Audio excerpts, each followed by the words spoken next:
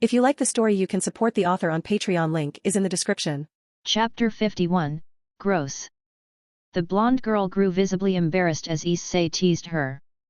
Unfazed, he continued, smirking at Riser's sister, "Are you one of those overly attached imutos?" "Shut up, you bastard!" she retorted, her face flushed with embarrassment and irritation. Riser interjected, his smirk returning, "Riser has the ultimate harem, which includes his baby sister, Ravel, but Riser does not engage in romantic pursuits with her." "Well, I suppose I'd understand if you did. After all, you must maintain the purity of devil blood, right? Too bad, though, she's actually the cutest girl in your harem," Issei remarked, his laughter ringing through the room. What?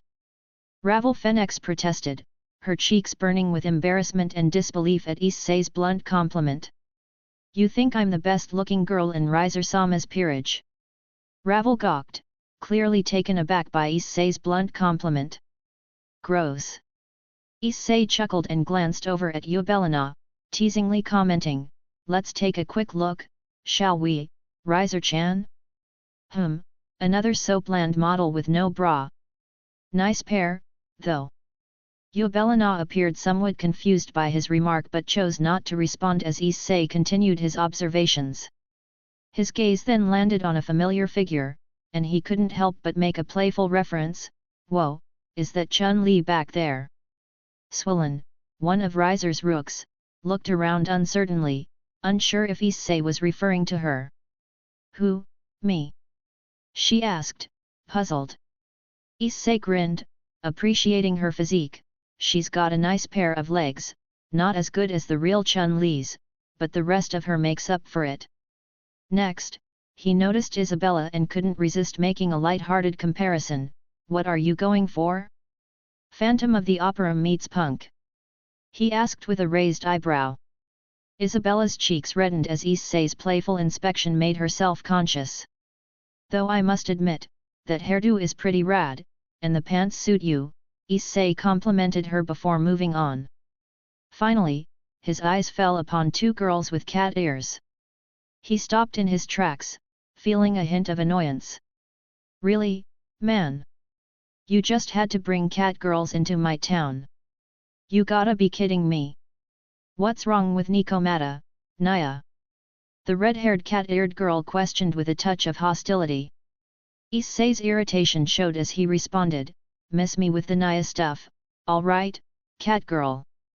Konako's frown deepened as Issei made his comment about the Nikomata twins, visibly disapproving of his judgment. "This harem actually had potential, too bad, Riser-chan, it'll never be the greatest now," Issei said, shaking his head with a sense of amusement directed at the bewildered high-class devil.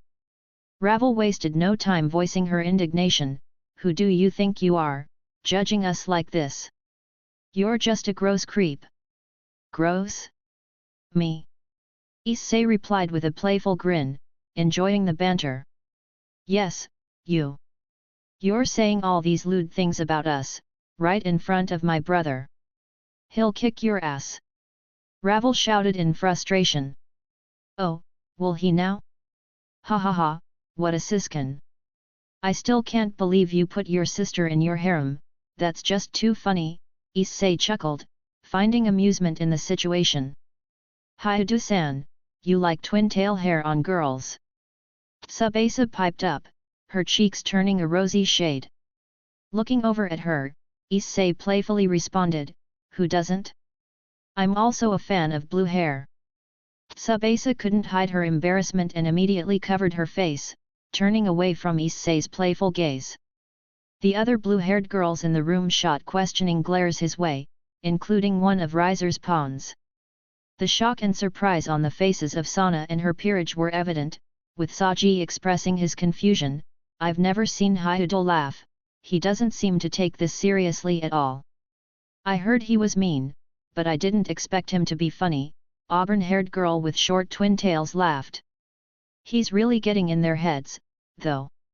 This is pretty amusing," a white-haired girl with bangs commented with a hint of admiration. I never pegged him as a guy who liked twin tails, did you, Tomo? The white-haired girl asked her companion, seeking her opinion.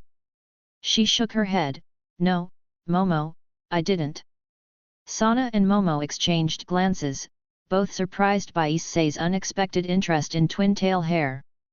Sana couldn't help but think to herself, you might not be so enamored with twin tails if you met my sister, Hyudu-san. As everyone watched in disbelief, Issei boldly walked over to Ravel and playfully twirled his finger around one of her drill curls. Intrigued, he voiced his fascination, wow, how do you get it to curl like this? Don't touch my hair. Ravel protested, attempting to slap his hand away. However, Issei easily caught her wrist, holding it firmly as he gazed at her with amusement. What's your name, Phoenix Girl? Ravel? You're a fiery little lady, aren't you? Caught off guard by the unexpected attention, Ravel couldn't find the words to respond, her face flushing with embarrassment. Don't touch my sister, you half-breed filth. Riser's anger flared at the sight. Or what, Siskin? You gonna stop me? If I wanted, I could just take her from you, Issei taunted, hoping to provoke Riser even further. Ravel's face turned even redder as she felt her heart race in response. Yull what? You're such a barbarian. I'm not some prize you can just take away. Issei's laughter took on a darker tone as he continued, in fact, why stop at just her? Why don't I take all of them away from you? How would you like that? And then, just for fun, I'll turn you into a girl and make you wait on me in a maid dress like the little bitch that you are. The room fell into silence, with only Issei's laughter echoing through the space. His menacing threat left the other devils stunned and speechless. I'm going to make you pay for this on the battlefield. Riser declared angrily.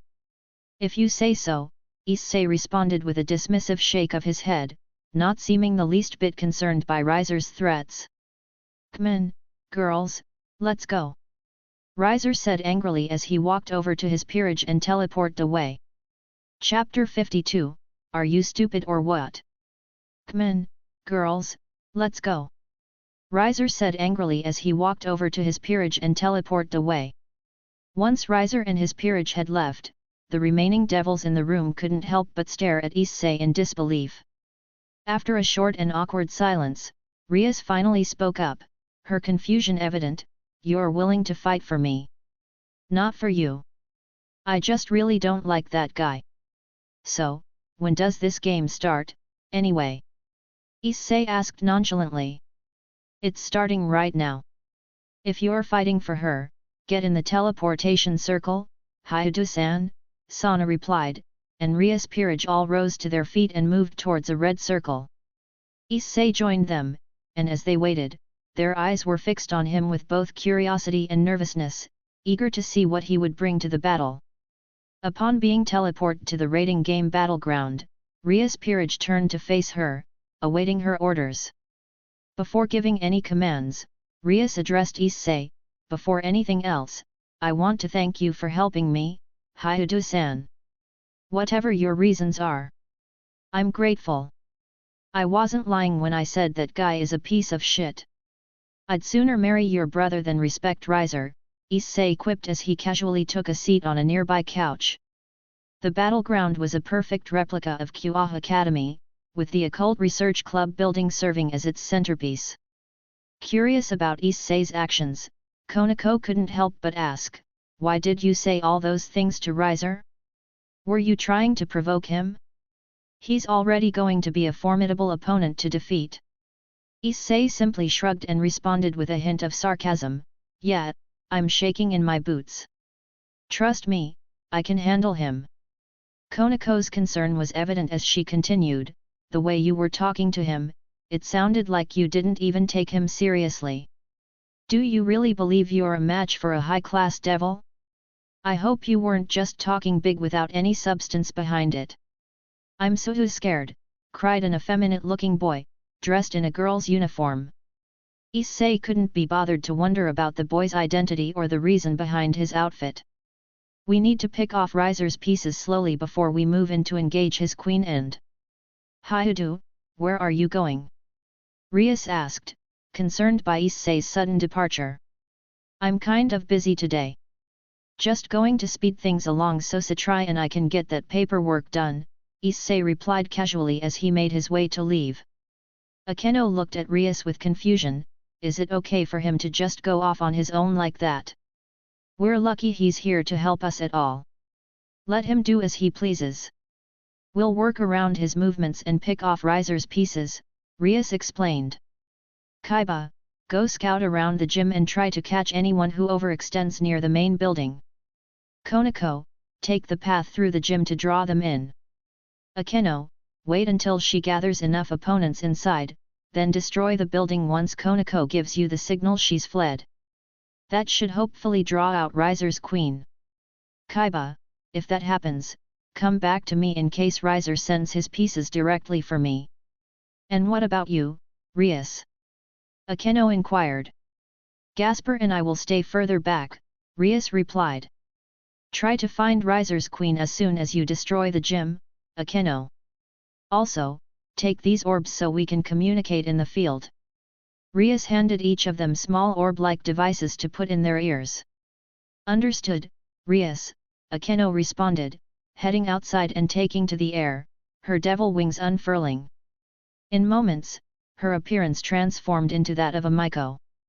Meanwhile, Issei calmly strolled across the field, his expression nonchalant. As Konako, Akeno, and Kaiba moved to their respective positions outside, they each caught sight of Issei walking directly towards Riser's territory from their different vantage points. What's he doing? Konako said, shaking her head in bewilderment before making her way into the gym. High above the battleground, Akeno communicated through her earpiece, Rias. Hyudu is just walking straight towards them. Rias' voice came through the magical communication device, just let him do his thing, Akeno, stick to the plan. In the sky, Akeno spotted more than 2/3 of Riser's peerage moving in to intercept Issei. Okay, but it looks like they're going for him instead. Should I wait or go back him up? Before Akeno could receive a response from Rias, a sudden torrent of explosive fire magic caught her off guard, nearly blasting her out of the air. She quickly turned her head to see Riser's queen, Yubelina, flying towards her. Riser's queen is engaging me directly, Akeno reported back to Rias. Try to take her out, Akeno, but fall back if things get too dangerous. We can't afford to lose anyone. Rias urged. This is Kaiba, we have 1 knight and 3 pawns heading towards my position. I might be able to hold them off, but I'll need assistance, Kaiba's voice chimed in. Konako, go help Kaiba, Rias ordered. But what about Hyudu? Konako asked, expressing her concern. He'll be okay. Right now, Yuado needs your support more. Go to him, Rias responded urgently. I'm on my way. Konako replied, swiftly heading towards Kaiba's location to lend her aid. As Issei continued walking, he glanced back and saw Akeno engaged in a fierce aerial battle with Yubelina. Despite the action, Issei didn't manage to get any upskirt glances, as a sudden loud thud drew his attention forward. Ahead, a group of girls had blocked his path, led by the one who bore a resemblance to Chun-Li. She shook her head disbelievingly and questioned him, "Are you stupid or something? Do you really think you can just walk right through us to get to Riser-sama?" Issei replied nonchalantly, "Yeah, I do," and simply kept walking. Enraged, the rook charged at him, unleashing a series of powerful flaming kicks. However, Issei effortlessly blocked each attack, much to her annoyance. Chapter 53, Ak. Don't do that! You're not getting past us! Swollen, the angry rook, shouted as she swung her leg for a super kick. But Issei smoothly caught her leg with little effort, prompting him to comment, muscular, but soft. Speaking of butt. Before he could finish, Swollen swung her other leg around his neck, attempting to put him in a hold with her legs. Now on his shoulders, she tried to tighten her grip. Chun-Li, you mind getting your crotch off my neck, Issei taunted her, chuckling at her futile attempts to subdue him. Stop calling me that. My name is Swollen. She protested with annoyance as she struggled to keep him under control. Undeterred, Issei playfully bobbed his head back and forth, causing friction between her legs. Ack! Don't do that! Swollen protested, her face flushed with embarrassment. Do what? Issei continued to tease, keeping up the motion. No. Ack! Stop it! She shouted again, her face now heavily flushed. This comical exchange continued for almost 20 seconds, leaving Swollen flustered and frustrated. You're disgusting! Swollen shouted again, her grip on Issei loosening. One way or another, you're getting off, Issei crudely retorted, causing Swollen and the other members of Riser's peerage who were watching to gawk at him in shock. You damn pervert! Swollen shouted as she let go of him and jumped back to join her allies. They all wore varied expressions after witnessing the awkward encounter. Embarrassed, Swollen quickly wiped her leg in an attempt to regain some composure when she thought nobody was looking. You're a sick perv, you know that. A short blue-haired girl said, shaking her head disapprovingly. Issei looked at her for a moment and grinned, yeah, I'm pretty terrible. Two of Riser's pawns retired, Sana's voice announced. Issei assessed the number of girls currently blocking his path. Both rooks, 1 knight, 5 pawns, and 2 bishops were standing in his way. Quit staring at us, pervert! The blue-haired girl, Myra, piped up. You better watch out, Myra! He said he had a thing for blue hair, a girl with a sword, Cirrus, chimed in. Myra complained, you don't have to tell me, Cirrus. If you're done being a creeper, then I'll be your opponent. Cirrus declared, drawing a massive Zweihander and lunging at Issei with full force. Issei effortlessly sidestepped her attack and quickly tripped her, causing Cirrus to go plummeting forward, landing face first with her butt sticking up in the air. Red panties today. Issei chuckled, eliciting an immediate reaction from the knight. She jumped to her feet in anger and attempted to attack him again. Once again, Issei effortlessly sidestepped Cirrus's swing and tripped her to the ground. Ignoring her protests, he continued walking past the devil girls, unfazed by their futile attempts to stop him.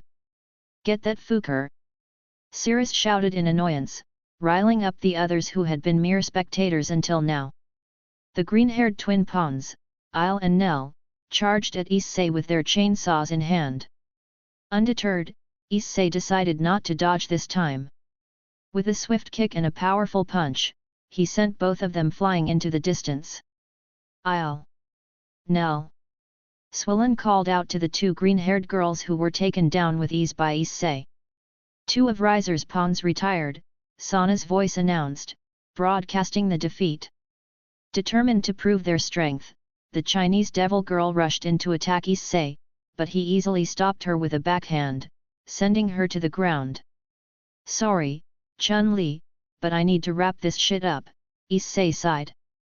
Undeterred, the Chinese devil girl unleashed a barrage of punches and kicks, showcasing her martial prowess. However, Issei effortlessly blocked and countered most of her attacks, leaving her frustrated. Caught mid-kick again, she blushed, embarrassed by her current predicament. Before she could break free, Issei was interrupted by the remaining pawns, Myra, Ni, and Li, who rushed him together in an attempt to help their held comrade. But Issei had other plans. With a powerful swing, he used Swollen like a baseball bat to knock all 3 pawns away, leaving them spiraling in different directions in pain. The force behind the attack rendered the 3 pawns unconscious, while Swollen managed to catch herself mid-air and landed on her feet. 3 of Riser's pawns retired, Sana's voice announced again, marking the continuous defeat of Riser's forces. Come on girls! This guy is laughing at us! Swollen rallied her fellow peerage members. Isabella, Cirrus, and the now recovering Swollen launched a coordinated attack on Issei, trying to overwhelm him with their combined efforts. However, Issei effortlessly thwarted their strikes, displaying his superior strength and combat skills. He swiftly threw Swollen through Cirrus and into one of the bishops in the back, incapacitating Mai. One of Riser's bishops retired. Sana informed everyone of the defeated bishop. Undeterred, the rook and knight regrouped and took a defensive stance, glaring at Issei with determination. Ravel, standing behind them, shook her head disapprovingly, calling Issei a brute and asserting that his raw strength wasn't enough to match her brother. Issei chuckled at Ravel's comment, "If your brother is as tough as you claim, why does he hide behind a bunch of girls? Tell that coward to come and face me himself. A degenerate brute like you doesn't have the right to challenge Riser-sama." Cirrus shouted, swinging her Zui-hander at him again. With a confident and skillful move, Issei caught Cirrus' sword, much like he had done with Fried Selzen's blade before. Cirrus looked shocked as Issei crushed her sword, causing it to shatter into pieces. "That thing ain't no dragon slayer." Issei smirked, mocking her horror. Before Cirrus could process the situation, Issei delivered a powerful punch to her face, knocking her out cold. One of Riser's knights retired, Sana's voice announced, confirming the defeat. "No. Cirrus!" Swollen shouted angrily as she and Isabella charged at Issei once again. However, they were caught off guard as Issei swiftly grabbed both of them by the throat, leaving them unable to continue their attack. Chapter 54, Chapter 54, You Devil Bitch! After disposing of his adversaries with swift and brutal efficiency, Issei shifted his attention towards Ravel, who trembled in fear, pleading for him to stay back. "Don't do anything. You'll regret it," she stammered, slowly retreating from him. Ignoring her desperate warnings, Issei advanced steadily, determined to confront her. "Come on, devil girl," he taunted, a challenging glint in his eyes. "Let's see this immortal phoenix fire you're so proud of." As the tension escalated, a sudden explosion drew Issei's gaze skyward. Akeno, one of his comrades, was hurtling towards the ground, clearly defeated. Although he felt a flicker of concern, Issei couldn't allow his emotions to hinder his actions. Reacting swiftly, he leaped to catch Akeno, easing her fall before placing her gently on the ground. Akeno couldn't help but feel an unusual sensation in her stomach as Issei held her in a bridal style and called her angel. Her heart raced, and she couldn't tear her eyes away from his intense gaze. "You gonna make it, angel?"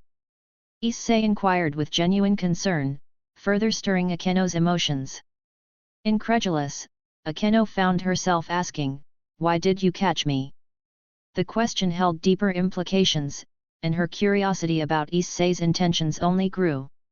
Amidst the chaos and intense battle, an unspoken connection seemed to form between Issei and Akeno, hinting at a bond that transcended the chaos around them.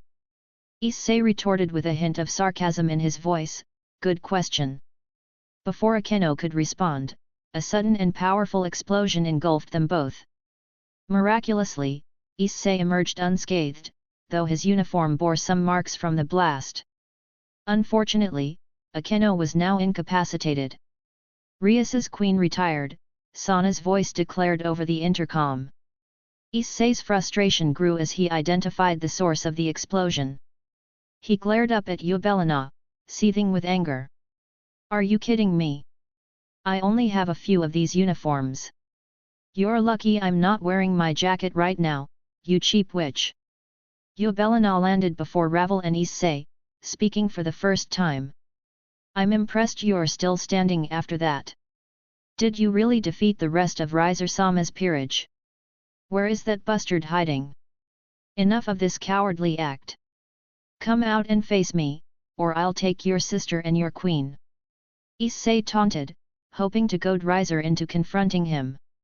Ravel blushed furiously, shaking her head. "Stop saying such things. I'm not some helpless maiden for you to claim. Then prove it, Phoenix girl. Show me what you're made of, Issei challenged her. As Issei tore off his charred shirt, Ravel instinctively stepped back, taken aback by his boldness. Meanwhile, Eubelina observed silently, her gaze never leaving the shirtless dragon.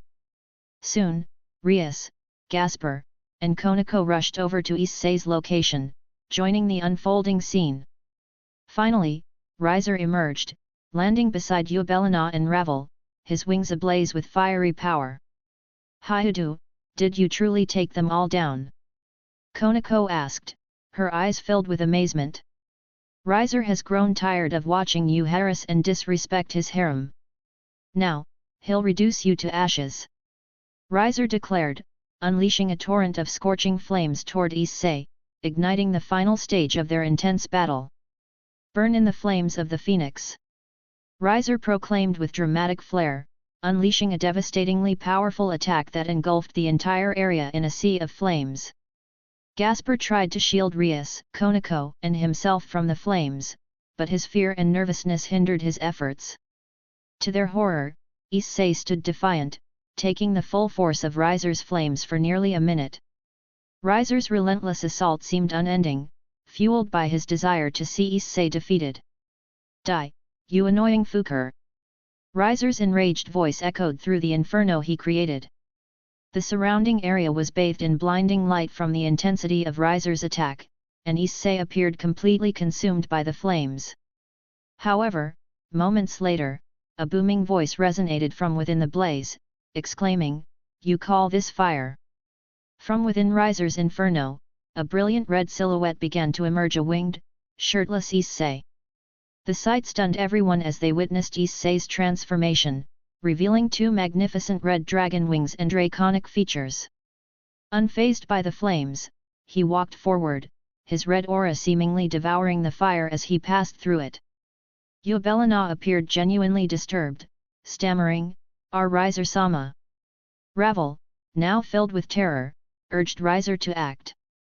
But the delusional devil remained convinced of his superiority. "Calm yourself, Ravel.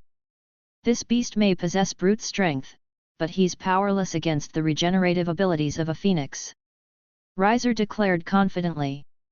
He lunged at Issei in a futile attempt at close combat, only to have his attack swiftly thwarted. Issei effortlessly sliced off Riser's arm and pierced his chest with ease. Before Riser could react, Issei sent him hurtling into a nearby building with tremendous force. The phoenix flew back from the impact but rapidly regenerated his injuries and regrew his lost limb, determined to continue the fight. The battle between the shirtless, winged dragon and the fiery phoenix had reached its climax, leaving everyone awestruck by the astonishing display of power and resilience on both sides. Fear gripped Eubelina as Issei approached, and she mustered her courage, attempting to attack him with bombs. But to her dismay, her efforts had no effect on the formidable dragon. Before she could react, Issei had her firmly by the throat, his strength forcing her to her knees, rendering her utterly helpless. He yanked her hair, making her face Riser, who was now approaching them.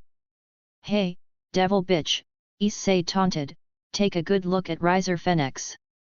You won't see him the same way after I'm done with him." Eubelina glanced helplessly at Riser while Issei kept her in his grip. "Tell me, devil girl, what's your name?" Issei inquired, his tone dark and threatening. For a moment, Eubelina hesitated, but Issei's tightening grip on her neck compelled her to answer, "Eubelina. Are you afraid right now?" Issei questioned with an ominous edge. "Why yes," she responded fearfully. "Then you're smarter than your master, because anyone with half a brain knows not to anger a dragon." Issei growled, making her flinch. "Release my queen, you half-breed filth!" Riser shouted as he attacked Issei with more flames. Chapter 55, What are you doing at my school, dressed like that? Yet again, Issei emerged unscathed, laughing heartily. "Looks like you're still not getting it, Riser." Suddenly, Issei released his grip on Eubelina and delivered a powerful punch to the back of her head, rendering her unconscious. "You won't want to see this, babe," he said, his voice laced with concern. Sana announced, Riser's queen retired, the concern evident in her voice.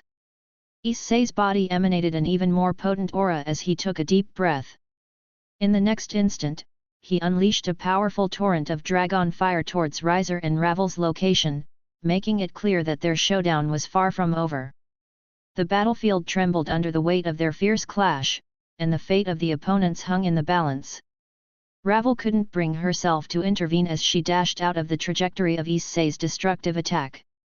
On the other hand, Riser stubbornly attempted to counter Issei's powerful flames with his own, but the outcome was inevitable. Issei's darker red flames overwhelmed Riser's orange ones, resulting in cataclysmic destruction that consumed the entire raiding game battleground. The once bustling field was now a scene of apocalypse, with red light illuminating the darkened skies. The overwhelming energy and pressure forced Rias, Konako, Gasper, and Ravel to their knees, witnessing the incredible display of power before them.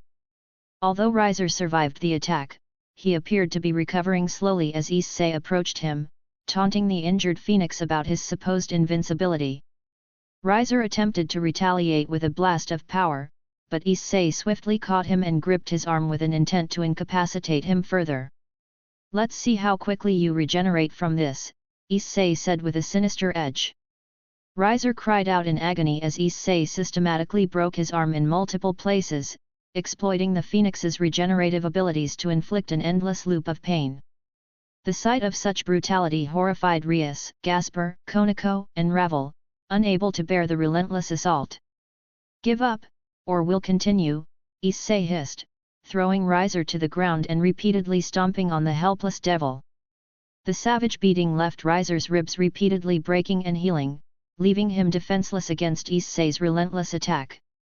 Despite his earlier defiance, Riser realized he stood no chance against the dragon's overwhelming power and could only suffer more if he resisted. I surrender, Riser announced in pain, but Issei continued the assault without relenting. Ravel, tears streaming down her face, couldn't bear to witness her brother's agony any longer. She rushed to his side as he lay in a crater, begging Issei to stop the relentless punishment. I surrender, Riser pleaded fearfully, hoping to bring an end to the merciless beating. Finally, Issei put an end to his assault, remarking, about damn time. Sana's voice announced with evident concern, Rias Gremory has won the raiding game. Ravel, worried for her brother, asked, Ani-sama, are you all right? Riser remained silent, sitting there shaking, looking defeated. Shaking his head at the fallen devil, Issei commented, I hope you've learned your lesson, devil. Never pick a fight with a dragon. As he spoke, Issei reverted to his normal form, no longer in his dragon state. Shortly after, both Ravel and Riser were teleported out of the battlefield. Rias and her remaining group followed suit, disappearing in a red circle. Once they were gone, a blue circle appeared under Issei, transporting him back to the student council room. Upon arriving, Issei found only Sana and her peerage present, with everyone staring at him with wide-eyed astonishment. Where's Gremory? Issei asked, looking unsettled. She's gone to check on her injured peerage. I summoned you back here, Sana explained. Issei let out a sigh, all right, then can you handle the paperwork for me? Dude, you practically defeated his entire peerage by yourself. 5 pawns, 2 rooks, 1 knight, 1 bishop, the queen, and the king too. That was insane. We knew you were powerful, but damn. Saji exclaimed, shaking his head in disbelief. Oh, you guys watched the whole thing? Issei asked, perplexed. Of course, we did. I might even watch it again when it reruns. Saji replied enthusiastically. Issei looked puzzled, watch it again? How? Raiding games are usually broadcasted on television for devils. It's likely that every devil in hell witnessed this game, Tsubaki chimed in. Issei's face paled at the realization. Oh no! They all saw me using my powers. This could have been worse if I had used my boosted gear too. Thank God I held back on that. Still shirtless and covered in ashes, soot, and Riser's blood, Issei couldn't help but feel a bit self-conscious. Tsubasa, one of Sana's peers, was looking at him as though he were the most mesmerizing sight. She approached him and bowed her head, saying, "You were truly remarkable in that game. A bit frightening towards the end, but I kind of like that aspect of your manliness." Thanks. Issei responded, still feeling a bit bewildered by Tsubasa's compliment. Tsubasa blushed and stammered, "Are you, seeing anyone?" Before Issei could answer, the door suddenly burst open, revealing none other than Sirafal. Everyone in the room was taken aback, their surprise only growing when Issei addressed her, "Sirafal." "Issei!" Sirafal exclaimed in astonishment. Without a moment's hesitation, she rushed over to Issei and embraced him tightly in a glomp. Issei, still trying to process the situation, asked incredulously, "Sirafal, what are you doing here?" "I came to find my sister, Sana-chan, and ask her where I could find you. I didn't expect to run into you here." "And why have you been ignoring my messages?" she demanded, sounding a bit childish in her frustration. "Sana-chan? Sister?" Issei's shock deepened, and he turned to look at Sana for confirmation. Sana, her face flushed with embarrassment, stammered, "What are you doing at my school, dressed like that?" The unexpected revelation of Seraphal's identity and her unexpected visit left Issei and the student council members stunned. The atmosphere in the room became even more surreal as they tried to make sense of the situation with the devil heiress standing before them. Chapter 56, Chapter 56, Hyudu. Do you like my sister?" Issei blinked repeatedly, struggling to process the shocking revelation. "Sirafal is Leviathan. A Satan? This has to be some kind of twisted joke. She's a magical girl, not a devil." Sana, clearly embarrassed, leaped up from her seat, demanding, "What are you doing in my school dressed like that?" Sirafal innocently asked, "What's wrong with the way I'm dressed, Sana-chan?" The atmosphere in the room turned tense as Issei spoke up, "You're a Satan." Seraphal's eyes widened as she observed Issei's genuine shock and discomfort. Taking a moment to examine his disheveled appearance, she nodded, "Yes, I am." "Do you know about devils, Issei?" Confused and trying to process everything, Issei looked between Sana and Sirafal. The resemblance between the two was undeniable, but it had somehow eluded him until now. He couldn't believe he had missed such an important detail. "We're friends," Sirafal stated, laughter tinting her voice nervously. The emphasis on friends piqued the curiosity of Sana's peerage, who watched the exchange with bewilderment. Sana couldn't hide her frustration and concern, demanding, "How are you friends with him?" "Issei Hyudu is a delinquent renegade dragon who hates devils." "Hyudu-san, you're friends with my sister." Still reeling from the revelation, Issei could only stare at Sana in genuine disbelief. "How did I not figure this out? You've got to be kidding me." Sirafal seemed unfazed by Sana's reaction and chirped with amazement, "You're a dragon, Issei? That's so cool. I never even noticed." "Oni-sama, you better have a good explanation for what the hell is going on." Sana's tone was serious and emotional. Ignoring Sana's demand, Sirafal turned her attention back to Issei with confusion, "If you know about devils, then you know about Sana-chan and Rias-chan, right? By the way, Issei, why are you shirtless and covered in soot? What happened to your uniform?" As Sana probed further into the connection between Issei and Sirafal, she couldn't contain her frustration. He just fought Riser Fenix in Rias raiding game and completely obliterated his entire peerage. "How do you know Hyudu, Sirafal? Why are you referring to him so casually? How are you two friends?" Sirafal, with a nervous laugh, responded, "Issei is my boyfriend, sort of." Sana's reaction was almost a squeak as she exclaimed, "What? Hey!" The members of Seraphal's peerage erupted into various shocked responses. "No way! Are you serious? You said he defeated Riserkun's entire peerage in a raiding game? That's incredible! Issei, are you really a dragon? I always thought you were just a regular human," Seraphal inquired with genuine curiosity, seemingly handling the situation better than Issei. "You're Leviathan? I had no clue," Issei said slowly, sending a glare towards Seraphal. "I'm truly sorry for not telling you I was a devil, Issei. I thought you were human, and I really like you, so I didn't want to cause you any trouble," Seraphal explained earnestly, raising her hands in a sincere gesture. Issei found it hard to stay angry as he absorbed her almost comical apology. It made sense that they had both kept their true identities hidden, assuming the other was human, to avoid causing problems for one another. He sighed, looking away. "Whatever, just one more disaster to add drama to my life." "Wait, so you're not mad at me?" Seraphal asked hopefully. "No. I should have expected some sort of craziness like this. Most good things are too good to be true," Issei replied with a heavy sigh, his voice distant and resigned, hinting that he didn't want to dwell on the topic any further. Seraphal appeared a bit disheartened by his response but maintained her upbeat demeanor. "I know it'll complicate things, but you could still be my boyfriend."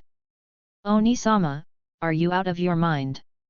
You're trying to date someone from my school, and not just anyone, but someone like him? Mother and father have been urging you to get married, and you choose to pursue a boy from my school. And of all people, him? You two have nothing in common. How did this even happen?" Sana demanded, clearly in disbelief. "We're not together," Issei immediately clarified, feeling embarrassed and flustered. Seraphal hurriedly explained, "It's not as bad as it sounds, I promise. It sort of just happened. You know that convention I bought tickets for us to go to? Well, since you didn't want to go, I ended up going alone and ran into Issei there. I kind of gave him your ticket, and we spent the day hanging out at the convention. We've been friends ever since. Issei even took me out on a date to see the new Milky Spiral 7 movie," she admitted with a shy smile. "Convention?" Momo looked at Sana with confusion, asking, "Leviathan-sama invited you to a convention? What kind?" It doesn't matter." Sana stammered, her face red with embarrassment as her voice cracked.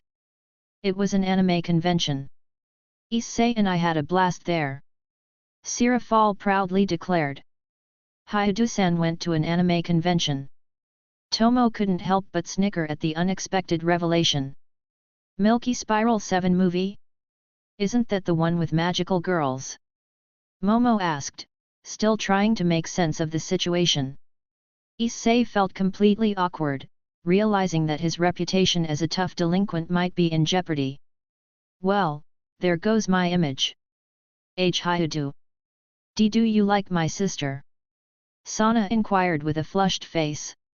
Seraphal's gaze fixated intensely on Issei as he shifted his attention between the two of them.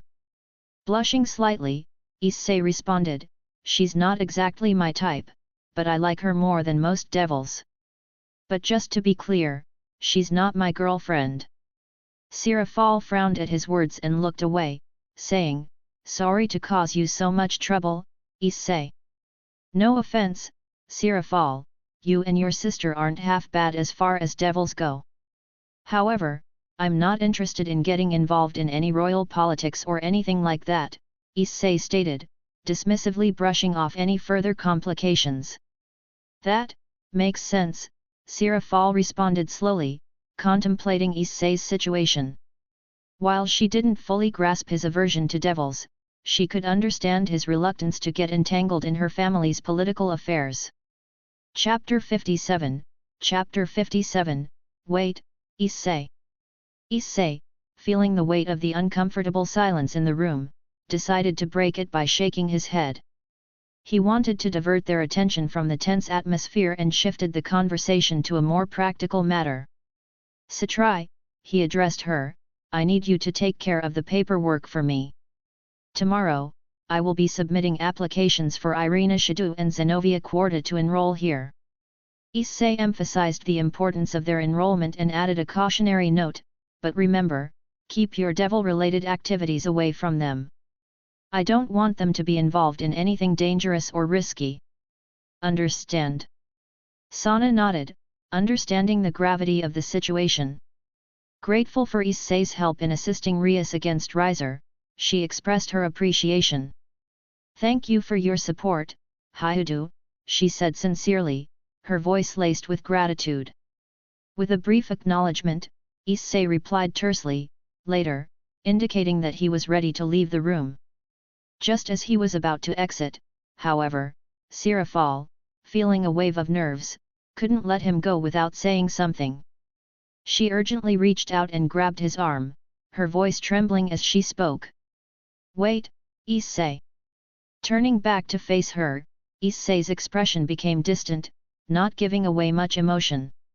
His response left an opening for hope, as Sirafal asked timidly, yearning for some reassurance, I'll see you around, yet. For a moment, there was a pause, as Issei seemed lost in his own thoughts and emotions. Then, with a sigh, he finally responded, though his tone remained curt. Yet, he replied, a hint of aloofness present, before he turned with a sense of detachment and left the room. Sirafal couldn't help but feel a mix of disappointment and uncertainty. She longed for more warmth and closeness from Issei, yet his distant demeanor left her with a lingering sense of doubt. Seraphal's expression turned into a deep frown as she observed Issei's distant demeanor. She couldn't help but feel a pang of disappointment, but she realized that it would take time for him to process everything that had happened. The truth was out now, and even though the situation had unfolded differently than she had imagined, she was determined to prove to Issei that she was not the troublemaker he believed her to be. After Issei had left the room, Sana shook her head, sharing a surprising tidbit of information with Sirafal. Oni-sama, she began, using the respectful term for her older sister, did you know that Issei is the reason Tiamat-sama is attending Kuoh Academy? Apparently, she and her friend have some sort of interest in him. Issei Hyudu is truly an unusual individual. And after witnessing his power in the raiding game, it's becoming clear why they are keen on recruiting him. Seraphal's curiosity piqued, she leaned forward, eager to learn more about Issei's impressive abilities. He defeated Riser-kun's entire peerage? That's quite a feat. How did he manage that? I must say, it's highly impressive for a young dragon who was previously unknown to us, she mused, her mind fully engaged in trying to decipher Issei's hidden potential. Saji, who had been quietly listening, couldn't resist adding his own perspective. Leviathan-sama, he effortlessly overpowered them, he interjected. Issei Hyudu is beyond extraordinary. We saw him unleash his full power and completely overwhelm Riser. His strength is truly monstrous. The revelation of Issei's incredible prowess only deepened Seraphal's fascination and intrigue. As she continued to process the information, a newfound determination grew within her. She would make it her mission to understand and support Issei, hoping to bridge the gap between them and show him that she wasn't the trouble he perceived her to be. Engaging in light-hearted banter, Sirafal couldn't help but tease her sister, Sana. I'm genuinely surprised, Sana-chan, that you didn't attempt to recruit someone like Issei into your peerage. He's not only powerful but also quite cute, Sirafal remarked playfully. Sana's face flushed with embarrassment as she averted her gaze, feeling the heat rise to her cheeks. I actually did try, she admitted, her voice tinged with a hint of disappointment. But he wanted nothing to do with me or Rias. That's what makes it even more surprising that he's friends with you. With an exaggerated frown, Sirafal couldn't help but express her own confusion. Well, it seems like he doesn't want much to do with me either. I wonder why he dislikes devils so much? And if he does, then why did he fight for Rias-chan in her rating game? She pondered, genuinely curious about Issei's contradictory actions and feelings. Sana motioned for her sister to take a seat, finally ready to provide some insight into Issei's complex character. "Please have a seat, Oni-sama, and I'll explain," she offered, her voice filled with a calming demeanor. Taking Sana's suggestion, Momo chimed in with an additional idea. You should also watch the footage of the rating game. It's likely already on reruns on Underworld TV, she suggested, eager to provide Sirafal with a more comprehensive understanding of Issei's involvement and power during the intense battle. Meanwhile, Tsubasa stood in stunned silence, captivated by Sirafal's beauty and presence. He couldn't help but be awestruck by her celebrity-like aura. Internally, he questioned his own chances with Issei, realizing that competing against someone as stunning as Sirafal seemed nearly impossible. Observing Sirafal's adorable appearance, Tomo couldn't help but be reminded of Issei's peculiar preference for twin tails. That just proves that Issei-kun wasn't lying about his inclination for twin tails, Tomo thought to herself, amused by the situation. She caught herself reflexively touching her own hair, observing the adorably styled locks of Sirafal's twin tails, as Sana prepared to shed light on Issei's mysterious demeanor and motives. The sound of Issei's motorcycle echoed through the vibrant streets of downtown Kuoh as he sped forward recklessly, desperately trying to distance himself from his house and the perplexing reality that had recently unfolded before him. Though he had experienced his fair share of surprises, Issei couldn't help but berate himself for his blindness to the signs that had been so clear, yet inexplicably hidden from his gaze. His thoughts raced incessantly, the weight of his revelations pressing upon him like a suffocating fog. The pieces of the puzzle finally fell into place, and Issei couldn't deny the undeniable truth. When Sirafal had spoken about her family, she had been discreetly referring to the Satrai clan, a fact that now seemed all too obvious. The revelation that Sirafal, with her enchanting charm and captivating presence, was a member of such a powerful and esteemed clan felt like a cosmic prank. How did I not see the resemblance? Issei seethed inwardly, his frustration boiling over. He struggled to reconcile how someone like Sirafal, radiating grace and allure, could hold the title of Satan. It was an incongruity that danced at the edges of his comprehension, leaving him momentarily stunned by the irony that life could present. Yet, in the depths of his frustration, Issei was quick to redirect his anger toward his own inability to perceive Sirafal's true identity. He found himself grappling with a disturbing revelation. If Sirafal, someone he considered a dear friend, had managed to seamlessly conceal her devil nature from him, it left him wondering who else could possess similar deceptive abilities. The realization of his vulnerability gnawed at him, a sensation Issei despised deeply. He had always prided himself on being in control, steadfast and unyielding, but the revelation of Sirafal's hidden identity shattered that facade. The uncertainty of not fully understanding the true nature of those around him left him feeling exposed and defenseless. Issei's irritation only intensified as he attempted to push thoughts of Sirafal to the back of his mind. The fact that he had been coerced into participating in the raiding game on behalf of Rias irked him to no end.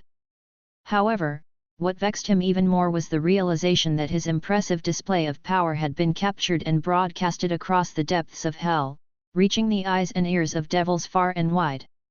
Though Issei had exercised restraint and refrained from utilizing his boosted gear, his abilities alone were enough to mark him as a potential threat in the eyes of his fellow supernatural beings. As the thoughts swirled in his mind, Issei couldn't help but feel a tinge of concern. How had they managed to record their encounters? The presence of such surveillance left him pondering the extent of his own alertness, questioning whether he was gradually losing his edge amidst the whirlwind of these new developments. However, even in the midst of frustration and uncertainty, Issei found solace in acknowledging that perhaps the situation could have played out worse. Sighing heavily, he pulled his motorcycle into a hidden, shady parking lot, finally taking a moment to pause and collect his thoughts. As he switched off the ignition, his phone vibrated in his pocket, drawing his attention. With a mix of weariness and anticipation, Issei retrieved his phone, half expecting to see a call or message from Sirafal, the person who had recently ignited a storm within his mind. But to his surprise, it wasn't her name that flashed across the screen. Instead, it was the name of the owner of the motorcycle shop where Issei occasionally worked. Issei let out an exasperated sigh as he read the message that flashed across his phone screen. "Hyudo-kun, mind coming in for a bit? I've got some people asking for you at Reed." He could already feel a sense of frustration bubbling within him. This was exactly what he had explicitly asked the owner of the motorcycle shop not to do: contact him during the school year. He had made it clear that he would only be available during breaks. If these individuals were expecting him to dedicate his precious spare time to crafting them a custom build, they better be willing to compensate him handsomely. Judging by the shop owner's response, it seemed that these people clamoring for Issei's skills were linked to the Yakuza. The thought of dealing with such individuals made Issei's instinctual caution kick in. He knew that involving himself with the Yakuza could lead down a dangerous path, but the mention of a big shot among them heightened his curiosity. Perhaps this opportunity could lead to insights or connections that could prove useful in the future. Reluctantly, Issei messaged back, determined to make the best of the situation. "All right, I'll be there shortly." With renewed purpose, Issei revved up his motorcycle's engine, the thunderous sound echoing through the streets as he hurried toward the motorcycle shop. It was a place he frequented when he had spare time, using his exceptional mechanical skills to earn a tidy sum of money. Although he wasn't particularly thrilled about the prospect of working with the Yakuza, he saw it as a chance to temporarily escape the turmoil surrounding Sirafal. After a few minutes of driving, Issei finally arrived at the motorcycle shop. As he pulled up, his eyes widened at the sight that greeted him: a fleet of sleek black vehicles, including a striking limousine, occupied the parking area. Men in crisp suits and sunglasses stood guard, their watchful gazes turning towards Issei as he aggressively came to a stop beside the imposing limo. Unconventional attire, with a burnt school uniform and shirtless appearance, set Issei apart, causing a sense of alarm to ripple through some of the men. The shop owner, visibly relieved to see Issei, hurriedly made his way towards him. "Hyudo-kun, thank you for coming on such short notice. What happened to your clothes?" the owner inquired, his curiosity piqued by Issei's disheveled appearance. With a dismissive wave of his hand, Issei brushed off the question. "Don't worry about it," he replied, masking the underlying turmoil within him, further intriguing the shop owner, who couldn't help but wonder about the untold stories hidden behind Issei's torn uniform. As if on cue, an older man in a meticulously tailored suit emerged from within the shop, flanked by his formidable entourage of bodyguards. Holding a mysterious briefcase in his hands, he strolled confidently towards Issei. There was an air of authority and power that surrounded him, causing an immediate shift in the atmosphere. Although the older man and his bodyguards exuded a sense of professionalism and danger, Issei found himself oddly unfazed. His experiences with supernatural beings had made him accustomed to formidable adversaries, and the imposing looks were nothing he hadn't encountered before. Chapter 58, Chapter 58, 50 million yen. "Excuse me, are you Hyudo-san?" the older man inquired, his tone laced with curiosity. "The Yankee boy who builds the bikes for the esteemed Daisaku family." Issei, though maintaining his usual calm demeanor, nodded in acknowledgement. "Yes, that would be me.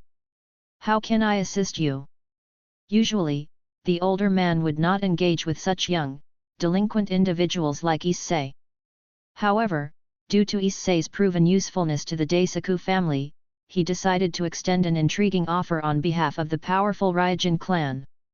He motioned to one of his well-built bodyguards, instructing them to hand a black leather briefcase to Issei. With a sense of anticipation tinged with caution, Issei slowly opened the briefcase to uncover a substantial sum of money nestled inside.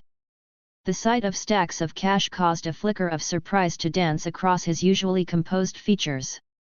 The bodyguard deliberately shut the briefcase once again, maintaining an air of secrecy. 50 million yen, the older man pronounced, his voice conveying both seriousness and significance. If you agree to take on a little job for us, this considerable amount is yours. Issei's interest was piqued. The sheer magnitude of the sum indicated that this task must be of utmost importance. After all, Issei was accustomed to receiving payment for his exceptional craftsmanship on custom motorcycles, but never before had he been offered such a substantial reward. I must admit, he spoke, his tone laced with a mixture of curiosity and skepticism, your offer certainly commands attention. However, I am merely a motorcycle technician. The most I have ever been compensated for my work was 10 million yen, for those intricate custom jobs I undertook for the Daisaku family. May I inquire as to the nature of this particular assignment you are proposing? The older man's nod confirmed the truth behind Issei's impressive reputation as a motorcycle technician. The Daisaku family, renowned for their exceptional street racing skills, had recognized the value of Issei's custom motorcycle jobs and had paid him handsomely for his expertise. However, unfortunate circumstances had befallen the family. Several of their most skilled racers, including the esteemed Ken Daisaku himself, had suffered injuries that rendered them unable to partake in future races. This void left a significant gap in their racing team, as the Daisaku family's custom motorcycles were unrivaled in speed and power, yet required a level of expertise that few possessed. Issei's curiosity got the better of him, compelling him to question further. If I understand correctly, you want me to modify your motorcycles for someone else? The older man's gaze remained fixed upon Issei's face as he replied, a sense of urgency lacing his words. Indeed. Tonight, an extraordinarily high-stakes race is set to take place in Kyoto, with over 1 billion yen resting on the line. The Ryujin clan, as one of the most formidable organizations in Japan, needs a racer who can guarantee our victory in this pivotal event. Issei's interest surged, now genuinely captivated by the proposition before him. So, you've come to me specifically for this purpose. Meeting Issei's gaze squarely, the man's eyes glimmered with an unwavering determination. Your reputation precedes you, Hyudu-san. Amongst the highest echelons of our organization, your name is synonymous with supremacy on the racing circuit. The families in this area refer to you as the Red Dragon of Kuoh, declaring that you have yet to taste defeat and possess an indomitable spirit. If such rumors hold true, then we would be honored to sponsor you as our racer in tonight's race, giving you the chance to solidify your status as the unparalleled champion of the streets.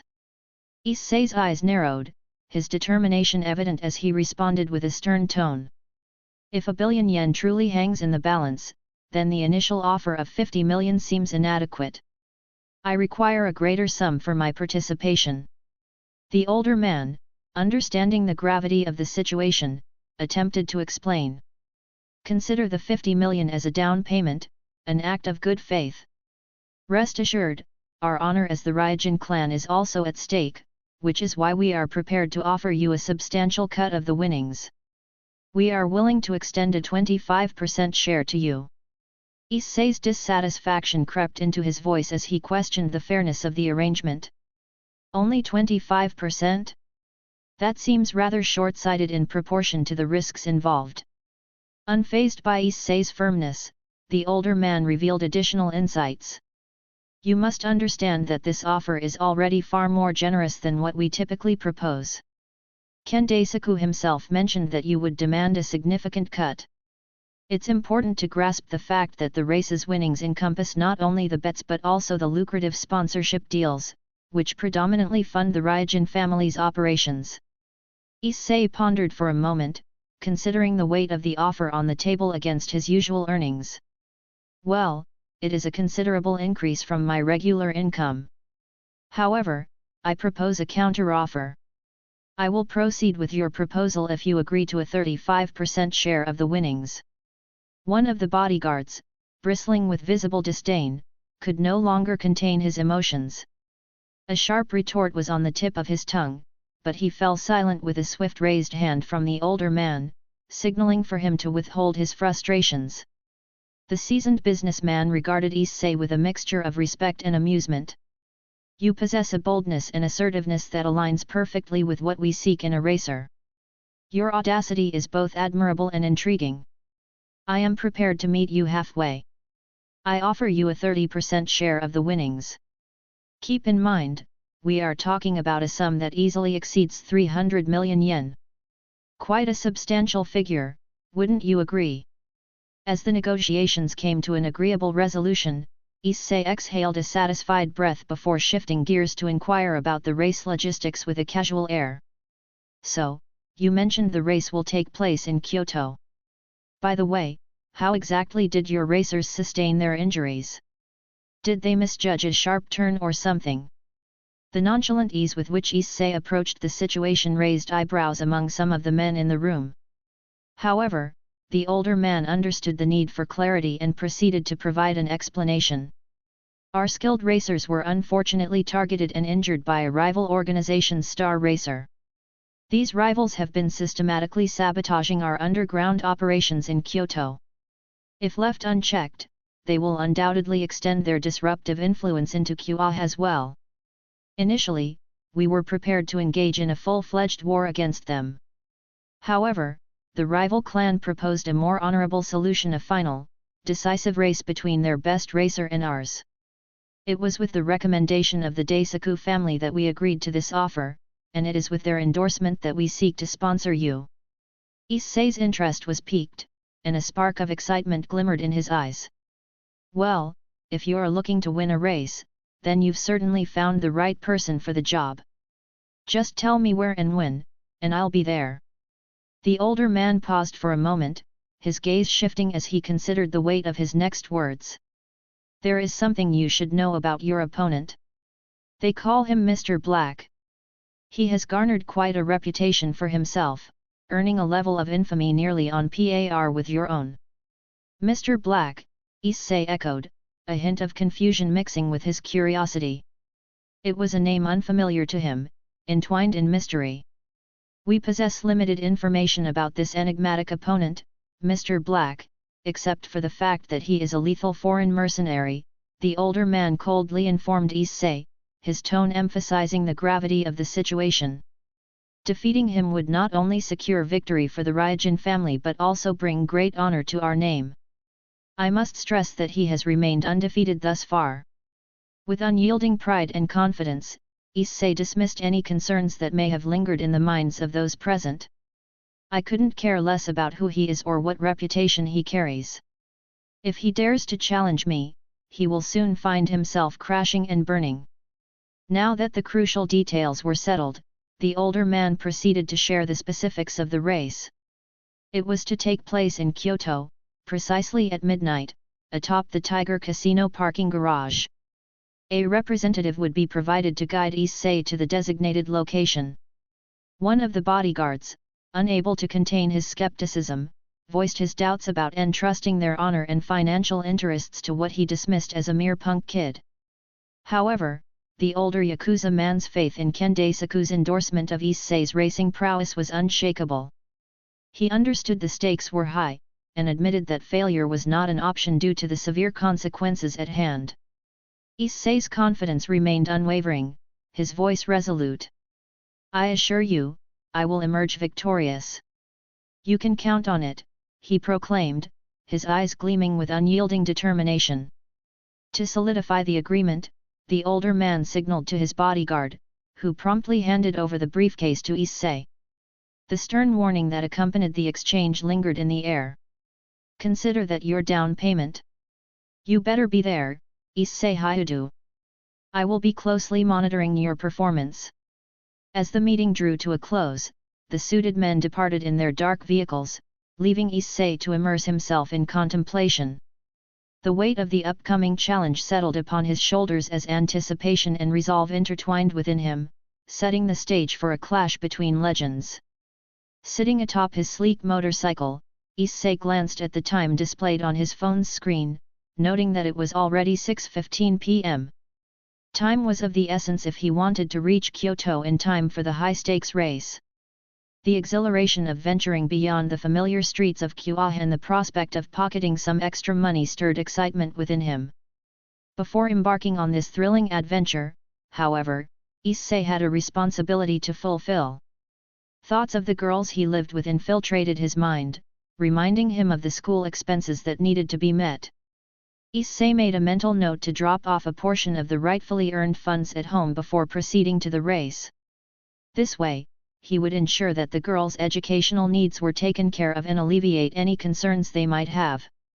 Understanding his plans, the concerned shop owner couldn't help but express his reservations regarding Issei's decision. He questioned the wisdom of participating in such a dangerous endeavor, but Issei was quick to reassure him. With trust in his abilities and a desire to share the fruits of his success, he handed over stacks of money to the shop owner, urging him to accept the funds and use them to upgrade the shop. It was a gesture that reflected Issei's loyalty and gratitude towards the place that had provided him with employment and allowed him to pursue his passion for motorcycle customization. Securing the briefcase, filled to the brim with the promised payment, onto the back of his motorcycle, Issei prepared himself mentally and physically for the grueling race that awaited him. With an unwavering determination and the audacity to challenge not only his opponent but the conventions of his own life, Issei revved the engine, unleashing a powerful roar that symbolized his readiness to face the unknown. As the wheels of his bike gripped the road's surface, Issei's mind focused solely on the upcoming race. With fiery resolve burning within him, he embarked on the journey to Kyoto, fully prepared to push himself to the limits, prove his worth on the racing circuit, and bring glory not only to himself but also to the Ryujin family. Chapter 59, Chapter 59, Are you that confident? Of course, you can. Besides, once I win tonight, we'll need more equipment and garage space, which means more business for the shop, Issei replied calmly, exuding confidence. However, Homuro couldn't help but doubt Issei's certainty. He furrowed his brow and questioned Issei's confidence, wanting to ensure that his shop wouldn't be jeopardized. Are you truly that confident in your abilities to win? And what about this Mr. Black? Homuro couldn't shake off the nagging worry that lingered within him. Issei met Homuro's eyes with determination shining in his own. Leave Mr. Black to me, I'll handle it, Issei assured with a resolute tone. With those words spoken, Issei swiftly departed from the shop, leaving Homuro to ponder over his unwavering confidence. As Issei made his way back home, a sense of urgency washed over him. He knew he had taken longer than expected, and he feared that Zenobia and Irina would be worried. When he arrived at the house, he found both Zenobia and Irina waiting anxiously, concern etched onto their faces. Immediately sensing their worry, Issei took a deep breath and began explaining the situation that had unfolded. He described the rating game and the necessity for him to participate in order to secure their enrollment in Kuoh Academy. Issei made sure not to omit any details, ensuring that Zenobia and Irina had a comprehensive understanding. He spoke of the involvement of Sirafal, recounting the full account of the situation before finally mentioning his upcoming trip to Kyoto. Irina's brows furrowed with concern as she tried to grasp the situation. Her voice tinged with worry, she questioned Issei, so you're saying you have to leave for Kyoto tonight for a job? Does this job have anything to do with those devils? Is it another condition you have to fulfill? Issei, eager to reassure her, maintained a calm demeanor. With a casual shrug, he responded, No, it's actually just a matter related to my motorcycle shop. Nothing for you to worry about. Zenobia, ever perceptive, couldn't help but notice the stacks of yen that Issei had casually thrown onto the table. She couldn't resist connecting the dots. Ah, so that explains where all this money came from, she deduced, her voice holding a hint of curiosity. Issei nodded in confirmation, a small smile tugging at the corners of his lips. Exactly. That money is for you too. Go out and buy some groceries and clothes for yourselves. It's about time you enjoyed some well-deserved treats. As he swiftly changed into fresh clothes, a sense of urgency washed over Issei. He needed to depart before morning, knowing that time was of the essence. However, Irina's worry for his safety lingered as she couldn't help but ask, "Can we come with you?" Issei paused for a moment, contemplating the best course of action. He placed a reassuring hand on Irina's shoulder, gently guiding her towards the living room, and turned to face both Irina and Zenobia. "I understand your concerns, but you two will be starting school soon. It's essential that you buy your school supplies and take care of other important tasks. I want you to stay safe while I'm away," he explained with a tone of firmness. Irina's concern was evident as she voiced her worry, "But what if someone decides to come after us?" Issei, understanding her apprehension, reassured his friends with a sense of confidence in his words. "After that intense raiding game we just went through, I highly doubt anyone would dare to make a move against me or you two." With a wave from Zenobia as Issei hurriedly closed the door behind him, he embarked on his journey towards Kyoto. As he made his way through the city, the ambience felt somewhat relaxing, providing a temporary respite from the constant vigilance required in Kuoh.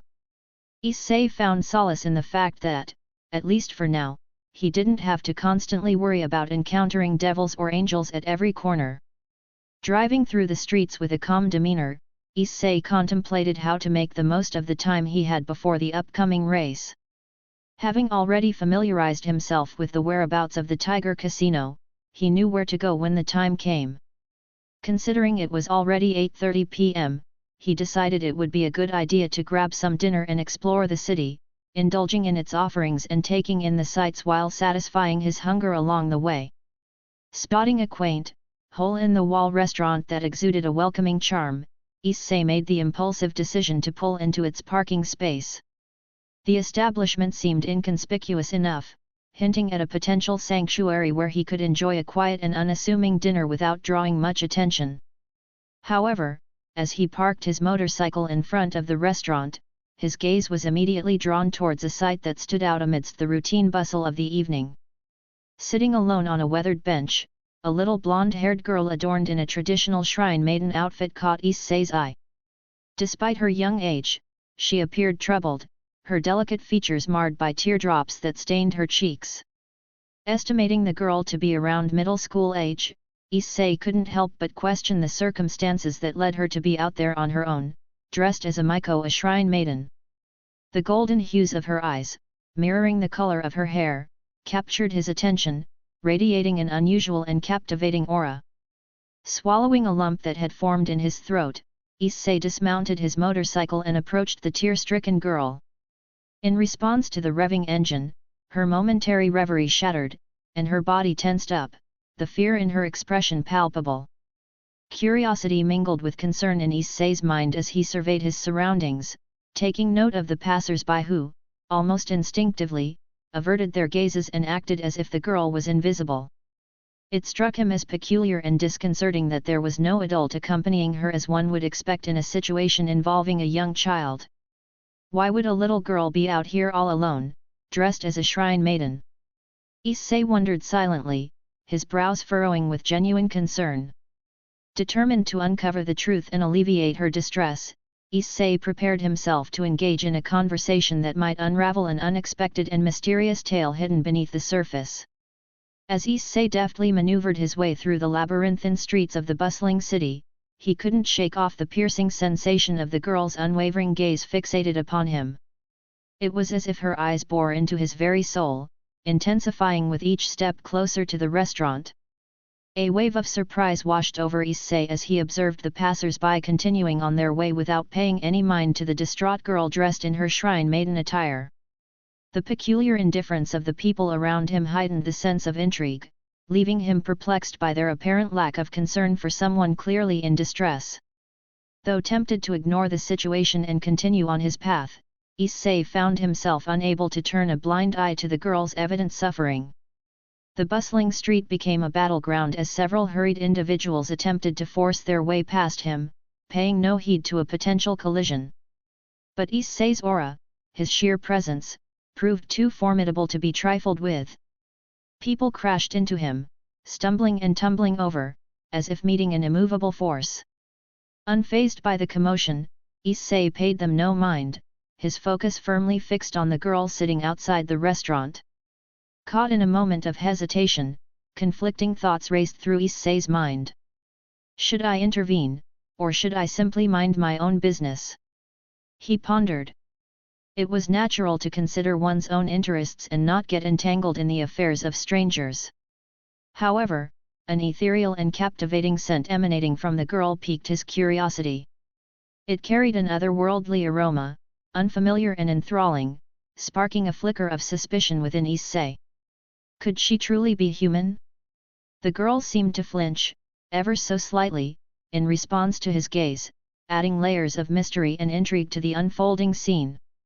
Closing the distance between them, Issei couldn't resist his growing curiosity and decided to confront the girl directly about her earlier remark. "What did you just call me?" he inquired, his voice laced with a mix of intrigue and anticipation. The girl visibly shrank back in the face of Issei's imposing presence, her eyes now averted, but she mustered enough courage to respond, albeit hesitantly. I said dragon." Her voice was barely audible, as if she were revealing a long-kept secret. The word dragon rang like a bell of significance in Issei's mind. It was no ordinary term that an everyday human would casually use, and it instantly intensified his intrigue. A rush of questions flooded his thoughts, impatiently demanding answers. "How do you know that? How can you recognize what I am?"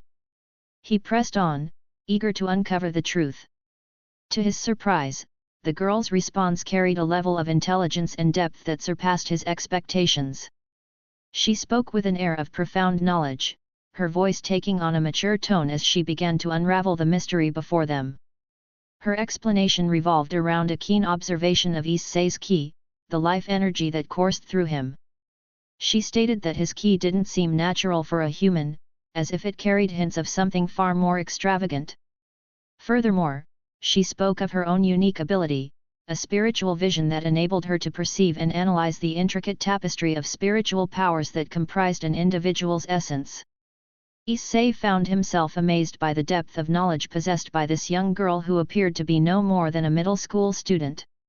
It was astounding to think that someone of her age could possess such understanding of spiritual matters and the complexities of his own nature. Unable to contain his curiosity, he posed another question that had been lingering in his mind: "Why are you crying alone out here?" With a palpable sadness radiating from her lowered gaze, the girl responded, her voice tinged with a hint of melancholy, "I'm waiting for someone, but it seems like they won't come." Her words carried a heavy weight, conveying a silent plea for understanding and solace. Issei couldn't ignore the sight of her desolate expression. It tugged at his heartstrings, igniting a wellspring of empathy within him. Although he was initially inclined to maintain his distance, he found himself irresistibly drawn to the mysterious girl, yearning to comprehend the circumstances that had led her to such a vulnerable state. The indifference shown by the passers-by towards the girl dressed in her shrine maiden attire bewildered Issei. Their perplexed glances and guarded steps, seemingly avoiding any association with her, only deepened his sense of determination. He understood the possible assumptions that were being made about his own involvement in her distress. Mindful of potential misunderstandings, Issei took a gentle yet assertive approach. Placing a comforting hand on the girl's trembling shoulder, he offered a reassuring suggestion: "Hey, are you hungry, kid? I was just about to get some dinner. Come with me." Chapter 60, I'm a yokai, specifically, a kitsune. Issei couldn't shake off the profound unease that gripped him as he pondered over the fact that the girl possessed knowledge of his true identity as a dragon. It puzzled him to no end, and he found himself consumed by an insatiable curiosity to uncover more about her and the reasons behind her uncanny awareness. What intrigued him further was the girl's unusual scent, a peculiar amalgamation of fragrances mingled with faint tinges of demonic energy. This only served to intensify his fascination and fuel his burning desire to understand her better. When Issei extended the offer to feed her, he witnessed disbelief flicker across the girl's countenance. Moments later, however, her eyes met his, a mixture of trepidation and desperation glistening within their depths. It was as if she teetered on the precipice of accepting his help, yet her fear remained palpable, intertwined with her desperate need for assistance. Without hesitation, Issei strode purposefully into a nearby restaurant, closely followed by the girl. A quiet hum of curiosity enveloped the bustling establishment as he selected a corner table to occupy. The girl hesitantly took her seat across from him, her nerves evident in the way she fidgeted restlessly. The lingering glances from both the staff and other patrons spoke volumes, their whispered conversations revolving around the incongruous pairing of a seemingly tough individual like Issei with the delicate Miko girl. Issei dismissed the surrounding chatter, fixating his attention solely on the girl who had captivated his interest. Genuine curiosity flickered in his eyes as he leaned forward, seeking to unravel the enigma before him. "So, what exactly are you?" "Not many people can discern my true nature as a dragon," he inquired, his voice laced with intrigue. With a tinge of hesitancy, she responded in a soft, hurried tone, "I'm a yokai, specifically, a kitsune." Issei's initial reaction was a mix of disbelief and incredulity, which almost caused him to burst into laughter. Another furry animal girl. "Why does this always have to happen to me?" he thought, feeling an exasperated wave wash over him. Summoning his composure, Issei repeated her revelation, his words dripping with genuine surprise, "A kitsune." The girl's uncertainty was palpable as she replied, her voice slightly trembling, "You know, like a nine-tailed fox?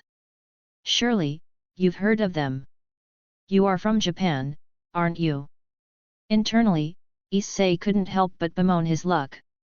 Out of all the places I could have ended up, I had to choose the one with a furry fox girl loitering outside.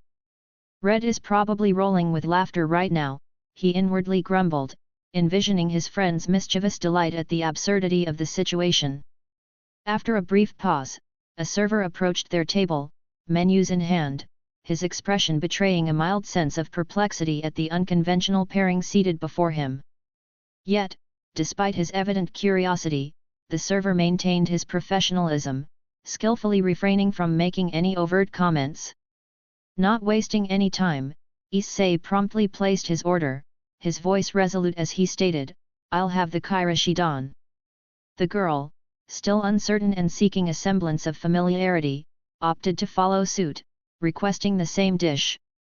With a polite nod, the server retreated, leaving them to eagerly anticipate the arrival of their ordered meals. As they sat alone, the atmosphere surrounding them seemed to take on a newfound gravity. Issei cast a serious gaze upon the girl, his curiosity melding with genuine concern for her well-being. His voice softened as he inquired, "So, what happened out there? Why were you crying?" Tears welled up in the girl's eyes as she gathered her thoughts, her tremulous voice bearing the weight of desperation. "My mother and several others, they were taken away by these strange men," she confided, her words laced with pain and uncertainty. "It's been hours, and I haven't been able to find her. I don't know who else I can turn to for help." Issei couldn't help but release a sigh laden with a mix of both frustration and concern. "Do you have any inkling as to who those men might be or what their motives were in taking her?" he inquired, his voice tinged with an urgency to uncover the truth. Shaking her head with a hint of despair, the girl replied, "No. I have no idea. Most of them appeared to be regular humans, but one of them, he was like you, a dragon. And one of them carried a distinctive sword." Issei's eyes widened at the mention of another dragon's presence in the ordeal. His intrigue deepened, and he pressed on, "Can you describe this dragon? What did he look like?" Her voice quivered as she recounted the terrifying encounter, her words carrying a chilling fear. "He was terrifying. Tall and imposing, with a striking combination of black and blonde hair. His eyes, they were different colors, like a swirling storm. And he possessed an overwhelming strength. He defeated my mother effortlessly when those men descended upon us," she divulged, her voice trembling with both awe and fear. Issei's concern for the situation intensified as he delved further, determined to glean any more information that might aid their quest for answers. Did you happen to overhear any names or catch any clues that could potentially lead us to those individuals? He probed, his voice dripping with a blend of curiosity and resolve. A wave of empathy washed over Issei as he witnessed the girl's anguish, tears streaming down her face, leaving her utterly bereft and defeated. In that moment, the weight of responsibility pressed upon him, stirring a familiar sense of duty that he couldn't ignore. I can't just leave this poor kid alone. Why does it always seem to fall on me? He mused, grappling with the magnitude of the situation. Summoning his resolve, Issei sought to offer solace amidst the growing attention their conversation garnered from nearby tables. He reached across the table, his hand gently resting on the girl's trembling one, his voice tender as he comforted her, "Please, don't cry anymore. I promise you, I'll find your mother. You're not alone in this." The girl, overwhelmed with a mixture of hope and relief, looked up at Issei, her eyes shining with gratitude. "Why you will?" she asked, her voice laced with a fragile optimism that clung to the hope of a reunion. Issei nodded, determination flickering in his gaze as he affirmed his commitment, "Yes, without a doubt. We'll finish our meal first, and then I'll do everything in my power to track her down. But first, do you have any inkling as to why they would take your mother? Any enemies, disputes, or anything out of the ordinary?" The girl's solemn shake of the head only served to deepen the brewing unease within Issei. Her words struck a jarring note, resonating with the weighty significance of her mother's position as the yokai leader in Kyoto. Issei's mind raced, envisioning the potential gravity of the situation they now found themselves entangled in. A political kidnapping. Not what I expected. Why does this sort of thing follow me around? He grumbled inwardly, steeling himself for the challenges that lay ahead.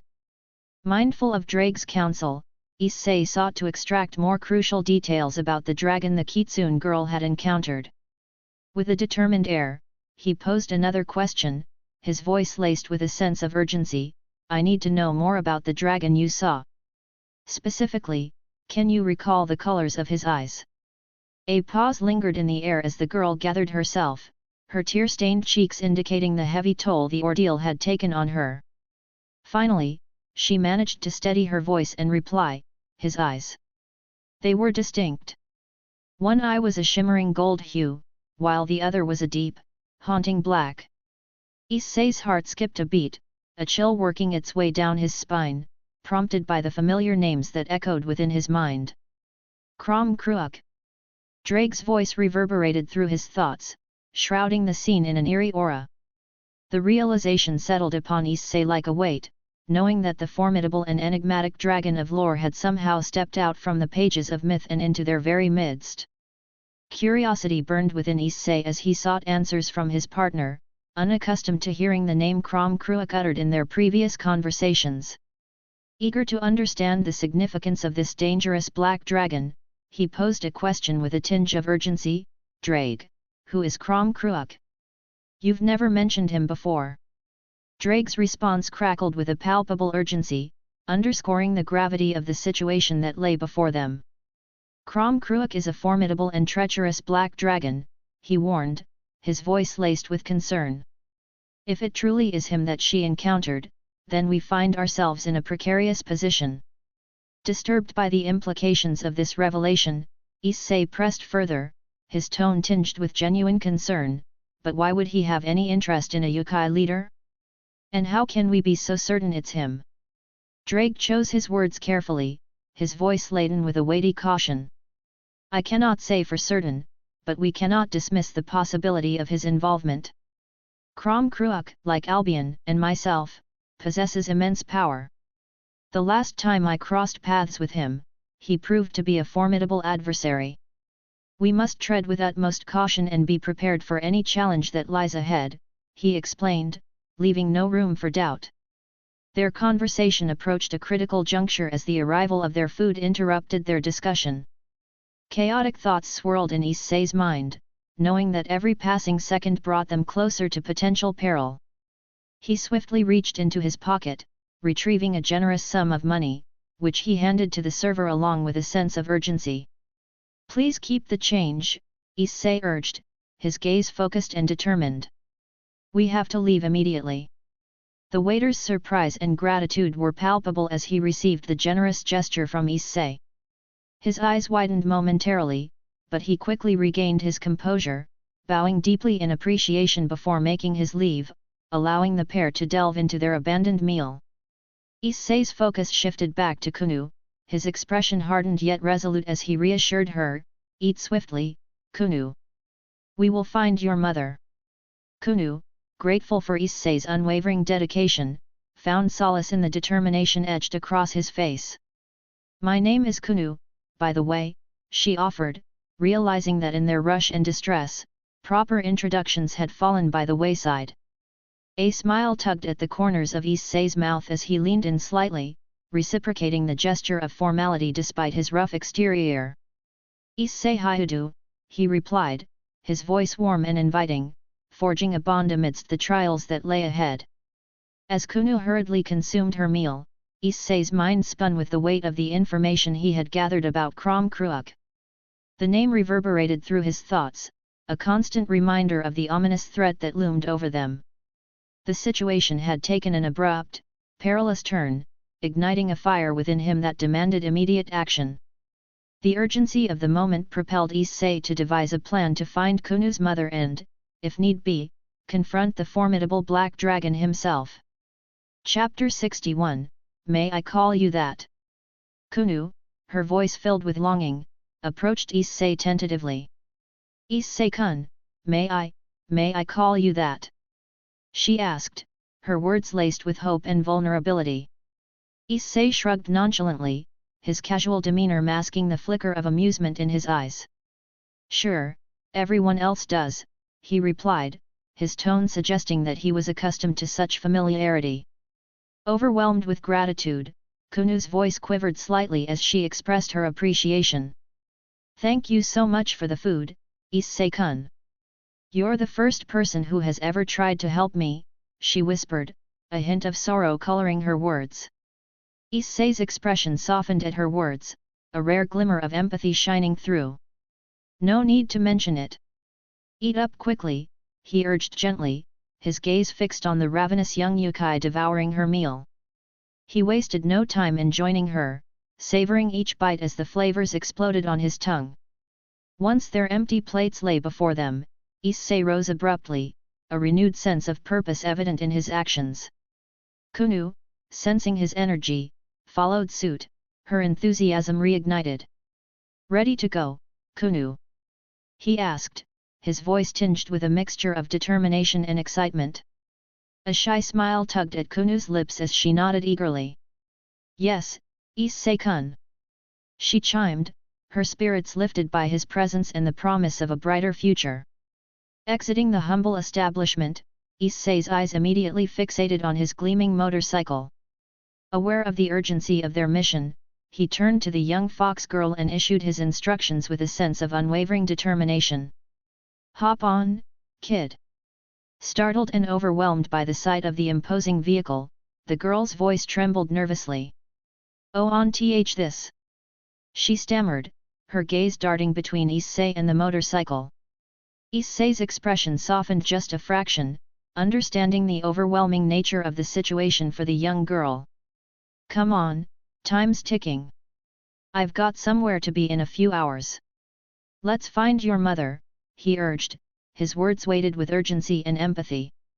Summoning her inner courage, the fox girl mustered her resolve and positioned herself on the back of the motorcycle. An array of emotions played across her features as she hesitantly reached out, clutching onto Issei's waist for security. She buried her face into his sturdy back, a mixture of fear and anticipation coursing through her veins. Feeling her presence behind him, Issei expertly revved the engine, the powerful roar breaking through the silence of the surrounding streets. With a confident hand, he maneuvered the motorcycle onto the road, ready to navigate the winding paths that lay ahead.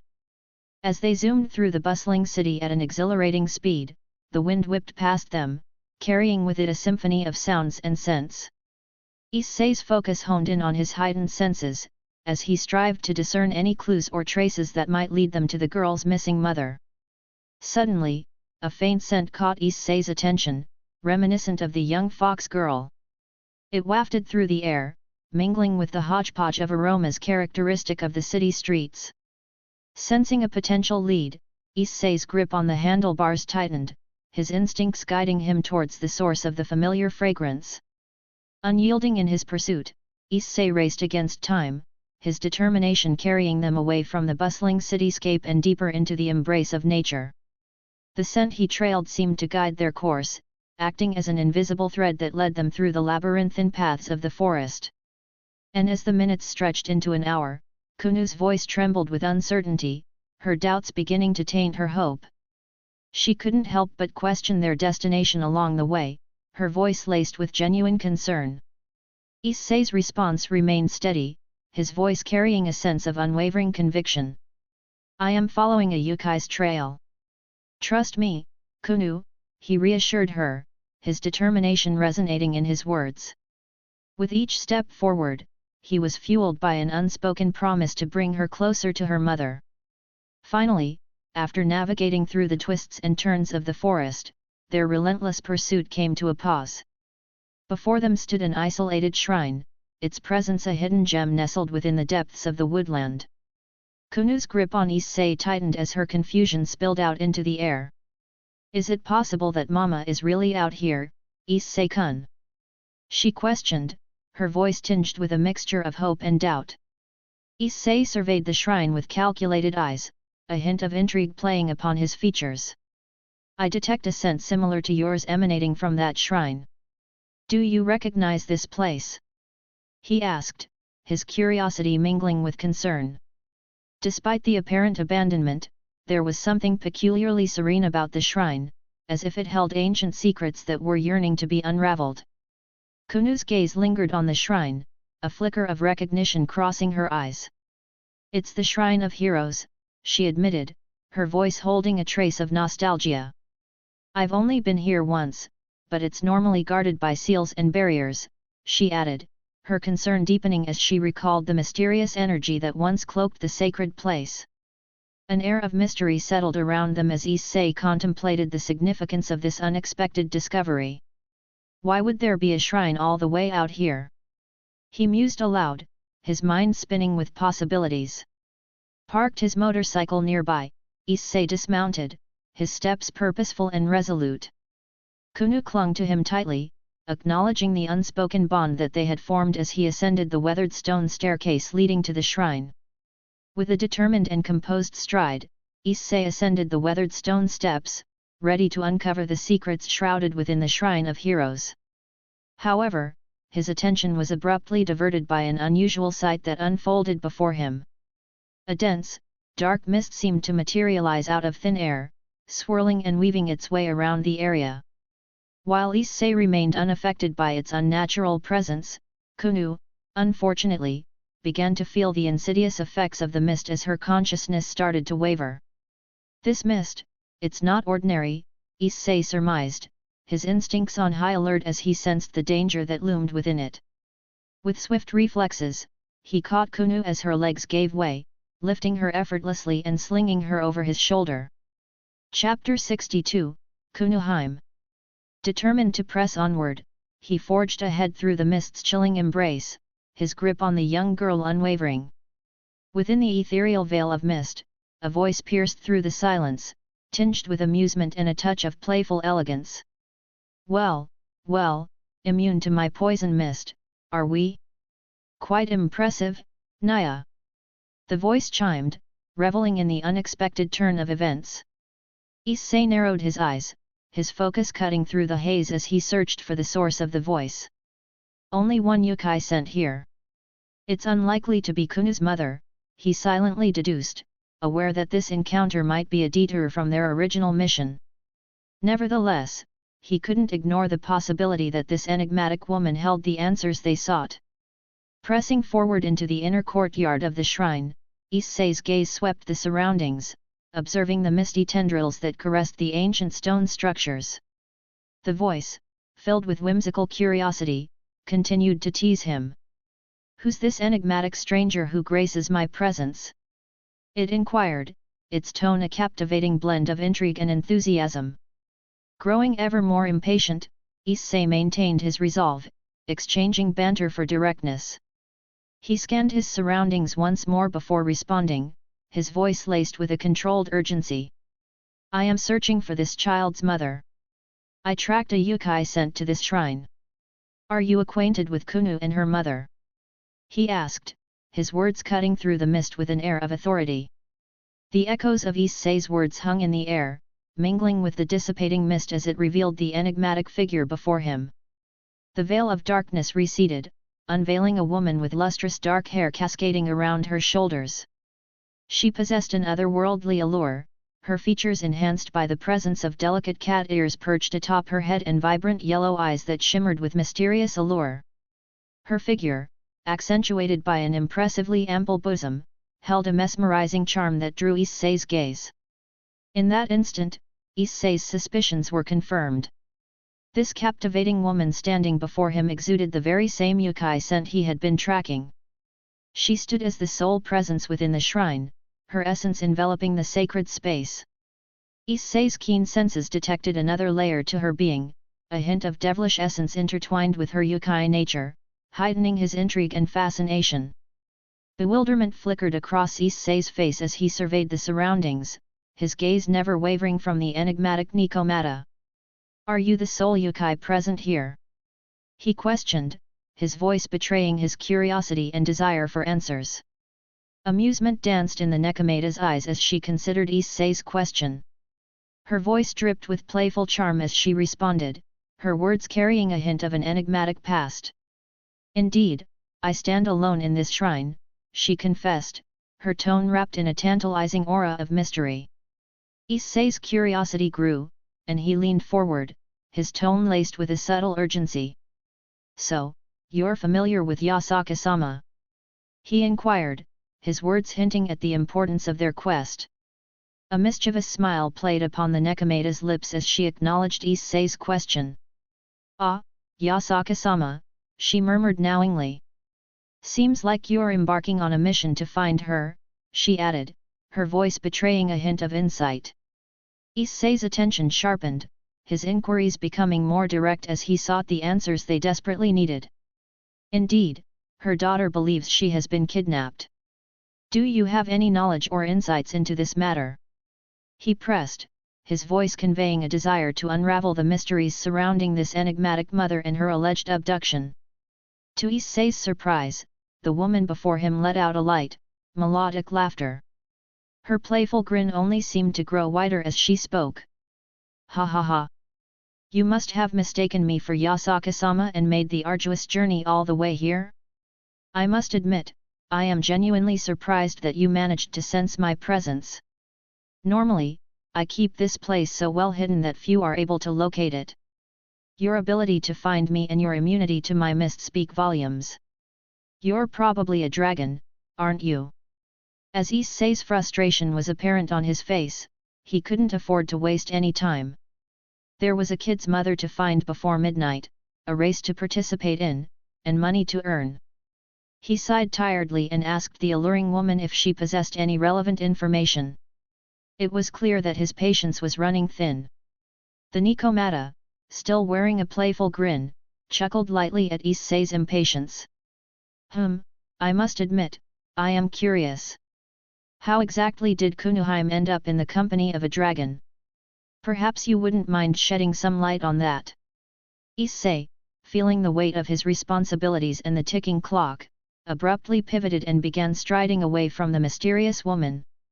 He didn't have time for games or idle chatter. This is pointless, he muttered to himself. I'm not here for games. But in a sudden and unexpected moment, the dark-haired woman materialized right in front of him, blocking his path. She seemed determined not to let him leave so easily. Hold on, she said, her voice taking on a more serious tone. There's no need to rush off so soon. We haven't even exchanged introductions yet. It's a bit impolite to leave me hanging like this. Issei's frustration grew stronger, causing his tone to become laced with annoyance. Honestly, I couldn't care less about your identity. It's clear that you have nothing to offer me in terms of assistance, he retorted, trying to brush past the alluring woman. But before Issei could take another step, the newcomer swiftly interposed herself, gracefully moving in front of him. Her body lightly brushed against his chest, and a mischievous smile played at the corners of her lips. Perhaps, she purred, I could offer you some assistance, provided that you exhibit better manners. Issei couldn't help but feel a mix of intrigue and confusion at the sudden change in her demeanor. Her presence was undeniably captivating, though he didn't fully trust her intentions. Still, he couldn't deny the allure she emanated. With a tinge of curiosity, he decided to entertain her request. Chapter 63, Naya. I'm Kurika. Issei let out a heavy sigh, his shoulders slumping in resignation. He knew there was no use fighting it anymore. Issei-haired, he reluctantly revealed his full name, but couldn't help but feel a twinge of annoyance at the thought of sharing it. Naya. I'm Kurika, she purred, her voice dripping with both mischief and seduction. With a sly grin on her face, she extended her hand towards Issei. Pleasure to meet you, Issei. Issei's internal lament continued to grow as he wondered why he even bothered introducing himself anymore. It seemed that no matter what he did, his last name always brought some kind of trouble or unwelcome attention. All right then, Issei finally said, feeling a wave of irritation wash over him. He gently pushed Kurika away, wanting to maintain his focus amidst the pressing quest at hand. As alluring as she may be, he knew that he had to stay focused and not let his guard down.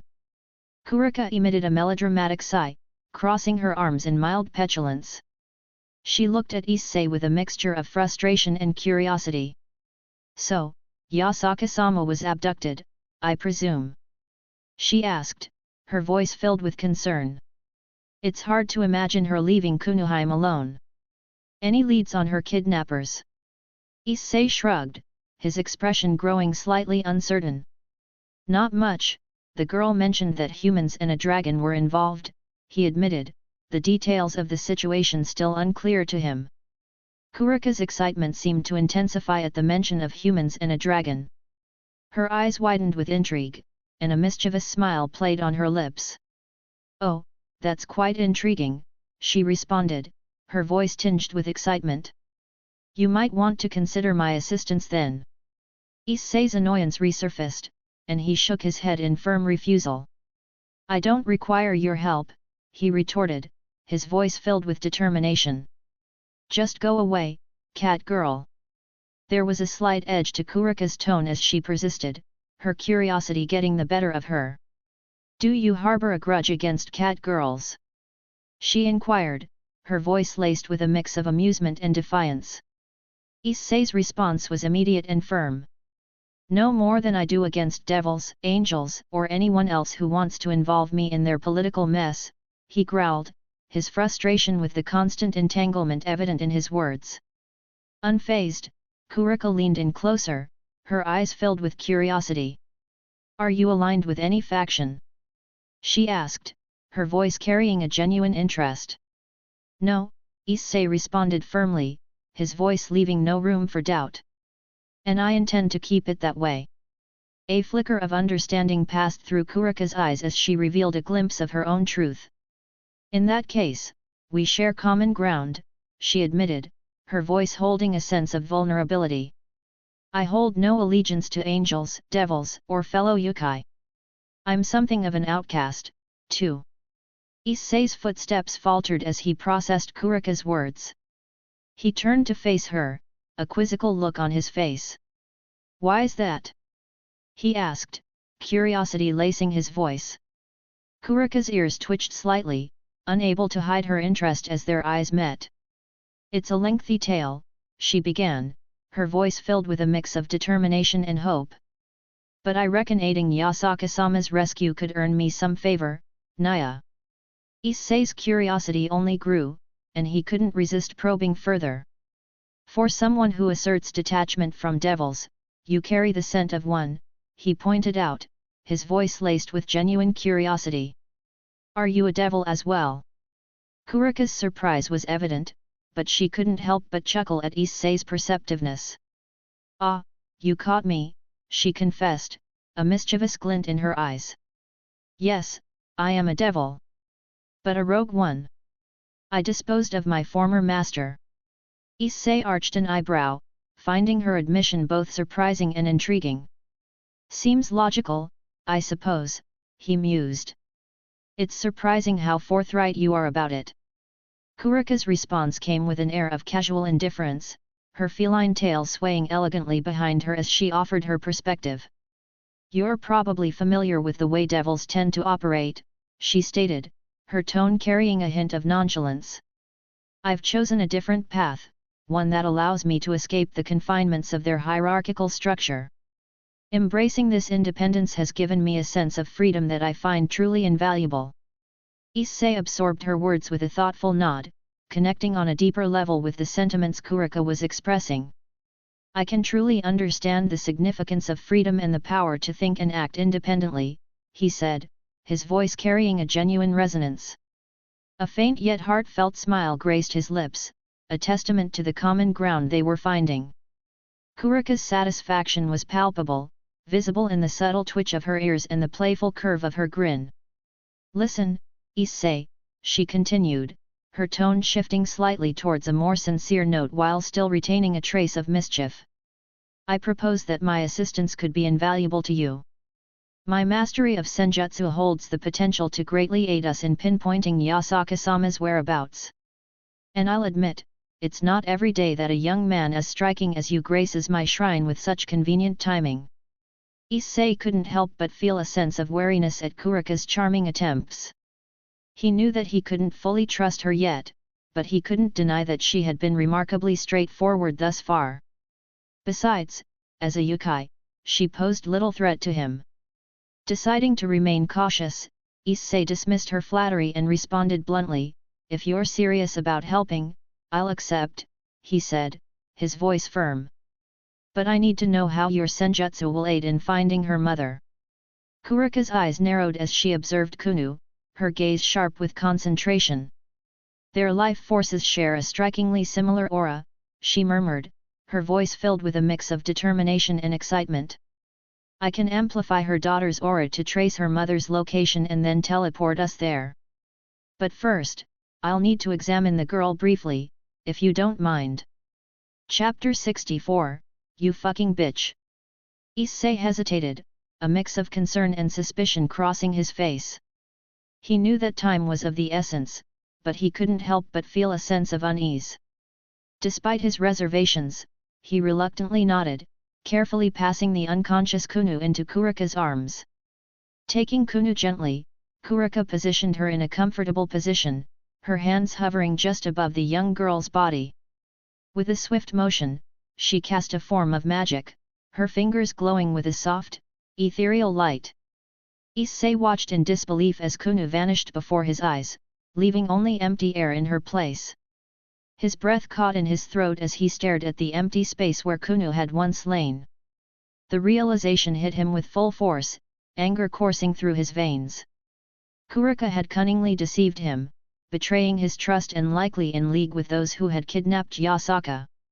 The depths of her treachery sent flames of fury surging within him, his outrage burning hot. "You treacherous bitch!" Issei's roar echoed through the room, his voice filled with a potent mix of anger and betrayal. His fists clenched tightly as he glared at Kurika, his gaze hard and unforgiving. Kurika's smug grin remained firmly in place, her eyes glinting with satisfaction at the success of her deceit.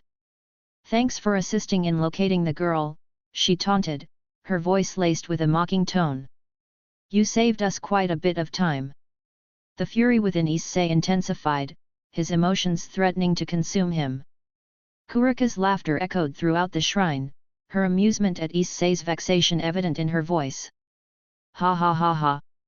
Can't believe you walked right into that," she taunted, her words dripping with sly satisfaction. "Guess not all dragons are as clever as they claim to be, hey?" Fueled by a potent mix of anger and frustration, Issei's instinctual reaction took over. Without a moment's hesitation, his arm snaked around Kurika's neck, his grip firm and unyielding. He propelled her forcefully into the shrine wall, his eyes burning with a fierce determination. "Where is she?" he demanded, his voice laced with a dangerous edge. Kurika, displaying her reflexive agility, swiftly employed her magic to teleport herself to safety atop the shrine's rooftop. From her perch, she taunted him, her laughter ringing out tauntingly. "Later, loser!" she called out, her words dripping with arrogant disdain. An overwhelming surge of anger pulsed through Issei's veins, his grip tightening on the air where Kurika had once stood. He could feel his power surging, threatening to erupt outward, but with remarkable self-control, he managed to rein in his emotions. Taking a few moments to compose himself, he channeled his fury into a steely resolve. "God damn it," he muttered under his breath, frustration and self-reproach etched into his features. Falling for something so foolish. What was I thinking, trusting her? His inner fury raged, a maelstrom of emotions driving him forward. Ddraig's reassuring voice resonated within Issei's mind, providing a sense of guidance amidst his swirling thoughts.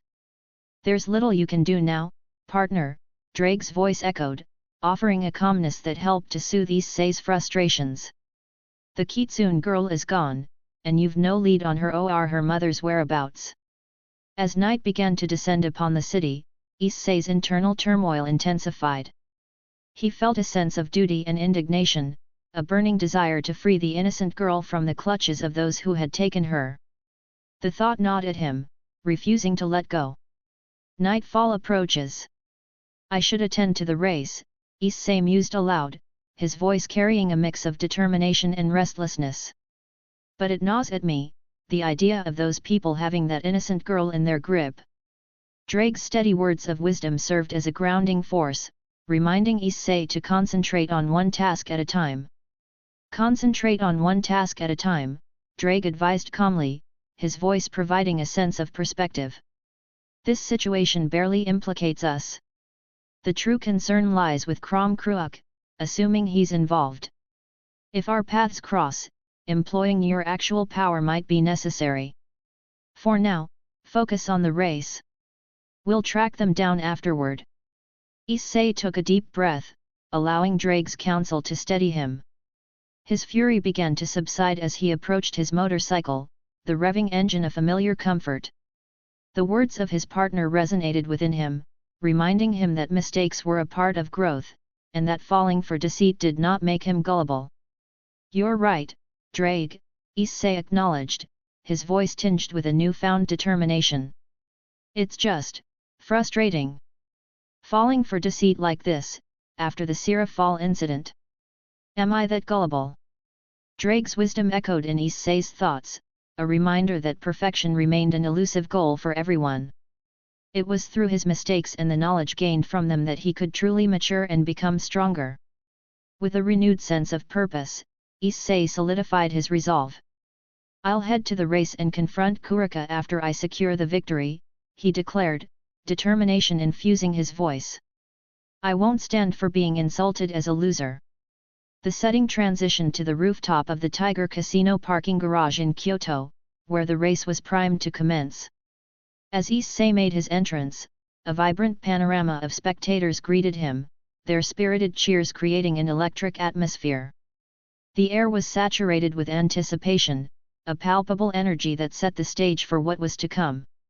Guiding his motorcycle to a halt, Issei attracted the attention of a group of impeccably dressed men, exuding an aura of both formality and intrigue. They approached him with a blend of seriousness and curiosity, their expressions suggesting a mixture of respect and interest. "Hyudu-san, I presume?" One of the suave gentlemen addressed him, his tone a balanced blend of politeness and attentiveness. Chapter 65, So You Are That Kid. As Issei's anger simmered, the tension in the air became almost tangible. It hung around him like a cloak, signaling his lingering frustration. With each passing second, it grew stronger, casting an ominous shadow over the impending race. "The race commences in a mere 10 minutes, an authoritative voice broke through the silence, its seriousness matching Issei's mood. The man, an enigmatic figure, stood before him, delivering somber news. Issei's eyes narrowed, brimming with defiance as he cast a menacing glare towards the man. The anger within him unleashed like a raging tempest, ready to consume everything in its path. "I'm here now," he retorted sharply, his words laced with an icy venom. "So, why don't you back off? Where is the guy I'm racing against?" The man seemed unaffected by Issei's hostility, maintaining his composure. His voice remained stoic as he delivered his response. "He awaits your arrival, but before the race begins, there is a formality," he announced, paying no heed to Issei's hostility. Curiosity tugged at Issei's anger, momentarily diverting his attention from his seething emotions. He focused on the man's words, intrigued by the mention of a formality. As the man extended his hand, Issei reluctantly accepted what awaited him, a helmet unlike any he had ever seen before. The helmet was a marvel to behold, an embodiment of pure rebellion and fierce determination. Adorned with the striking design of a fearsome, crimson dragon, it exuded a palpable aura of power. Its surface boasted menacing spikes, symbolizing the untamed wildness of the upcoming race. Sharp, protruding teeth lined the edges, evoking a sense of primal danger. It was a testament to the indomitable spirit that dwelled within Issei, a visual manifestation of his unyielding resolve. Perplexed by the situation, Issei couldn't help but voice his inquiries. With a furrowed brow, he questioned, "I still don't understand the purpose behind all of this. Why do we need to conceal our identities during the race and use aliases instead? And how does it connect to my title as the Red Dragon of Kuoh?" In response, the mysterious man standing beside him took a step forward, ready to provide an explanation.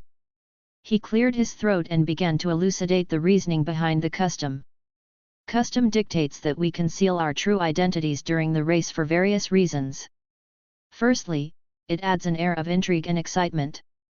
The lack of real names and the adoption of aliases create an aura of mystery and suspense, enhancing the overall experience for both the participants and the spectators.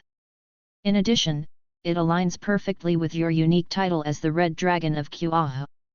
Issei absorbed the man's words and, although still puzzled, finally conceded, "All right, I suppose I can understand the rationale behind it. I'll put on the helmet then. Honestly, I'm not particularly eager for the crowd to see my face anyway." With a nod of approval, the man gestured towards the indicated location. "Very well. The track lies just across the garage bridge, descending to the lower level. This is where the race begins, so make your way there." Taking a moment to recalibrate his decision, Issei chose to deviate from the traditional route.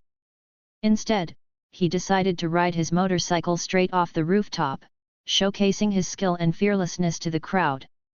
With precise control, he expertly navigated a series of descending obstacles, each one met with awe and admiration from the spectators below. The onlookers couldn't help but be captivated by the audacity of his stunt, their cheers building with each passing moment. As the climax approached, Issei's motorcycle soared through the air, executing a daring jump that defied gravity. Time seemed to momentarily freeze, the world breathless in anticipation. And then, with a calculated grace, Issei's wheels touched the ground with a resounding thud, bringing him to a smooth landing near the starting line of the race. The impact of Issei's entrance was palpable, igniting a surge of electric energy within the crowd. The spectators erupted in a thunderous applause, their cheers reverberating through the air like a symphony of enthusiasm and support. Issei couldn't help but feel a surge of adrenaline course through his veins as he basked in the waves of appreciation. With precise finesse and a calm demeanor, Issei expertly navigated his sleek motorcycle, effortlessly aligning it alongside another bike that had already taken its position at the starting line. The vibrant crowd that lined the street, as well as the spectators eagerly observing from nearby parking garage levels, buzzed with an electrifying energy. The mere sight of Issei's entrance was an exhilarating spectacle in itself, intensifying the atmosphere to a heightened level of anticipation and enthusiasm. Casting a sidelong glance, Issei's eyes locked onto his opponent for the first time. A mysterious figure known as Mr. Black, his true identity concealed behind a blacked-out helmet and a complete ensemble of obsidian attire. The enigma surrounding Mr. Black only served to heighten the intrigue and fascination surrounding this high-stakes showdown. As the excited crowd erupted into cheers, Mr. Black's helmeted head slowly turned towards Issei, his eyes fixed upon the young man. His voice cut through the clamor, sharp and commanding. "So, you're the renowned Red Dragon of Kuoh? The one they claim to be unbeatable? Well, we shall soon see if the rumors hold any truth." Issei couldn't help but notice the flawlessness of Mr. Black's Japanese, despite the whispers circulating amongst his peers that he was a foreigner. There was an undeniable aura of confidence emanating from the enigmatic figure, but Issei responded with a dismissive snort, feigning indifference. "If you honestly believe you are going to win this race, you're in for a rude awakening. I have yet to taste defeat." The corners of Mr. Black's lips curled into a sly smile, his amusement evident as he retorted with a sardonic laugh. "Haha! Is that so? Well then, it will be my utmost pleasure to be the first to outpace and surpass you, kid." Chapter 66, Boost, Transfer. Mr. Black responded with a mocking laugh, his sardonic tone cutting through the air. "Haha! Is that so? Then it will be my pleasure to be the first one to surpass you, kid." A voice boomed through the speakers, drawing attention to Issei's grand entrance. "Ladies and gentlemen, behold the dazzling arrival of the legendary Red Dragon of Kuoh. Will he prove to be a worthy adversary against the reigning champion, Mr. Black?"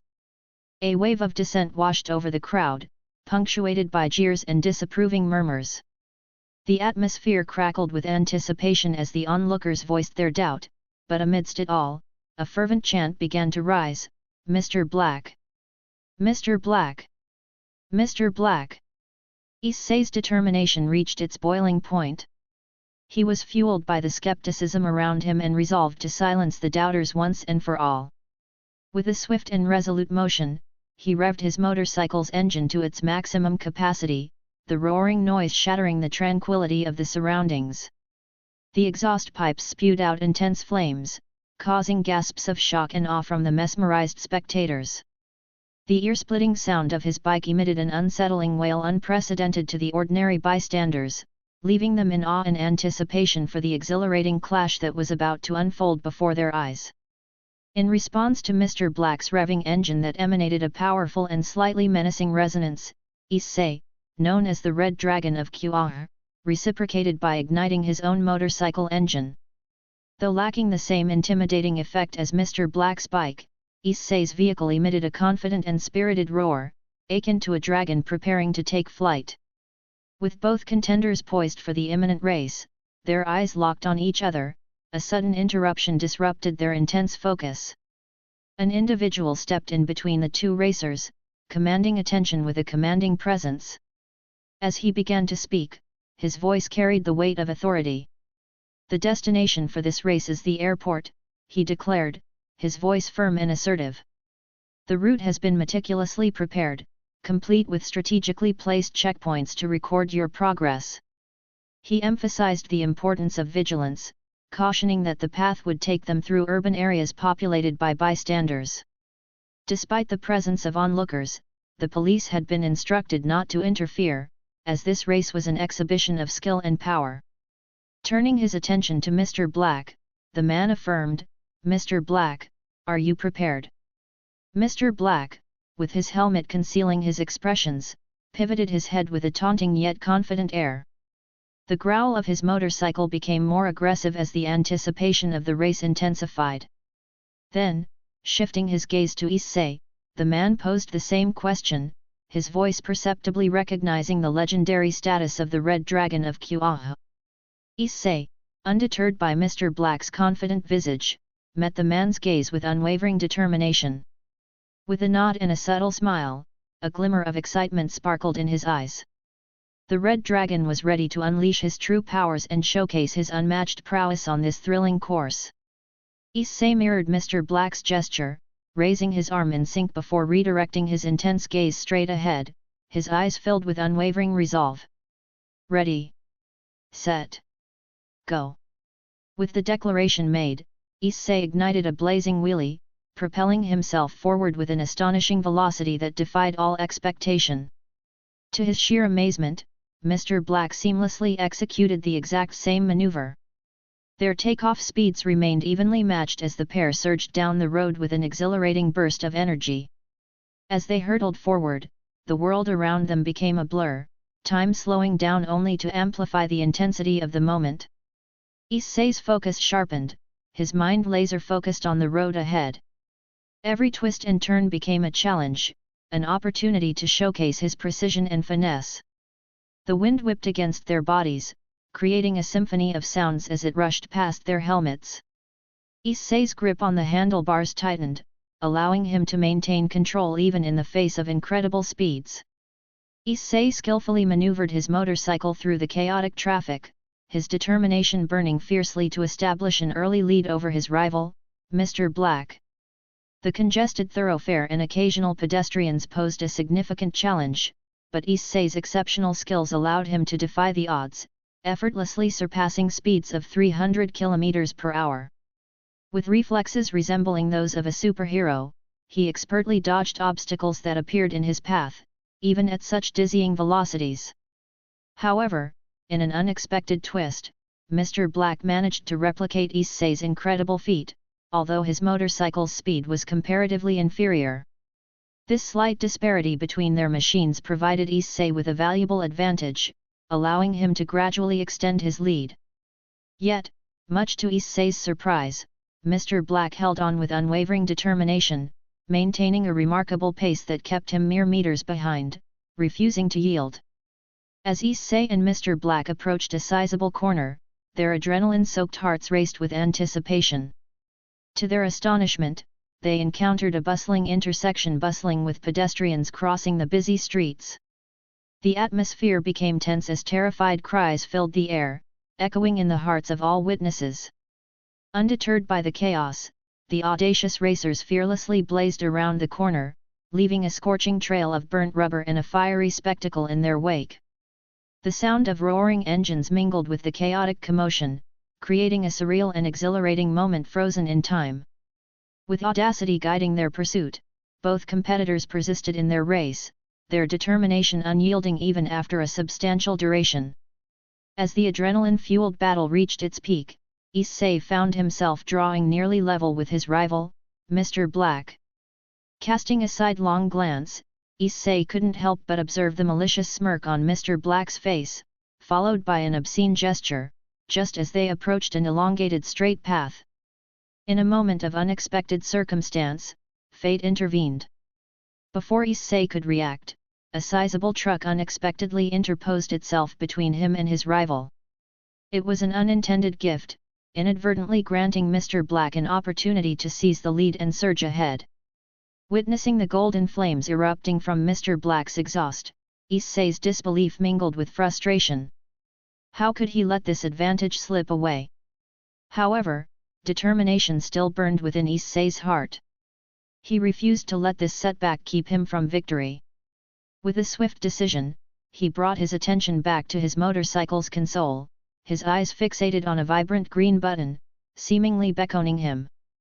Without hesitation, he summoned every ounce of his energy and pressed the button, activating a specialized boost system embedded within the motorcycle.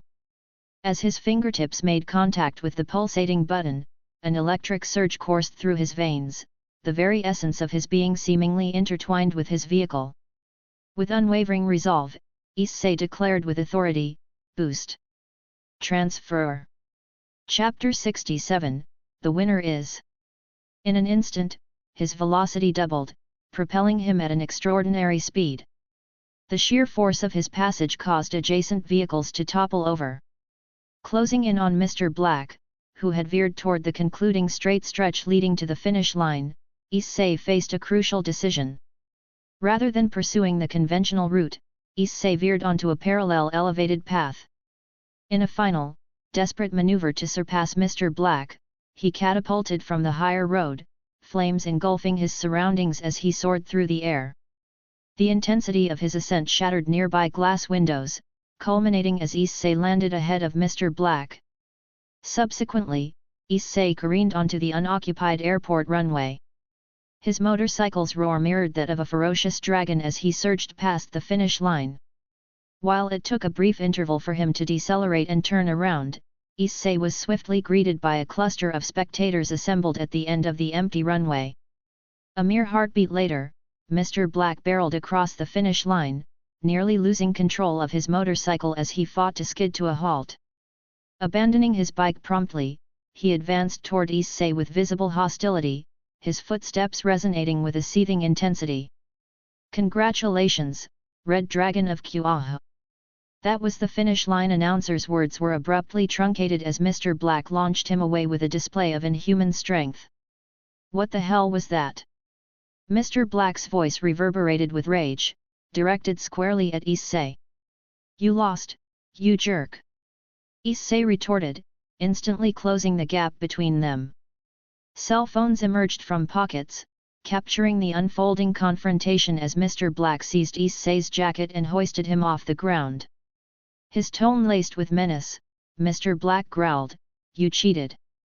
I know you did. No motorcycle can attain such speeds."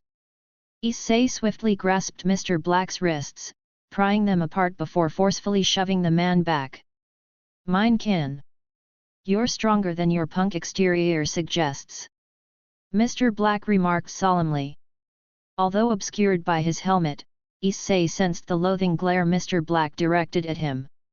The tense standoff was broken when a sternly dressed older man approached, his voice commanding attention.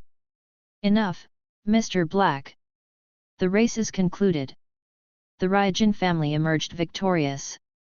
Reluctantly, Mr. Black retreated from Issei. Seconds later, he removed his helmet, casting an intense gaze upon Issei. "You're going to regret making an enemy out of me, Red Dragon of Kuoh." Issei was taken aback upon seeing Mr. Black's features for the first time. The man sported a blend of black and blonde hair, coupled with heterochromatic eyes. His right eye gleamed gold, while his left bore a pitch-black hue. "Kuoh Academy." Issei's utterance hung in the air as he observed Mr. Black's visage. "What?" Kuoh Academy thundered in response, his fury palpable. "Where did you hear that name, kid? Where's Yasaka? And where are her associates?" Issei's demand was unwavering. Kuoh Academy studied Issei with a contemplative look. "Ah, so you're connected to her." "Not exactly. I was searching for her earlier. Her daughter informed me that you abducted her mother." "Lead me to them," Issei's tone was resolute. Kuoh Academy's response was laden with a warning, "Think carefully, boy. If I take you there, survival is far from guaranteed. This is a precarious situation, Issei. Kuoh Academy is not to be taken lightly.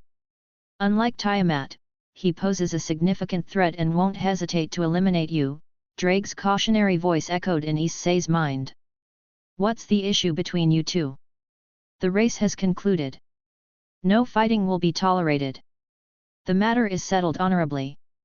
The apparent Yakuza leader interjected with gravity. Kuoh Academy dismissed the statement with a derisive snort, "I'm leaving. Hey, kid, let's handle this like men, away from the gaze of these feeble spectators and cowards. I'll guide you there, if you're game." "Then let's go," Issei responded, positioning himself behind Kuoh Academy on his motorcycle. "Wait, where are you both headed?" the recovering announcer inquired, bemused. Issei harbored no doubt that their unusual confrontation would become the talk of Kyoto. At least, the situation hadn't unfolded in Kuoh. "Hyudo-san, regarding your prize money," one of the men began, attempting to detain Issei. "Send it to my shop. I'll collect it there," Issei instructed before revving his motorcycle and pursuing the enigmatic Black Dragon. Beyond Kyoto, unknown location. After trailing Kuoh Academy for a considerable stretch, Issei and his newfound adversary found themselves outside an unfamiliar compound. Briskly, Kuoh Academy emitted a piercing whistle, commanding, "Gather, you worthless humans." Within moments, a sizable assembly of humans, accompanied by Kurika, emerged from the compound. Issei's surprise amplified when he laid eyes upon Yasaka, her gaze seemingly hollow and distant, as if ensnared by some form of mental manipulation. "Back already, Crom? And who's this?" a silver blonde-haired man inquired. Crom Kruok brushed the question aside, pivoting to face Issei with a demeanor of undisguised curiosity. "So, you're the dragon Kurika encountered earlier?" Issei Hyudu? "Funny, I've never heard of you. Is that even your real name?" "Yeah, it is," Issei replied with an unwavering expression. Kurika swiftly recognized Issei and chuckled, well, who would have guessed we'd meet again so soon?" "Wait, this guy's the dragon you encountered, Kurika?" an individual inquired. "You're quite the fool, Crom Kruok. Why did you lead him to us?" Kurika shook her head disapprovingly. Issei turned his attention back to Crom Kruok, his tone serious. "Who are these individuals?" Disembarking from his motorcycle, Issei removed his helmet and locked eyes with Kurika, his glare exuding animosity, before addressing Crom Kruok once more. Crom Kruok scrutinized Issei, his gaze sweeping over him before he shrugged nonchalantly. "The real question is, who are you? I'm acquainted with every prominent dragon worldwide. You must wield considerable power, considering you recognize me and aren't trembling in fear. Does it truly matter who I am? I'm just another dragon, much like you," Issei sighed, a hint of weariness in his voice. "Not like me, there are no other dragons akin to me," Crom Kruok hissed. "Why did you abduct the leader of the yokai? What's your group's purpose?" Issei questioned Crom Kruok gravely. Crom Kruok shifted his gaze to one of the humans present and ordered, "Explain, weaklings." Subsequently, a bespectacled blonde man with a sword at his side stepped forward and addressed Issei, "We are the hero faction, members of the Cow's Brigade. We seized Yasaka, the yokai leader of Kyoto, due to her capacity to access the Dragon Gate. Our intent is to eventually summon Great Red, with her assistance." Chapter 68, It is totally absurd. In a fit of anger, Issei's voice resonated with raw emotion. "It's utterly absurd to think that Oppai and her entire force could even pose a threat. The Great Red, renowned throughout dimensions, stands as the apex of power. Do you truly believe that you, or anyone else for that matter, can even come close to challenging such a titan? The mere thought is ludicrous." Crom Kruok, with an air of cool detachment, sized up Issei. "Your confidence suggests personal experience. However, I question if you truly grasp the magnitude of Oppai's capabilities, or even mine for that matter." Unyielding, Issei's eyes sparked with defiance. "My grasp might be questionable to you, but I can certainly imagine my fist making a swift acquaintance with your face." Displaying an amused smirk, Crom replied, "It'd be quite a spectacle to see you put that imagination to the test." From the sidelines, a blonde girl, her attire crowned with a distinctive magician's hat, interjected with palpable surprise, "How did you uncover the fact that Oppai stands at the helm of the Cow's Brigade?" With a challenging glare, Issei responded, "Perhaps I have my ways. But here's a clearer message for you: hand over Yasaka and Kunu. Do that, and I might just consider letting everyone here walk away unscathed." Crom Kruok burst into laughter, a sound dripping with both amusement and challenge. "You have the audacity to challenge me? Such bravery, or perhaps foolishness? Well, let's not waste any more time. I'm ready to battle right now," he declared, an amused grin on his face. The girl with the witch's hat, her face painted with alarm, quickly intervened. "Crom! This isn't the place for your antics. Engaging in a massive brawl with another dragon here would send ripples through the celestial realms. Heaven and hell would instantly be on our tail, especially with your lack of subtlety in combat." But Crom's eyes were locked onto his challenger, his gaze fiery. "Enough, Le Fei. He managed to get ahead of me during that race. I'm not letting him saunter off without teaching him a lesson in respect," he retorted, voice dripping with barely contained rage.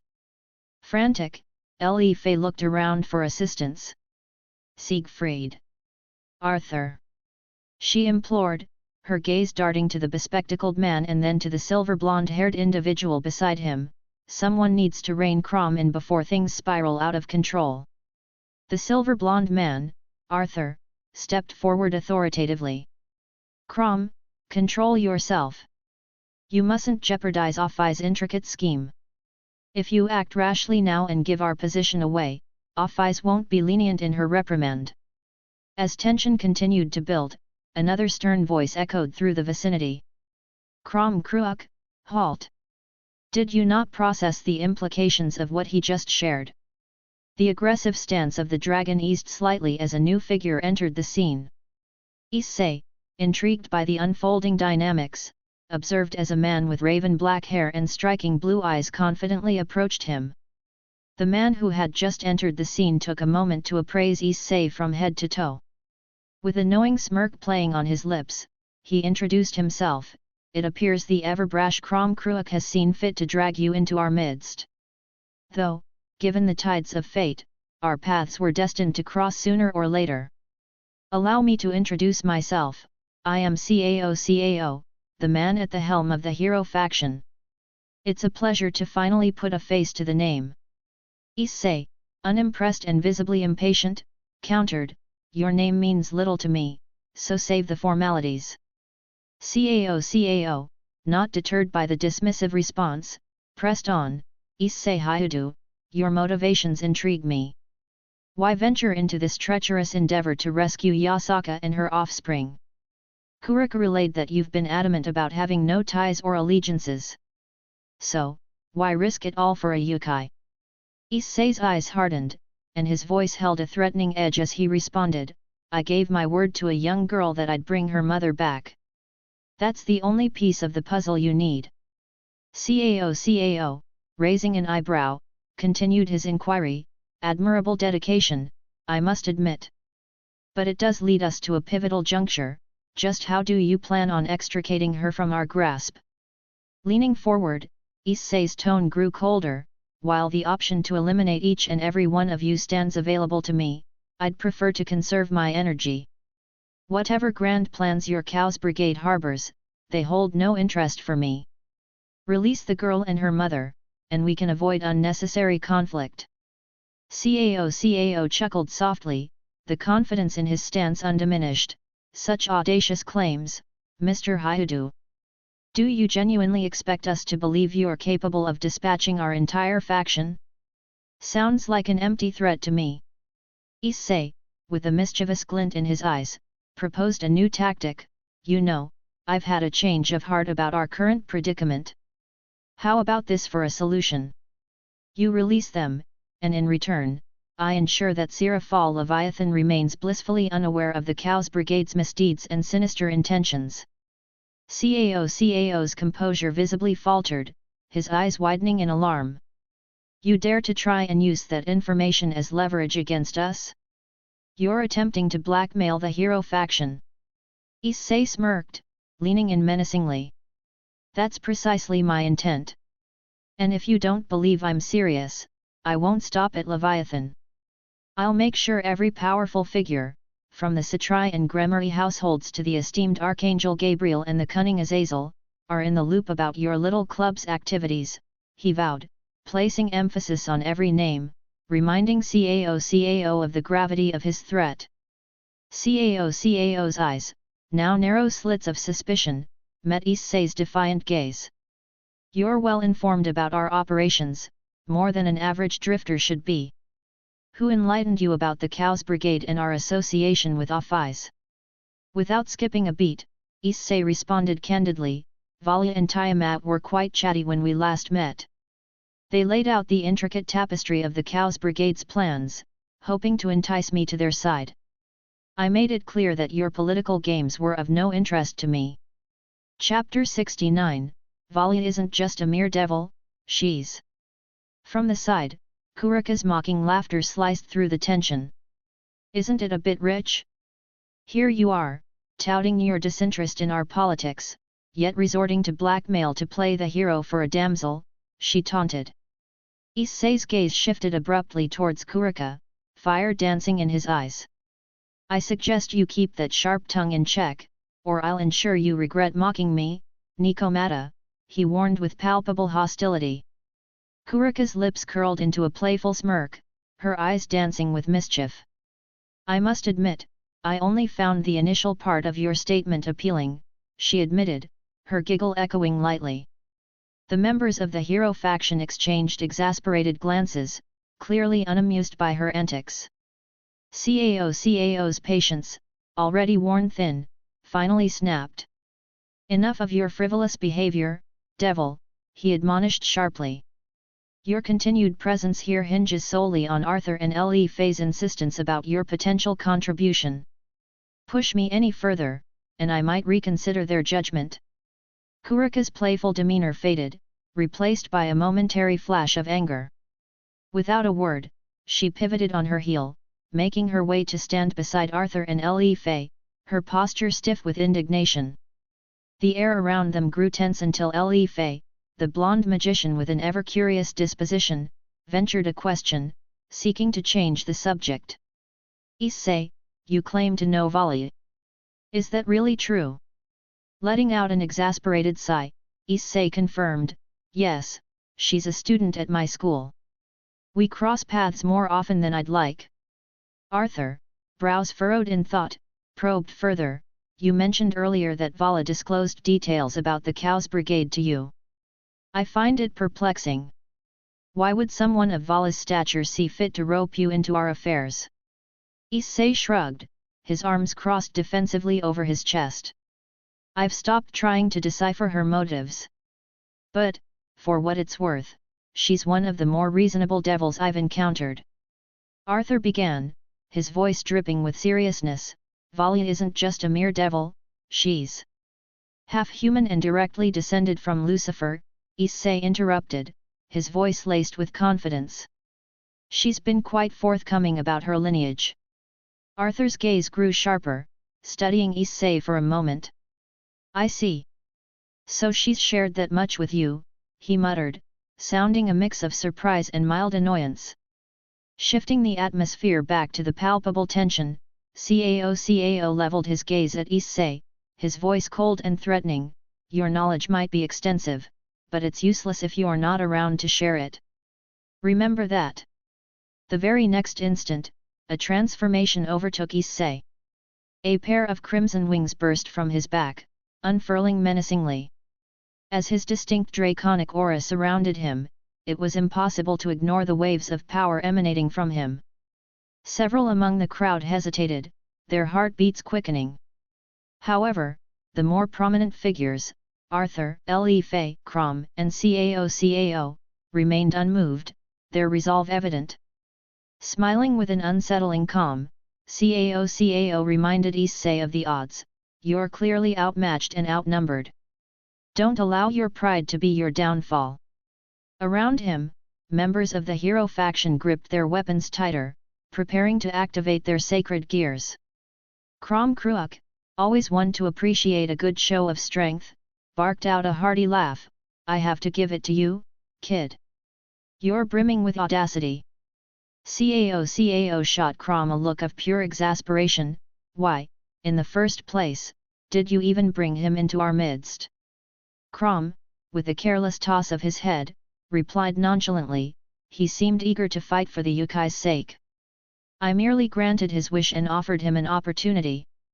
Your thoughtlessness has landed us in this mess, Cao rebuked, his voice tinged with exasperation, directing his gaze pointedly at Crom. In the palpable tension that followed, Issei slowly raised his arm. The very gesture made every eye in the vicinity fixate on him, a mix of bewilderment and suspicion written across their faces. Speaking with a level of serenity that contrasted sharply with his earlier bravado, he revealed, to elude Gabriel's perception, I always maintain an illusion around me. But if you test my patience, I can drop that veil in an instant, beckoning her here. Or, even simpler, I could just use my phone to ping my exact location to Seraphal Leviathan. So, I ask, do you wish to accelerate the onset of your war? Cao's usually unflappable demeanor crumbled for a split second, his eyes widening in disbelief. You can't be serious, he whispered, taken aback. Issei smirked, his confidence evident. Seems the tables have turned, doesn't it? Kuoh, always one for confrontation, gave a disapproving scowl, arms folded across his chest. You're taking the easy way out, using such tactics. I had you pegged as someone ready to take us all on. Issei's gaze remained unwavering. Oh, I'm more than capable. But why exhaust myself when there's a smarter way out? Kuoh couldn't help but chuckle, even if it was tinted with derision. Well, Cao, the young dragon here seems to have outmaneuvered you. If he does summon his allies, we're compromised. Cao's face was a mask of barely concealed frustration. It's intriguing, Issei. For someone who asserts he stands alone, your connections run deep within the upper echelons of heaven and hell. Issei shrugged nonchalantly, being neutral has its perks. I've made acquaintances in high and low places alike. You lot can go ahead with your suicide mission against Red for all I care. But using Yasaka and Kuoh in your schemes? That's where I draw the line. Hand them over and disappear. In return, I'll ensure your secrets remain safe with me. There was a palpable pause before Siegfried turned to Cao, a frown etching his face. Can we truly trust his word? What guarantees he won't just summon Gabriel on a whim? Kuoh, ever the pragmatist, interjected, it's clear as day that he's not bluffing. If secrecy is our utmost priority, then take his deal. Yasaka and Kuoh aren't vital for our Dragon Gate ambitions. Chapter 70, Seriously? Just like that, we're retreating? Cao's eyes flicked between Issei and the members of his faction. His authoritative voice cut through the air. Very well, Issei-haired. You've pushed us into a corner, and we'll retreat for now. But mark my words, should you betray our secrets, Kuoh will ensure you face dire consequences. Siegfried's expression became one of incredulity. Seriously? Just like that, we're retreating. Cao's gaze hardened. Temporarily. Free the yokai. He then turned to Issei, his voice dripping with menace. This is a temporary setback. Interfering in our affairs won't end well for you. Issei responded with unabashed disdain, do yourselves a favor and disappear. In the aftermath, Yasaka began to stir, her eyes gaining focus as whatever enchantment that bound her faded. Nearby, Kuoh too seemed to be rousing, although both appeared groggy and disoriented from their ordeal. Cao shot one last glare towards Issei. This isn't the last you've seen of us, Issei-haired. Remember this moment. With that final declaration, he and the rest of the humans vanished from the scene. With the departure of the hero faction, only the figure of Kuoh lingered. He sauntered up to Issei, an imposing presence, stopping inches from his face. His voice was deep, tinged with anticipation. I'm genuinely looking forward to the day we cross paths in combat. Red Dragon Emperor. Issei's eyes widened in shock, pupils dilating. What the hell are you on about? Kuoh grinned, revealing a hint of mischief. Your little boost trick during our race on the motorcycles? That was a low move. Not very sportsmanlike, but hey, winning is all that matters in the end, isn't it? I'm not one to judge. His eyes narrowed. Rest assured, your little secret is safe with me. Everyone's allowed to have a trump card. But know this, our score is far from settled. With a final glance filled with determination, he turned on his heel and disappeared into the distance. Issei's attention was immediately redirected towards Yasaka and Kuoh. Even though the binding spell on them had been broken, a veil of confusion clouded their eyes. His heart raced. He was grateful they hadn't caught the last bit of his exchange with Kuoh. The implications of what the dragon had hinted at were too large for them to know right now. Drawing closer, Issei gently reached out, touching the shoulder of both the mother and daughter. "Hey," he called softly, "are you guys okay?" Blinking in response, Yasaka's voice came out shaky, Where are we? What just happened?" Issei studied the two of them closely, struck by their resemblance. In his eyes, Yasaka seemed like a matured reflection of Kuoh, each a mirror image of the other in terms of their delicate features and graceful demeanor. Stirring from her daze, Kuno's voice wavered as she spoke, "Issei-kun."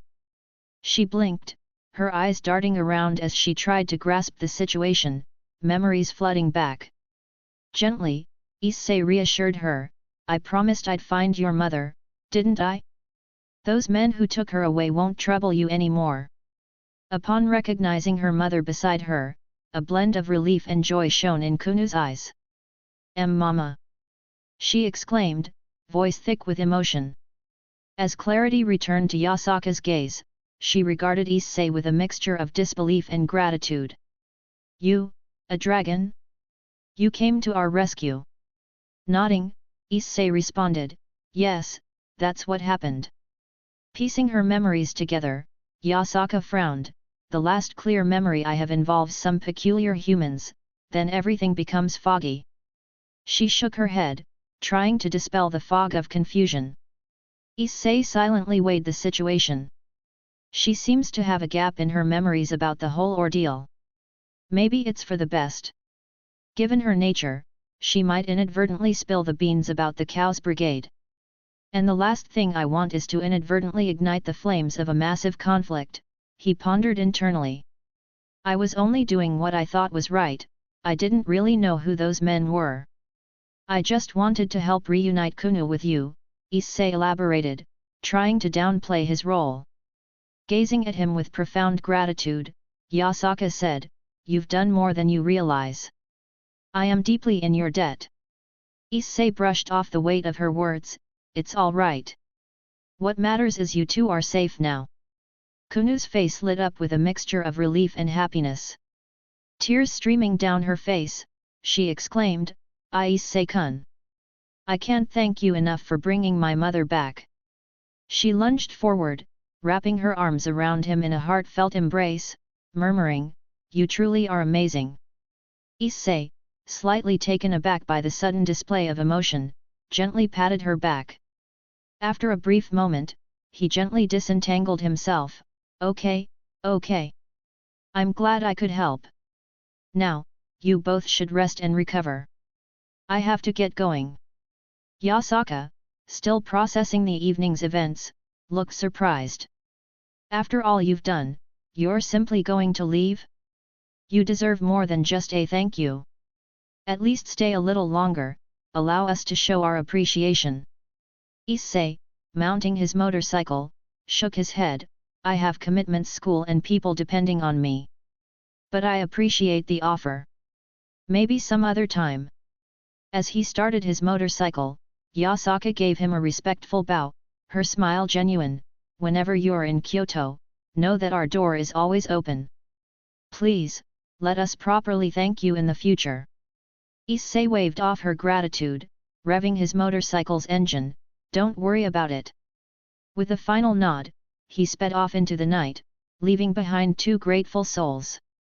Chapter 71, News Reporter. The opulent strains of a haughty voice echoed through the room, pulling Issei from the depths of his sleep. "You lowly commoner! Have you not realized that the sun graces the sky, heralding a new day? Your mistress grows impatient. A refined lady such as I requires the unwavering service of her attendants, especially her most favored one." Blinking his eyes open, Issei squinted at the source of the voice, an alarm clock with a digital interface that showcased a young woman, her raven hair cascading in perfect curls, wearing an expensive-looking gown that hinted at a life of luxury. Each day, a different character emerged, designed to motivate or, in this case, annoy him out of bed. Rubbing his temples, Issei groaned, "I swear, I got barely any shut-eye." His bed, a mess of tangled sheets, bore testament to a restless night. A smirk formed on the digital maiden's lips as her eyes narrowed mischievously. If your intentions are to remain ensconced in that bed of yours, I might have to resort to less conventional methods. Don't test my patience. Rolling his eyes, Issei grumbled, of all the personalities, they had to go with a high and mighty Aja-sama today. With a swift motion, he silenced the alarm. Letting out a long yawn, he stretched, his muscles aching in protest. It was the beginning of another day, and there was a lot on his plate. With Zenovia and Irina's transfer procedures nearly finalized, he anticipated their admission to Kuoh Academy any day now. Although he hadn't personally seen the completion of the formalities with Sana, Issei held a strong hunch that the meticulous devil girl had wrapped up the remaining details. The only thing that remained was the matter of uniforms. He wondered if the duo had gone shopping while he was away in Kyoto. Stepping into the cozy expanse of his living room, Issei was greeted by an unexpected yet pleasant sight. Zenovia and Irina stood next to each other, attentively assessing their respective outfits in the reflection of a tall mirror leaning against a wall. Their striking appearances were heightened by the pristine Kuoh Academy uniforms they donned, the crisp blazers and neatly pleated skirts adding to their charm. A sigh of relief escaped Issei's lips, so they did manage to get those uniforms while I was away. One less thing to worry about, he mused. Both girls, sensing his presence, turned their gazes towards him, their faces lit up with a mixture of eagerness and apprehension. The room's atmosphere thickened with anticipation, and Zenovia, her teal eyes shining with curiosity, broke the silence. Issei, what do you think? Do they suit us? Issei's gaze swept over them, a fond smile playing on his lips.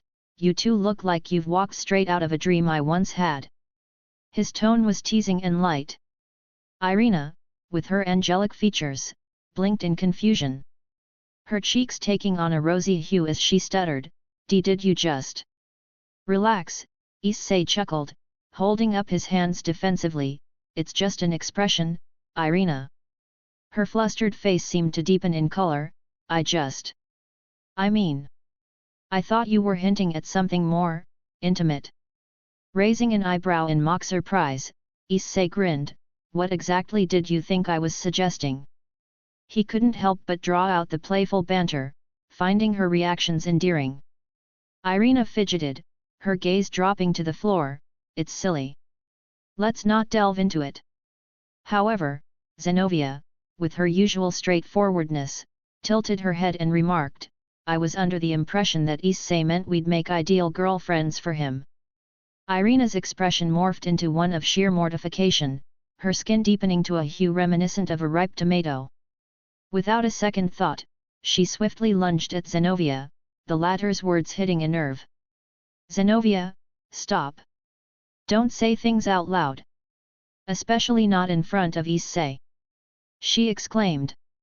But I thought it was obvious that you liked. Zenovia began to retort, but was abruptly cut off as Irina's hand covered her mouth in a desperate bid to silence her. The two grappled momentarily, causing a minor commotion as they tumbled onto the plush living room rug. Issei, ever the observer, shifted his attention from the playful wrestling match to a neatly stacked set of papers on a nearby table. On closer inspection, he recognized them as transfer documents and class schedules. The sight raised his eyebrows in surprise, and a hint of suspicion crept into his eyes. I don't remember bringing these back, he mused aloud, intentionally loud enough to divert the two girls from their playful scuffle. The moment his voice reached them, their movements halted, and they promptly regained their composure. Both girls, their uniforms now slightly ruffled, approached Issei with hurried steps. Irina, brushing back a stray strand of hair and clearing her throat, began, well, there was this devil girl who stopped by last night while you were out. She had short, ebony hair, glasses that seemed to accentuate her serious demeanor, and let's just say she wasn't too pleased with your absence. Zenovia chimed in, her tone contemplative. She radiated an air of authority, almost as if she had a bone to pick with you. It's odd, but she didn't seem to warm up to us either. Given our background as exorcists, I would have expected a reaction, but it felt like she couldn't or perhaps chose not to recognize our origins. Try, so she brought them over here herself, hey? Did she even ask about my whereabouts? Issei pondered aloud, a mix of curiosity and concern furrowing his brow. Observing Issei's reaction, Zenobia and Irina exchanged fleeting glances before breaking into laughter. The sight of the typically reserved Zenobia chuckling was an unusual one, and she took a step towards the television, her fingers poised to bring it to life. Meanwhile, Irina leaned in closer to Issei and, with a teasing grin, remarked, "Oh, come on, Issei. Everyone already knows where you were last night, it's practically headline news." Issei's eyes widened in disbelief, his shock palpable as he approached the television with quick strides. The screen illuminated, revealing the news broadcast that had captured his attention. Street racing in Japan, a minor nuisance or a gathering storm endangering society. The news anchor's voice carried a weight of concern as they delved into the latest report. In a startling turn of events, the city of Kyoto bore witness to a high-stakes motorcycle race last night, pitting rival factions of the Yakuza against each other in a dangerous showdown. Sources identify the enigmatic participants by their aliases Mr. Black and the infamous Red Dragon of Kuoh. The footage shifted, revealing glimpses of the chaotic race intertwined with images of sleek, powerful motorcycles. The tension in Issei's chest grew as he recognized the very scene that had consumed his previous night. With eyewitnesses coming forth, details of the race are beginning to surface, the reporter continued, their tone grave.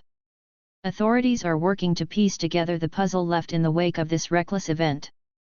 Local police have pieced together parts of the race and have captured images of these two riders and their motorcycles. A news reporter announced. Chapter 72, Who was that rider? Issei's eyes widened in a mixture of horror and disbelief as the television screen displayed a high-resolution photograph of him and Kuoh, frozen in the adrenaline-pumping moment just as the death-defying race had kicked off. Their helmets were securely fastened, offering a small but significant layer of anonymity, yet the camera had captured an unnervingly clear shot of his motorcycle, every logo and detail illuminated in vivid color. The identities of the racers involved in this mysterious event remain unknown at this time, the news anchor intoned, her voice filled with a dramatic blend of gravitas and intrigue. Moreover, both the motorcycles they were riding are unregistered, adding another layer of complexity to an already baffling situation. Local officials and law enforcement agencies in Kyoto have reported widespread destruction along the race route, the cause of which is yet unidentified. The channel transitioned to a chaotic scene on the streets of Kyoto. The backdrop was a swirling symphony of flashing police lights, the orange vests of construction workers darting in and out of frame, and the grim visages of firefighters surveying the inexplicable destruction. Amidst this tableau, the reporter thrust her microphone toward a man who looked to be in his late 40s, his eyes wide and his expression an indescribable amalgamation of fear, confusion, and awe. "I was just working, minding my own business, when all of a sudden, I heard this earth-shattering roar like a pack of lions crossed with a tornado," the man exclaimed, his voice tinged with incredulity. "I didn't see any motorcycles whiz by, but in an instant, windows in all the stores around me just shattered into 1,000 pieces as if hit by some invisible force. Cars, not just one or two, mind you, were literally flipped over, landing on their roofs or sides. It was like a scene straight out of a sci-fi action movie. And fire, don't even get me started on the fire. It was snaking its way along the asphalt, as if tracing the path of these invisible hell riders." The reporter narrowed her eyes, her gaze searching as she posed her next question. "Given what you just described, how do you think motorcycles could be responsible for such widespread, seemingly supernatural destruction? Can any conventional explanation suffice?" The man leaned in closer to the microphone, his voice rising an octave as he practically shouted, "Conventional explanation? Lady, there's nothing conventional about this. Those bikes, or whatever they were, must be armed with some high-tech military-grade weaponry or some kind of futuristic technology. 'Cause I heard them, clear as day, but I didn't see a thing. They're like ghosts on wheels, leaving destruction in their wake. The camera transitioned smoothly back to the news studio, where the anchor sat behind a polished desk cluttered with papers, her face wearing a complex expression of concern and disbelief. She shook her head as if trying to dispel the gravity of the unfolding situation before speaking. It's fortunate that no lives were lost in what some are calling a death race, but that doesn't negate the severe consequences, she began, her eyes meeting the camera squarely. Dozens of people have been reported injured, many seriously. The damage to public and private property is extensive, and the impact on the community is immeasurable. As you can imagine, the police are mobilizing on a large scale to investigate the incident. She paused, letting the weight of her words hang in the air. In a somewhat unexpected turn of events, law enforcement agencies are vigorously investigating potential links to organized crime syndicates, specifically the Yakuza. While this is a plausible line of inquiry given the sophisticated level of destruction, their progress has been disappointingly slow, to say the least. The screen then cut to a pre-recorded segment featuring the police commissioner. Standing against a backdrop of official insignia, his uniform adorned with multiple badges signifying rank and service, he looked both stern and weary. "We're employing every available resource to uncover the truth behind this unsettling and destructive event," the commissioner declared, his eyes flicking momentarily to a piece of paper in his hand before locking back onto the camera. "However, I must candidly admit that, as of now, we have yet to establish a conclusive link between this act and any specific Yakuza family or branch. Our detectives are working around the clock, pursuing multiple leads, analyzing forensic evidence, and collaborating with intelligence agencies." His face hardened, as if steeling himself for the statement he was about to make. "We will leave no stone unturned. But until we have concrete evidence, attributions would not only be premature but also potentially misleading. We will update the public as soon as substantial progress is made in this high-stakes investigation." Issei felt the insistent buzzing of his phone breaking into his troubled thoughts. He glanced down at the screen, his eyes skimming over the text message that had just arrived. It read, "Impressive work on winning that race, Hyudu. You've scored us a hefty sum and some much-needed street cred. On the flip side, you've also brought us a tsunami of negative press. Bad for business, kid. We're greasing some palms within the police force to divert their attention, but let's just say your anonymity is on thin ice. Might be a good idea to garage that motorcycle for a while, eh? As for your share, consider it direct deposited. Your contact at the shop was quite helpful. And don't worry about any banking red flags, we've taken care of it." For a moment, he considered typing out a response but then thought better of it, lifting his gaze to meet Irina and Zenovia's eyes. Both of them wore expressions that were a complicated blend of amazement, concern, and something he couldn't quite place. "So, you're moonlighting as an illegal street racer now? Winning fortunes on the side?" Irina inquired, her lips curling into a smirk that surprised Issei. He had expected a more condemnatory reaction from her. Zenovia, her brows raised, chimed in with her own curiosity. "Who was that mysterious competitor, Mr. Black? It's not often someone gives you a run for your money."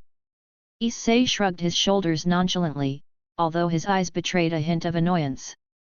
"Just another dragon with too much time on his hands. It doesn't matter." At this, Irina's expression shifted subtly, from amusement to a more serious, almost concerned look. "Another dragon? What was his motive for racing, then? Any idea?" Chapter 73, Saw Her Show on TV. Issei sighed, his own face mirroring Irina's newfound seriousness. "Most dragons are adrenaline junkies, constantly chasing the next high, whether it be in the form of a battle, a treasure, or in this case, a high-stakes race. The thrill of it, the challenge, the prize, it's like catnip to them. But we're getting sidetracked. We need to leave soon if we're going to make it to school on time. So, what's the plan, Issei? Trekking on foot, or should we opt for public transit?" Irina questioned, her voice tinged with a subtle blend of curiosity and concern. Issei flashed a mischievous grin, clearly enjoying the intrigue. Why speculate when you can experience? You're both riding with me. With that, he pivoted and made his way towards the garage.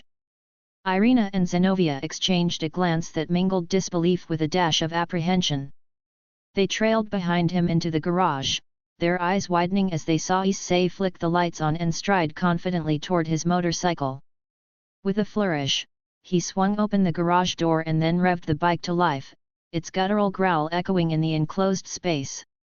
Easing the machine out onto the driveway, he looked over his shoulder at the two girls. Well? Are we doing this or not? Irina hesitated, clearly wrestling with her sense of caution. Issei, you're already under a cloud of suspicion. What if someone recognizes this bike or us and decides to alert the authorities? Issei scoffed, a rebellious glint in his eyes. What are they going to do? Slap cuffs on me right in the school parking lot? Get on. Somewhat reluctantly, the two girls approached the bike. This time, it was Zenobia who took the seat closest to Issei. She slid her arms around his waist, gripping him as though preparing for an imminent roller coaster ride. As her chest pressed against his back, she felt a tremor of excitement ripple through her body. You know, Zenobia mused, her voice tinged with an offhand enthusiasm, I could definitely get accustomed to this sensation. Irina, who had just settled herself on the bike behind Zenobia, looked slightly annoyed. Accustomed to what, exactly? There's no need to latch onto him like he's some life raft. I've got space here, you know. Before the banter could escalate, Issei twisted the throttle abruptly, rocketing them out of the driveway with a force that had both girls emitting involuntary shrieks.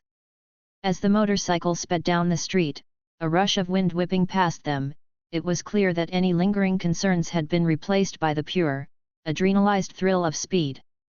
But beneath that thrill, unspoken yet palpable, lay the complex interplay of feelings and fears that the day's earlier events had stirred up a tapestry of emotion they would all have to navigate in the uncertain days ahead. Kuoh Academy's campus loomed ahead, its familiar facade doing little to quell the apprehension gnawing at Issei's stomach. I've made headlines in both the underworld and Japan now. This week is going to be a whirlwind. At least Mom and Dad are still out of town, one less thing to worry about, he mused inwardly. As Issei maneuvered his motorcycle into the school's entrance, he felt as though he had just stepped onto a stage. The air seemed to thicken with palpable tension as heads swiveled en masse toward him. Students, many of whom were rushing through the gates to make it to their first class of the day, suddenly paused, their eyes widening in disbelief. It wasn't just the spectacle of Issei arriving on a motorcycle that caught their attention, it was also the sight of Irina and Zenobia clinging to him, awkwardly seated behind him on the same bike. Choosing to ignore the collective gaze, half curious, half judgmental, he guided the bike toward his customary parking spot. As he did, his eyes met those of Valia and Tiamat, who had been standing there as if expecting him. The smirks they wore were not just amused but borderline gleeful, making it clear that they were privy to his recent escapades. Issei dismounted, his face a calm mask, though internally he braced for the forthcoming interaction. Zenobia and Irina, visibly relieved to be back on solid ground, gingerly stepped off the bike. They cast uneasy glances at the crowd that had now, unabashedly, turned into spectators. It was as though the entire student body had paused to see how this scenario would unfold. Wasting no time, Tiamat approached Issei, her grin almost predatory in its width. Saw your little primetime feature on TV last night, Issei. Quite the spectacle you put on. Issei's eyes briefly swept the crowd as he responded to Tiamat, catching the wavering gazes of onlookers. It was as if they thought meeting his eye would somehow invite calamity, they'd look away or glance downward hastily, as if he were some gorgon whose stare could petrify. I can't say I'm surprised, he finally spoke, redirecting his attention to Tiamat. Tiamat's grin persisted, curving her lips in an almost wolfish delight. You've become something of a celebrity, both in local circles and the underworld. Quite the day you had yesterday, wasn't it? His eyebrows arched in mild confusion. Excuse me. Tiamat erupted in laughter, seemingly unable to contain her amusement. You in a raiding game, Issei? Now that's what I call unexpected entertainment. A flicker of surprise crossed Issei's features. You watched that too? The Gremory vs Fenix game. Absolutely, Tiamat affirmed, still grinning. I follow nearly all the raiding games. Seeing you out there, particularly when you called that Fenix fool a moron for picking a fight with a dragon, that was the highlight for me. You've always had the fire of a powerful dragon, which is why you fit right in with us. Issei maintained a composed facade, though internally he was genuinely taken aback. I see, he replied, the words emerging more as a contemplative murmur than a statement. A flurry of thoughts cascaded through his mind. Good thing I didn't bring out my boosted gear during the raiding game. That would have been complete overkill, sure, but more critically, it would have drawn even more attention to me. If Kuoh could sense it during our race, there's a high chance Tiamat might have noticed it too. I can only hope the media footage didn't capture any specifics during the actual race. Chapter 74, You have a talent for attracting girls. Riser Fenix isn't high tier or anything, but I doubt any of the pushovers around here could beat him in a fight. Why'd you help Gremory out anyways? Vali asked. Issei exhaled a thoughtful sigh as he faced Vala's inquiry. The whole situation was a bit complex. I wanted to help my friends, Zenobia and Irina, transfer into Kuoh Academy. Sana Satrai, our student council president, offered to assist but had a condition: she wanted me to represent Rias Gremory in her raiding game against Riser Fenix. I was reluctant at first, but then Fenix's arrogance rubbed me the wrong way. Vala's eyes narrowed slightly, as if piecing together a puzzle. Ah, so these are the friends you mentioned, the ones staying with you? Exorcists, right? I must admit, I was picturing something less alluring. Issei nodded and turned slightly, gesturing toward the two young women standing behind him. Meet Irina Shadu, a childhood friend, and her best friend Zenobia Quarta. Irina scanned Vala and Tiamat, a note of cautious curiosity marking her features. And who are these people, Issei? You've never mentioned having such, let's say, visually striking friends. Vala smirked, clearly pleased by the subtle compliment. Flattered, truly. Issei filled in the gaps. These are Vala and Tiamat. They're acquaintances, let's say, from another circle of my life. Irina's eyes widened dramatically at the name, a flicker of astonishment overtaking her expression. Tiamat? As in Tiamat, the Chaos Karma Dragon. Her voice tinged with awe and trepidation. Irina seemed to re-evaluate the situation entirely, as if suddenly realizing the depth of the waters they were all wading in. The social dynamics were growing more intricate by the moment, each introduction weaving a more elaborate tapestry of alliances, rivalries, and histories. It was like a game of multidimensional chess, and Issei felt acutely that he needed to tread carefully lest he tip over a piece that could set off a cascade of unintended consequences. Tiamat couldn't suppress a pleased smile at Irina's recognition. Ah, you're well informed. Yes, I am a Dragon King, or more accurately, a Dragon Queen. Titles can be so cumbersome, don't you think? Irina seemed caught between awe and apprehension. Titles or not, it's no small matter to be in the presence of a Dragon King or Queen, in this case. Issei exhaled, rolling his eyes a little. Don't inflate her ego, Irina.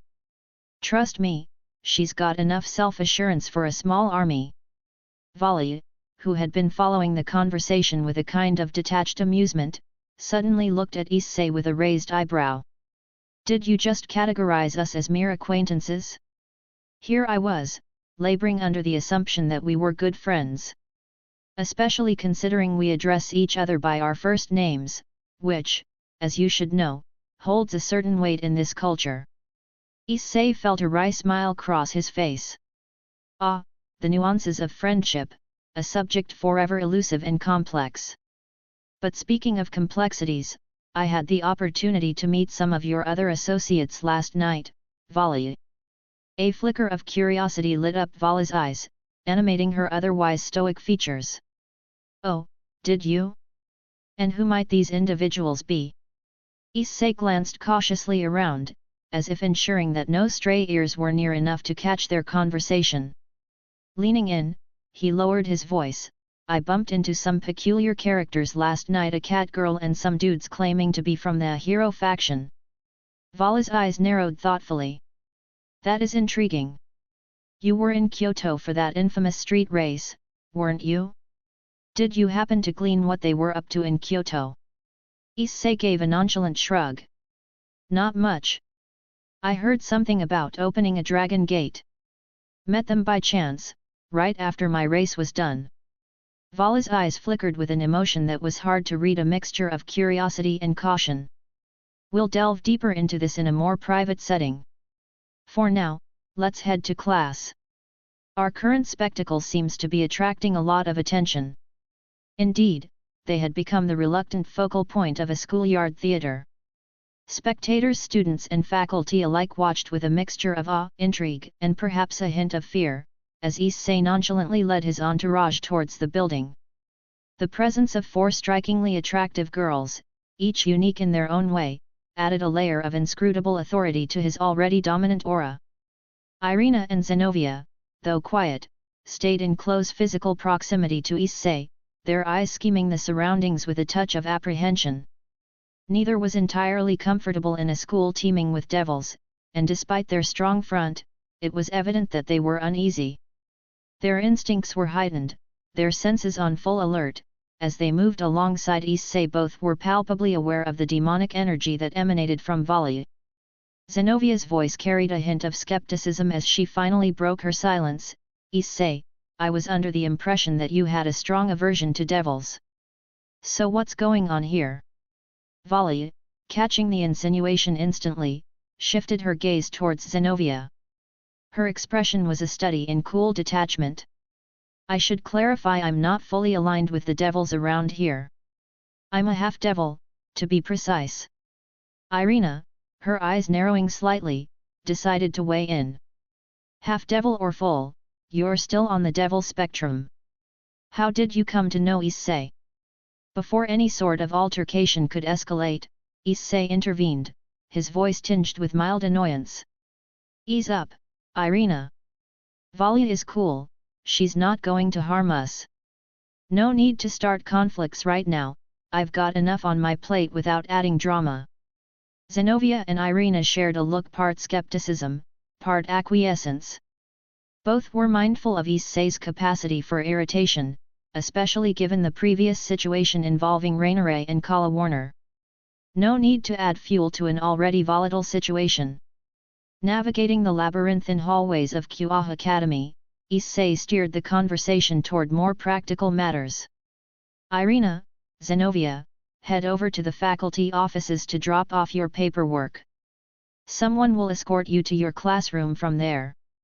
I'll catch up with you guys later. All right, Irina murmured, her voice tinged with a trace of apprehension. Issei gave them both a gentle nudge in the direction of the faculty offices before they hesitantly parted ways. As Irina and Zenovia receded into the distance, Issei felt Tiamat's laughter bubble up beside him. You have a talent for attracting an interesting circle of females. Are you assembling some sort of harem? Issei shrugged, the corners of his mouth lifting into a wry smile. They're friends. They're on some sort of mission dealing with fallen angels or the like. Honestly, the specifics don't concern me too much. They're staying with me for a while, and that's pretty much the extent of it. Chapter 75, Time? You think we have time? Tiamat wore an impish grin as she prodded, just friends, you say? 2 attractive girls not only attending the same school as you but also living under your roof? Quite the peculiar definition of just friends, don't you think? Issei rolled his eyes, exuding a weary patience. Yes, they're just friends. And let's not forget they're humans, so I'd appreciate it if you didn't give them any special attention. Vala's voice interjected, carrying with it a note of mild curiosity. If they're going to be students here, I take it this isn't a short-term arrangement? How long do you plan to let them stay with you? Issei shot her a look that was equal parts dry and incredulous. Why do you care? And while we're on the subject, why are you two still attending this school? Vala crossed her arms, a slight smirk accentuating her features. Oh, the same reason you are to soak up knowledge, she said, the irony almost dripping from her words. Issei snorted dismissively. Please, spare me the pretense. As for Irina and Zenobia, they'll probably finish their high school years here. Irina used to live next to me, and I think her old house is still on the market. Might as well buy it for them so they can have their own space and give me some peace. Vala's eyebrows arched upward, a sense of genuine surprise breaking through her usual composure. You're going to buy them a house? That's quite the generous move. Not something I'd expect from you, Issei. Tiamat chuckled, the sound rich with a mix of surprise and amusement. Buying them a house? Now that's a level of commitment I wouldn't expect. Maybe you should consider showering us with such acts of unexpected generosity. A dragon queen could get used to that sort of attention, you know. Issei looked at Tiamat, his expression as flat as a tabletop. Let's get one thing straight, I'm fine with being friendly, but there's no affection here, okay? I won a sizable sum from that race. Buying a house next to mine for them to use as pocket change. Let's not make this into a daytime soap opera. Tiamat's grin stretched wider across her face. Embarrassed, are we? One only gets defensive if there's something to hide. Issei exhaled a long sigh, the air seemingly carrying his patience with it. Why do you have this insatiable need to be annoying? Tiamat chuckled, the sound tinted with genuine amusement. Lighten up, Issei. When I'm with the devils, I have to maintain this unapproachable, stoic persona. You should feel special. With you, I can let my hair down. That's dragon camaraderie for you. Issei shrugged, indifferent. If you say so. Just then, the voice of Ddraig, the Red Dragon Emperor, resounded in his mind. You might not know this, but this is a form of courtship among female dragons. They provoke to elicit a dominant response from the male. I suggest you ignore it if you are not interested. Issei's mental gears shifted into overdrive. Wait. You're telling me her being annoying is some twisted form of flirting? Is she like a tsundere dragon or something? Ddraig responded with an awkward, almost embarrassed, groan. More or less, but it's more complex than that. It's a ritualistic form of provocation designed to incite you into asserting your own power. And yes, Tiamat has her quirks, she's somewhat unpredictable. Internally, Issei shook his head, his thoughts tinged with both disbelief and a sliver of amusement. Great, just what I needed, a dragon with a confusing courtship ritual acting like a high school crush. Issei found himself caught in a mental tug-of-war, part of him intrigued by Tiamat's enigmatic behavior and another part wary, given Ddraig's cryptic warnings. Well, if she does try to kill me later, at least life won't be boring, he mused sarcastically. All right, now that we're free from prying ears, it's time for some explanation, Vala declared, breaking Issei's internal contemplation. Time? You think we have time? Tiamat retorted, flicking a glance at her wristwatch as if the accessory could emphasize her point. Classes are about to begin. Vala nonchalantly shrugged. Then consider this an unscheduled educational detour. There are things Issei should know.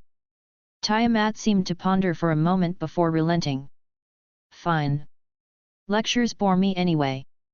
At least this promises to be entertaining. The trio made their way not to a classroom, but to the school's roof. Upon emerging into the open air, the atmosphere seemed to change. It was as if the roof served as an unofficial sanctuary, free from the complexities and judgments that filled the hallways below. Vala paused, her eyes sweeping across the horizon as if searching for something intangible. The sky stretched out, endless and unobstructed, a vast canvas upon which the setting sun began to cast its golden hues.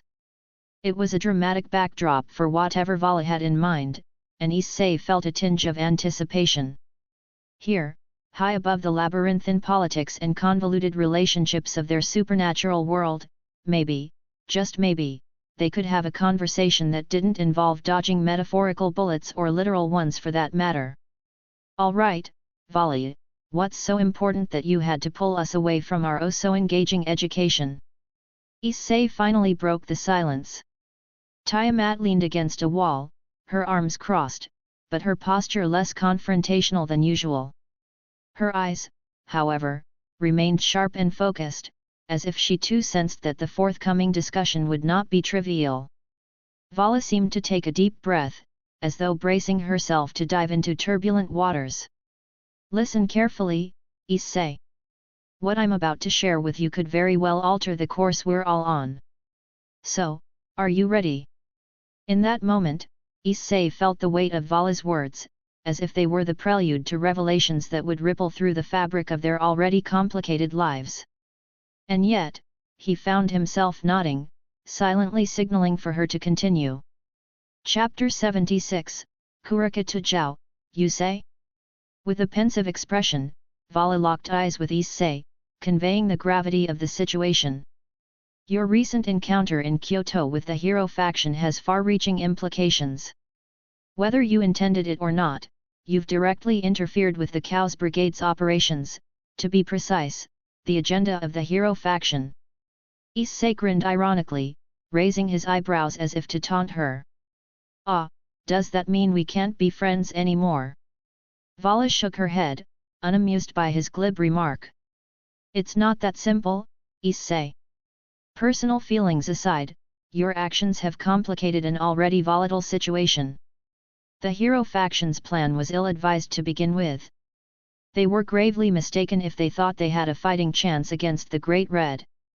More concerning, however, is the political ramifications of their kidnapping scheme. Had they been successful, the fragile peace we currently maintain could have shattered, escalating into all-out war." Issei leaned against the railing, crossing his arms as he processed Vala's words. "I get that it's a complicated web. But, what I'm curious about is the hero faction itself. They appeared human, so what are they doing tangled up with supernatural politics? What's in it for them being in the Chaos Brigade and associating with Oppais?" Vala took a deep breath before responding, as if measuring her words carefully. "The hero faction is, indeed, an all-human operation. They share an antipathy for anyone who isn't human, be it devils, angels, or any other non-human entities. They've allied with the Chaos Brigade as a means to an end, leveraging the group's resources and influence to wage their personal war against other mythologies and factions." She paused, her eyes narrowing. "As for their alliance with Oppais, that's a rather tenuous connection. While I don't know the intricate details of their pact, I can say it's an alliance of convenience, with both parties sharing mutual enemies. Oppai's overwhelming power acts as a sort of deterrent. It discourages the hero faction from betraying the Chaos Brigade. And in turn, her presence offers them some semblance of protection against other powerful entities. It's a fragile equilibrium." Skeptical, Issei continued, "So, if the hero faction generally doesn't associate with non-humans, how do you explain their collaboration with a cat girl and a dragon last night?" Vala shook her head as if puzzled herself. "It's highly uncharacteristic for the hero faction to collaborate with non-humans. That's a new development." Just as she was about to expand further, Tiamat interrupted with an intense gaze, her eyes practically glowing. "A dragon? You're saying a dragon was with them? Who was it?" Issei hesitated for a moment, unsure whether to share the full truth. He decided to fib a little. "I couldn't tell for sure who it was, but there was definitely a dragon involved." The eyes of the blue dragon narrowed, her scales seeming to shimmer with restrained energy. "Describe him." "Well, He had a mix of black and blonde hair, different colored eyes, and looked like a foreigner, not that different from you two, Issei offered. Recognition dawned on Tiamat's face, her eyes widening in disbelief. That sounds like Kuoh. You can't be serious. You're telling me he was the one they call Mr. Black? You actually raced against Kuoh? Issei gave an ambivalent shrug. Could be. I have no idea who this Kuoh guy is, anyway. Tiamat's eyes burned with a mix of disbelief and annoyance. You really have no clue, do you? Kuoh is not just any dragon. He is immensely, frighteningly powerful. And when I say powerful, I mean it. He is reputed to be the most formidable among the evil dragons. The fact that he was there, working with the hero faction, is a game changer. You have to understand how significant that is. Vala paused, furrowing her silver brows in contemplation. Cao working with Kuoh does perplex me. They're both dominant personalities with their own agendas. Neither would easily bend to the will of the other. Tiamat picked up the thread of the conversation, her azure eyes thoughtful. The only reason for Kuoh to work with Cao's hero faction that comes to mind would be to achieve a mutual objective, such as opening the Dragon Gate. Still, given the abilities of the hero faction, they shouldn't have needed his firepower, unless they were expecting extraordinary resistance from Yasaka. Vala nodded, lost in thought. Exactly. The hero faction isn't a group of weaklings, especially not with Cao at the helm. The presence of Kuoh in their ranks is a perplexing anomaly. Something bigger might be at play here. Issei, piecing together the information he had, ventured an idea. Since all these sub-factions within the Chaos Brigade ultimately report to Oppai's, could she be the one pulling the strings? If the alliances are as tenuous as you say, maybe Oppai sent Kuoh as an enforcer or a watchdog to keep Cao and the hero faction in line. Vala's eyes widened ever so slightly, as if she hadn't considered that angle. You might be onto something. If Oppai is uneasy about Cao's loyalty or objectives, dispatching Kuoh would be a very effective way to keep tabs on him. Kuoh is one of the few beings that could actually intimidate or keep Cao in check. Switching gears, Issei raised another question that was bugging him. So, if the hero faction is predominantly anti-supernatural beings, why would they be working with a Nikomata? A devil cat girl doesn't exactly sound like their cup of tea. Vala and Tiamat exchanged glances, the unspoken acknowledgement that this web was more tangled than they had initially thought. Vala finally spoke, that's another peculiarity that doesn't sit well with me. A Nikomata in the ranks of the hero faction would be like a wolf among sheep. Either they have a very compelling reason for her involvement, or we're missing a critical piece of this puzzle.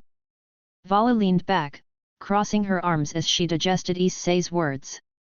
Kurika Tujao, you say?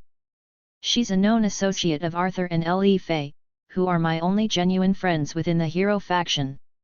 They must have vouched for her, considering Cao's usual stance on non-humans. Kurika's expertise in yokai magic would have been invaluable for dealing with Yasaka, which likely made her an exception to the rule. Chapter 77, You have ties with Archangel Gabriel? Issei clenched his fist so tightly that it audibly cracked, veins bulging on his forehead. Well, she better steer clear of me if she wants to avoid trouble. She snatched the girl right out of my hands and had the gall to be condescending about it. I couldn't care less if she's in your circle of friends, Vala. If she crosses me again, I'll make sure it's the last mistake she makes. Tiamat eyed him, a flicker of genuine curiosity piercing through her usually teasing demeanor. You're usually so hot-headed, Issei. It surprises me you didn't resort to fisticuffs right then and there, especially given your ignorance about their identities. Issei shook his head, his eyes narrowing. Don't get me wrong, the urge was there. But at the end of the day, some battles are just not worth fighting. It's not about proving something to them, it's about choosing the conflicts that matter. They're not worth my time or energy, as much as I'd love to wipe those smug looks off their faces. My restraint doesn't mean I'm weak, it just means I'm picking my battles wisely. Issei's internal dialogue continued, bouncing off the walls of his mind like an echo in a canyon. Taking on Kuoh would have definitely forced me to bring out the boosted gear. And I'm not sure I'm ready to show that card yet, he mused inwardly. Ddraig's mental voice chimed in, sage-like but tinged with concern. Be prepared, Issei. The more you interact with these groups, the more your cover stories start to crumble.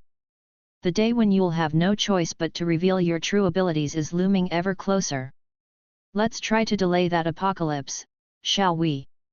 Can't they just give me a break till I'm out of high school? It's like I'm a magnet for trouble.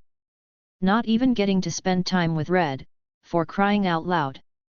Issei's thoughts swirled with a mix of frustration and longing. Ddraig added another layer of gravity to the situation. You better not miss Red's 4-portal explosion stunt, you know. If you're not there to stop him, he'll obliterate the earth, heaven, and hell. That struck a nerve with Issei. If it weren't for my folks and a handful of people I actually care about, I might just let him. But the stakes are too high. I have to come clean at some point, maybe even use it as a scare tactic to keep these miscreants at bay. Especially when it comes to protecting Red.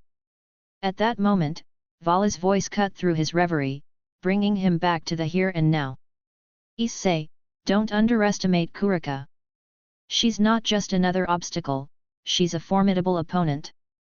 Picking a fight with her, CAO, and especially Kuoh would have been a fool's errand. Kuoh is the strongest of the evil dragons, even Tiamat and I would have a hard time taking him down. You were wise not to engage them. Issei looked up, locking eyes with Vala. In that moment, the weight of their circumstances seemed to hang in the air, heavy as lead. Despite their snide remarks and competitive nature, there was a begrudging respect there, an acknowledgement that they were all navigating a treacherous labyrinth of powers, allegiances, and ancient grudges. It was a brief moment of clarity, but one that impressed upon them the dire consequences of a single misstep. Issei let out a distant sigh, arms crossed, eyes looking beyond the rooftop to the horizon. You're right, fighting them would have been a one-way ticket to the afterlife for me. I think my instincts told me the same. So, instead of a showdown, I opted for a different approach. Vala looked puzzled, her silver hair framing her face as she shook her head. Different approach? What, did you recite poetry to them? I can't imagine the hero faction or any of its allies just casually backing down.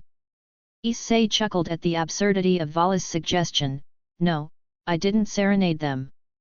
But, I did leverage the situation to my advantage.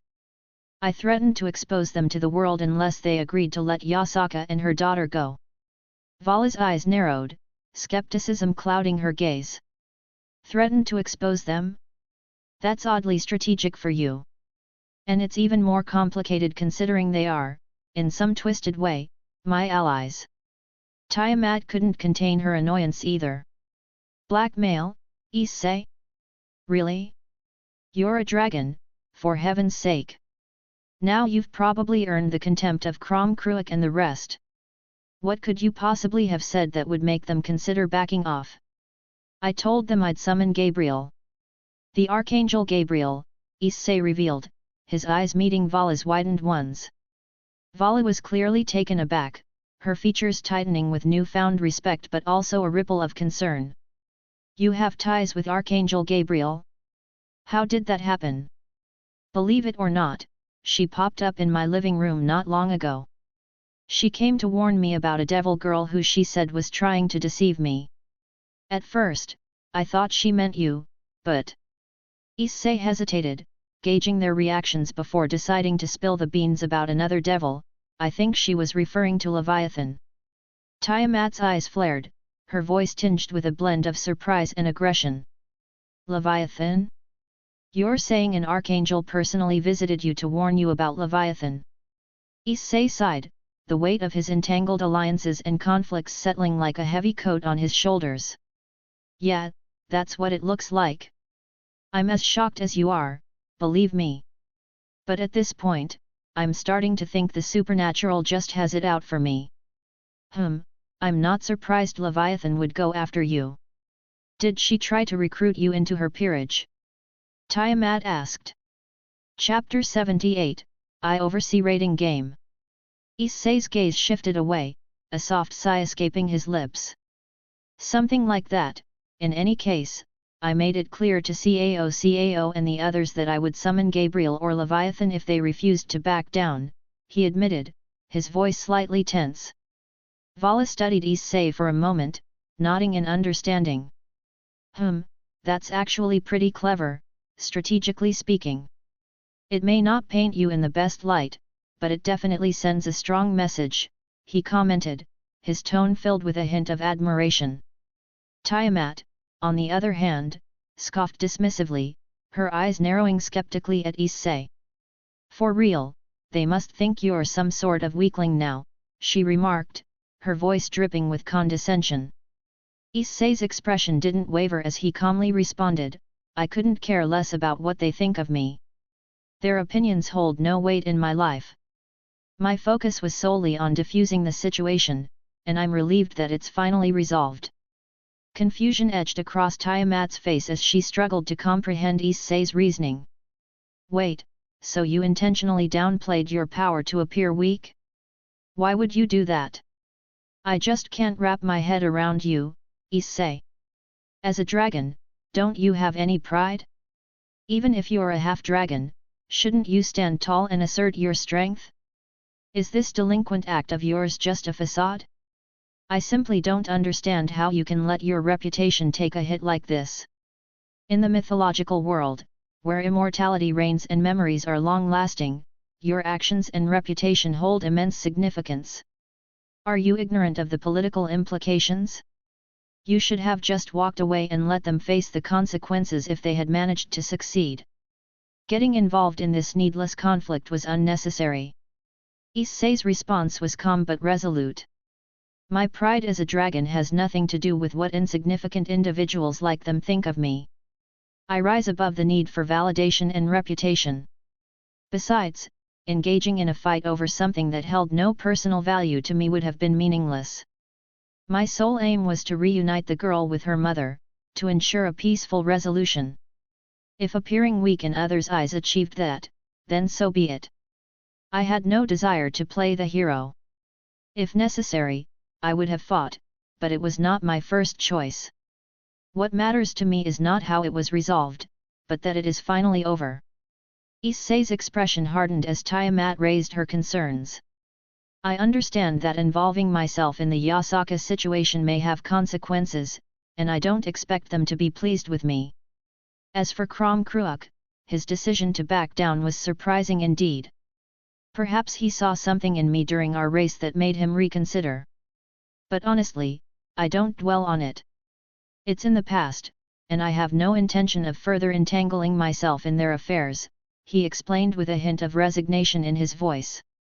Vala, his gaze thoughtful, interjected with a question. Issei, if you claim to not care, then why did you go out of your way to help Yasaka's daughter? What motivated you to get involved in the first place? Issei's eyes softened as he recalled his encounter with the young girl in Kyoto. I stumbled upon her by chance, thinking she was just a girl who had lost her parents. It wasn't until later that I discovered the political kidnapping aspect. I couldn't bear to abandon her in such a dangerous situation. Despite all my flaws, I have a heart, and I couldn't turn my back on someone in need, he admitted, a touch of vulnerability creeping into his voice. Vala nodded, his demeanor changing to a more serious tone. Well, I'll vouch for you if the hero faction tries to cause trouble again. However, I urge you to maintain good relations with the Cows Brigade. It would be unwise for you to get caught on the wrong side of the conflict when it inevitably erupts. You were fortunate to emerge relatively unscathed from the recent situation. Issei's response lacked enthusiasm as he replied, noted. I'll keep that in mind for next time. Vala then shifted his attention to the matter at hand. Well, I suppose we should head back to class now. We wouldn't want to create an even bigger scene upon our return. Are you two coming? He called out, glancing back at Issei and Tiamat. Issei and Tiamat exchanged brief glances before nodding in agreement. Yeah, let's go, Issei responded, a slight weariness in his voice. The three of them made their way back to the classroom, their thoughts swirling with the events that had unfolded and the challenges that lay ahead. In a minute, Volley. Since we're here, I wanted to talk to Issei about the rating game, Tiamat replied to Vala's request, her voice holding a hint of determination. Vala glanced at Tiamat and then at Issei, a curious smile playing on his lips. Dragon stuff, hey? Well, I suppose I'll leave you two to it then, he said, giving them a knowing look before he turned and made his way back to class. Issei and Tiamat now stood alone, the weight of unspoken words hanging in the air between them. Issei's eyes bore into Tiamat's, silently urging her to break the silence. Seconds turned into moments, stretching the emptiness of the corridor. Finally, Tiamat mustered her resolve and spoke up, her voice carrying a stern tone. You should know, Issei, that everyone in hell is in an uproar about the rating game you participated in. Issei shrugged casually, feigning nonchalance. Yeah, I heard it was broadcasted for all of hell to see. Citri's servants filled me in. Tiamat's eyes narrowed, her gaze intensifying. But here's the secret, Issei. The reason why the devils haven't dared to start anything with me at this school is because I am the real judge of rating games. When I said I oversee them, I meant it in the literal sense. The Mu themselves know me personally, she revealed, her words carrying weight and importance. Chapter 79, Ajoka want me to introduce you to him. Issei tilted his head slightly, his curiosity now piqued. And what exactly is your point? A note of frustration crept into Tiamat's voice. My point, Issei, is that you and I are friends, and the high-ranking devils are aware of it. Ajoka Beelzebub, in particular, has been asking questions about you and our connection. He is suspicious of our relationship and your status as a powerful rogue dragon. He wants to understand why I associate with you and Volley, she explained, her words tinged with a deep sense of concern. Issei offered Tiamat a casual gaze, his tone dismissive. Relationship? That seems like a heavy word to use here. I wouldn't necessarily define what we have as a relationship. Tiamat's frustration was now apparent as she crossed her arms, her expression serious. Don't downplay it, Issei. Our friendship matters more than you think. The fact that Ajoka Beelzebub is questioning our connection means that the devils are beginning to take notice of your power and influence.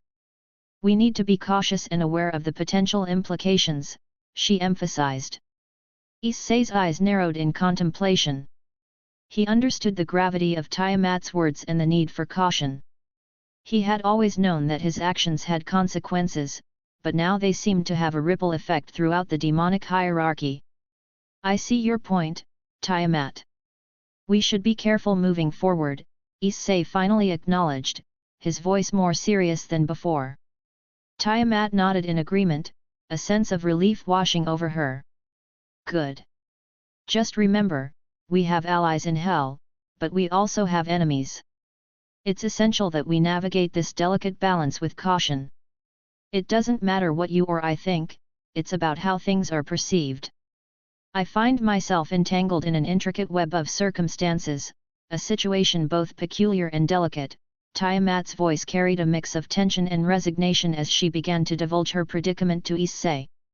The air in the room seemed to grow heavier with each passing word.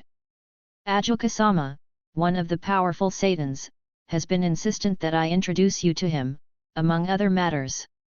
To sustain my facade and not arouse suspicion, I found myself with no alternative but to acquiesce and approach you on his behalf. Her words hung in the air, a weighty disclosure lingering in the room. Issei's curiosity, tinged with a sense of dread, prompted him to press further. What other matters? There's something lurking beneath the surface, isn't there? A shadow crossed Tiamat's features as she continued, revealing a layer of complexity that was far from comforting. You might not be fully aware of the intricacies, but the realm of dragons is intricately entwined with servitude and bindings. Virtually every significant dragon in existence is either in servitude to another entity or imprisoned within a sacred gear. In my case, I maintain a tenuous alliance with the current Mu, a relationship that they believe to be one of unwavering loyalty. Issei's eyebrows knitted together in a mixture of confusion and concern. If they perceive your loyalty as unshakable, then why this apprehension about your presence here? Tiamat's gaze was steady, though her unease was palpable. Allow me to elucidate. My power is considerable, and as you may know, both devils and angels are vigilant in monitoring the movements of potent entities. However, my allegiance is truly bound only to Ajoka Beelzebub, and this fact has raised suspicions among some of the other Satans and their factions. They may outwardly disregard my unbound freedom, but the dispatching of Leviathan to this vicinity betrays their anxiety regarding my proximity to two of their potential heirs. Issei's puzzled expression deepened. So, you're telling me they're not just wary of you, but they're also concerned about Vala's presence. Why? What have you communicated to them about me and Vala? Tiamat's response was measured, tinged with a hint of exasperation. I've revealed nothing substantial. I've merely stated that the two of you are my companions. Vala's background as a Lucifuge clan member is known to them, but they remain oblivious to any details beyond that. As for you, Issei, their focus is honed in on you with an intensity that speaks volumes. Following your recent raiding game, Ajoka-sama expressed a keen interest in recruiting you to join the ranks of the underworld dragons, a position analogous to mine. I offered to approach you, reassuring him that your intentions toward the devils of Kuoh were benign. Issei's response was unequivocal, his voice carrying a mixture of defiance and frustration. He can save his recruitment offer. Tell him I'm not interested. I won't be some puppet for the devils. Tiamat's eyes held a touch of empathy as she responded, her tone retaining its composed quality. You needn't be a puppet, Issei. The position wouldn't entail the extent of transformation that a former dragon king like Tannen underwent. It would position you much like me, temporarily aligned with the underworld forces, offering your abilities in their service. Issei's skepticism was unabated as he addressed Tiamat's intentions. And what about your plans to betray these devils in the future? You're maneuvering me into potentially siding with you in this impending conflict. Tiamat's laughter rippled through the room, a surprisingly light note amidst the weight of the conversation. Ah, observant as ever, Issei. It seems you caught on. Well, let me lay it out for you. The current Mu, I don't harbor any hatred toward them, but I won't remain subservient when the tide shifts. What I'm about to reveal, few know of it, and even fewer have the chance to make a choice about it.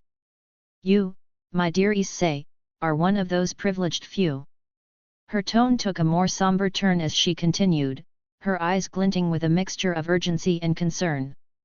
Now, I don't expect you to jump at the opportunity, but I believe you should have the option and a glimpse of what's on the horizon. Understand that my protection won't suffice if the full force of the underworld turns its attention toward you. Rogue dragons are viewed with suspicion, and your choice to stand alone will paint a massive target on your back. The hero faction, they'll be relentless in their pursuit of you, amplified by your recent exploits in the raiding game. Your newfound reputation has shattered any anonymity you once had. Leviathan, Beelzebub, and even Archangel Gabriel are privy to your identity. Your days of obscurity are numbered. You're an enigma without allegiances, a wild card, and that makes you a prime candidate for anyone with a vendetta. Chapter 80, well, I warned you. Tiamat, with her eyes illuminated with frustration, stared at the man standing before her. Listen carefully, Issei, she chided, heaving an exasperated sigh. What I don't want is to witness your life brutally snuffed out or, even worse, to see you caged within a sacred gear. Throughout the annals of history, nearly every dragon that has dared to retain their independence has found themselves confined to such ungainly artifacts, even the revered heavenly dragons and numerous dragon kings alike. I have evaded this pitfall simply because I am neither reckless nor daft. Rather, I possess the knowledge of how to best avoid being the target and cultivate allegiances. True, I hold no particular fondness for devils, Issei, but I must admit that their existence can be strategically beneficial, quite like shields. Seeing him still undeterred, Tiamat took a breath to compose herself. Is there even an iota of fear within you, Issei? Do you truly understand what could be awaiting you? Issei asked harshly. She chose her next words with caution. Listen, Issei, you may be brave, but that's not all it takes to survive. Speaking from extended experience, I'm attempting to safeguard your existence because you're dear to me. We dragons are few and threatened, so we must band together. Live much longer you won't if you persist down this path. You could find yourself dead or worse, confined to a sacred gear, she implored, hoping he would pay heed to her earnest warnings. Issei replied with his fury palpable in his tone, there's a substantial contrast between your version of freedom and mine. Mine doesn't involve genuflection. It's a mindset, an existence shorn of fear. You persistently preach about what it means to be a real dragon. But the final judgment of who is rightfully a true dragon will be evident in the end. If these damned creatures even dare to pursue me, it'll be their final regret. Even if internal demise is my ultimate fate, at least, I will fall as an authentic dragon. Empathy twinkled in her eyes at his passionate response. While your courage is admirable, Issei, it precisely mirrors the sentiment echoed by Albion and Ddraig moments before they were imprisoned in sacred gears. Could you genuinely consider my advice? Vala's and my protection can only withstand so long. A catastrophic war is on the horizon, she cautioned fervently as he tried to walk past her. Issei paused and turned slowly to face her. I do value your concern, Tiamat, but it won't sway my resolution, he declared with conviction. Tiamat felt a pang of disappointment. So, your plan is to maintain a neutral position and continue your rogue streak. Indeed, why not? I intend to at least complete my high school education first. Can't a man have his priorities? Issei volleyed back with a roll of his eyes. Very well, have it your way, but remember you were warned. Now let's not be late for our class. Tiamat exhaled heavily in resignation, falling into step behind Issei as he strode back into the confines of the classroom. After their debate conversation, Issei and Tiamat, who emanated a strong aura of irritation, finally settled in their classroom seats.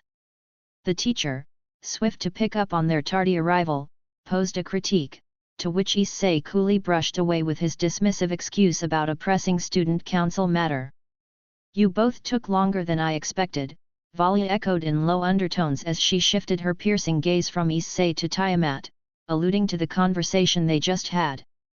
Tiamat, with her azure hair catching the faint light, heaved a sigh. It seems that Issei is adamant on his reckless endeavors. Presumably, it's just in their nature. Dragons will be dragons, Vala responded with a nonchalant laugh. Tiamat then shot Vala a contemplative look. Are you cognizant of the repercussions, Vala? We may not always be there to shield him. Perhaps not, but from what we've seen, the Seker-Uti's abilities could certainly prove useful if he ever finds himself in a conundrum, Vala said, confidence seeping from her voice. Issei, now fed up with the conversation happening about him as though he wasn't right there, let out a sigh of frustration. Will you both kindly refrain from discussing me as if I'm not in immediate proximity? Just as they were about to remark back, the teacher unexpectedly called him out. Hyudu-san, could you please solve the complex physics problem on the board? Issei, contrary to what one might expect, met the request with calm. He rose from his seat and sauntered toward the blackboard. The complicated physics formula staring back at him would typically pose a challenge, but due to his studies with Red regarding speed and momentum, his understanding was markedly improved. Conquering the problem in mere moments, Issei concluded the astonishing feat with a nonchalant air as he placed the chalk back down at the front of the class. The room was agog at his effortless victory, so much so that even the teacher seemed flabbergasted. Yes, excellent Haidu-san. The success didn't stir up in him any semblance of surprise. He was renowned for his educational prowess, managing to yield the highest scores among the first years despite his reputation as a rebel and rare attendance. He monitored his classmates' reactions, finding their amazement rather intriguing, especially upon noticing Kaiba's surprised look. Before returning to his seat, another teacher appeared, escorting two girls into the room. Issei's heart thumped a bit harder as he recognized Zenovia and Irina, whose faces immediately lit up with relief upon catching sight of Issei standing up front. The teacher introduced them enthusiastically as new transfer students. Upon their introduction, the first girl with a sparkling smile on her face gracefully bowed. "I'm Irina Shadu, a native of this place but has been away for quite some time and recently moved back. It's a pleasure to meet you all." Chapter 81, One of. Issei-kun has multiple girlfriends. Not wanting to be left out, Zenovia promptly introduced herself next.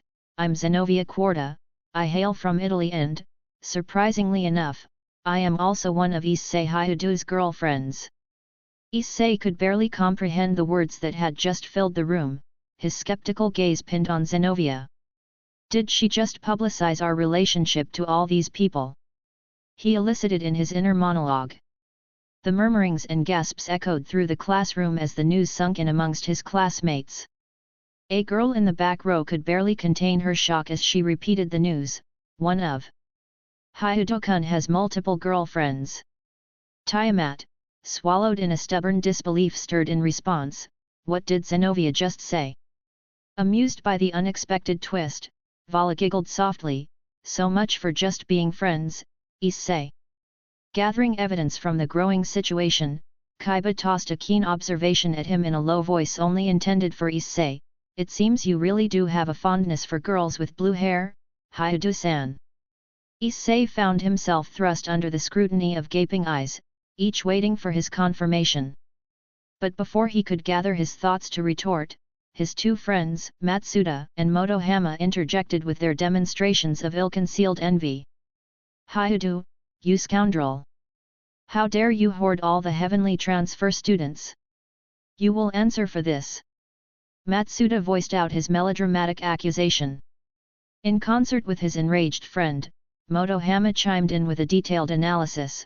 Weight 56 kilograms, height 166 centimeters, and measurements 87-58-88 cm.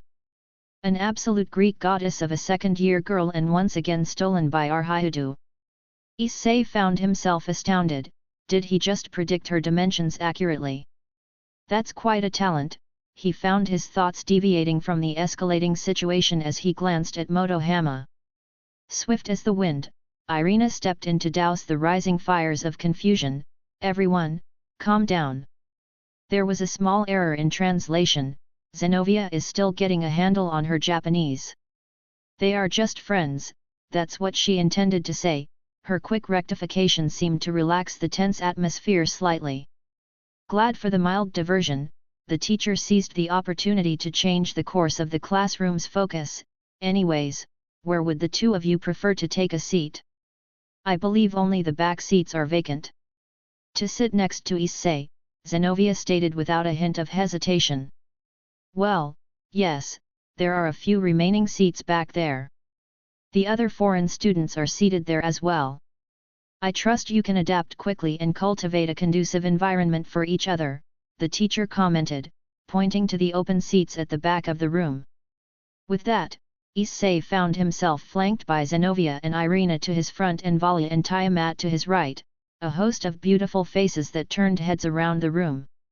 The pairs of curious eyes darted back and forth between him and his band of female acquaintances, building a palpable anticipation. But Issei had had enough of the distractions for one day. Ignoring the inquisitive glances and hushed whispers, he decided to finally concentrate on his academics. The remainder of the school day posed an unusual, somewhat uncomfortable adjustment for Issei. He found himself subjected to more than his fair share of extra attention and lingering stares from his peers as he navigated the school hallways. His companions for the day, Zenobia and Irina, walked alongside him towards the bustling lunchroom, leaving behind Valia and Tiamat, who were lost in their own agendas, or at least that's how he chose to perceive Tiamat's perceptible mood. "We deeply regret not preparing our lunches today, we slightly underestimated the norms here," Zenobia confessed contritely to Issei. Brushing her concern aside, Issei replied, "No worries. Although the lunchroom tends to be rather congested, you can never go wrong with a nice melon bread." Contrite, Irina chimed in, "I completely overlooked the bento-making responsibility. I'll resume that duty from tomorrow for us, would you like me to include you as well?" Issei, reluctant to impose, declined courteously, "The thought is really kind, Irina, but it isn't necessary. Just take care of yourselves."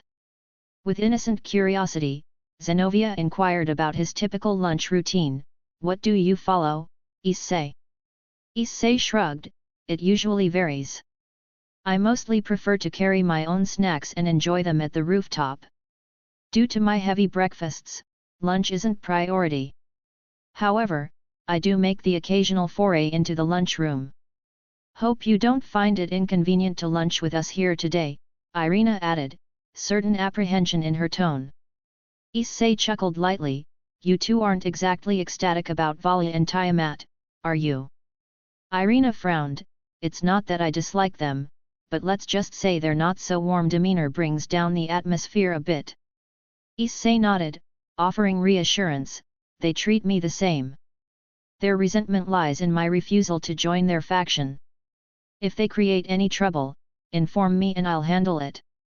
Quickly after purchasing food from the on-campus stands, they located a perfectly positioned table near the window overlooking the surroundings. Issei found the company refreshing as they engaged in conversations spanning various topics from the intricacies of the Dragon Scrolls video game to appreciating the architectural style of the campus. With a rare kindling of excitement, Zenobia asked, "Issei, what's your take on the dragon's shout ability? Could a real dragon possibly channel that power?" After pondering a moment, Issei replied, "The realm of possibilities for a dragon are limitless." Concentrating on voicing that specific shout could be a viable focus for their training. The thought of such power stirred intrigue in Zenobia. Imagine possessing that power in reality. The essence of a dragonborn sounds quite appealing. Issei feigned surprise, playing along, "So, you'd be content with being a dragonborn in real life?"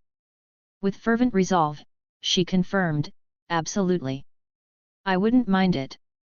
Her confession had Issei chuckling, being a dragonborn in reality could involve slaying dragons, you know. Zenobia shook her head definitively, "I wouldn't resort to killing them. Instead, I'd love to be part of their kind. After all, if dragons can be benevolent creatures like you, it doesn't necessarily mean they're inherently evil. You could have passed for a heavenly dragon." Incorrectly anticipating Issei's reaction, the comment elicited a tense moment, but he was quick to understand Zenovia's ignorance of the true nature of heavenly dragons. Nonetheless, he couldn't help but relish the overwhelming sense of irony, which translated into a subtle grin. Chapter 82, Chapter 82, Did she try to deceive you?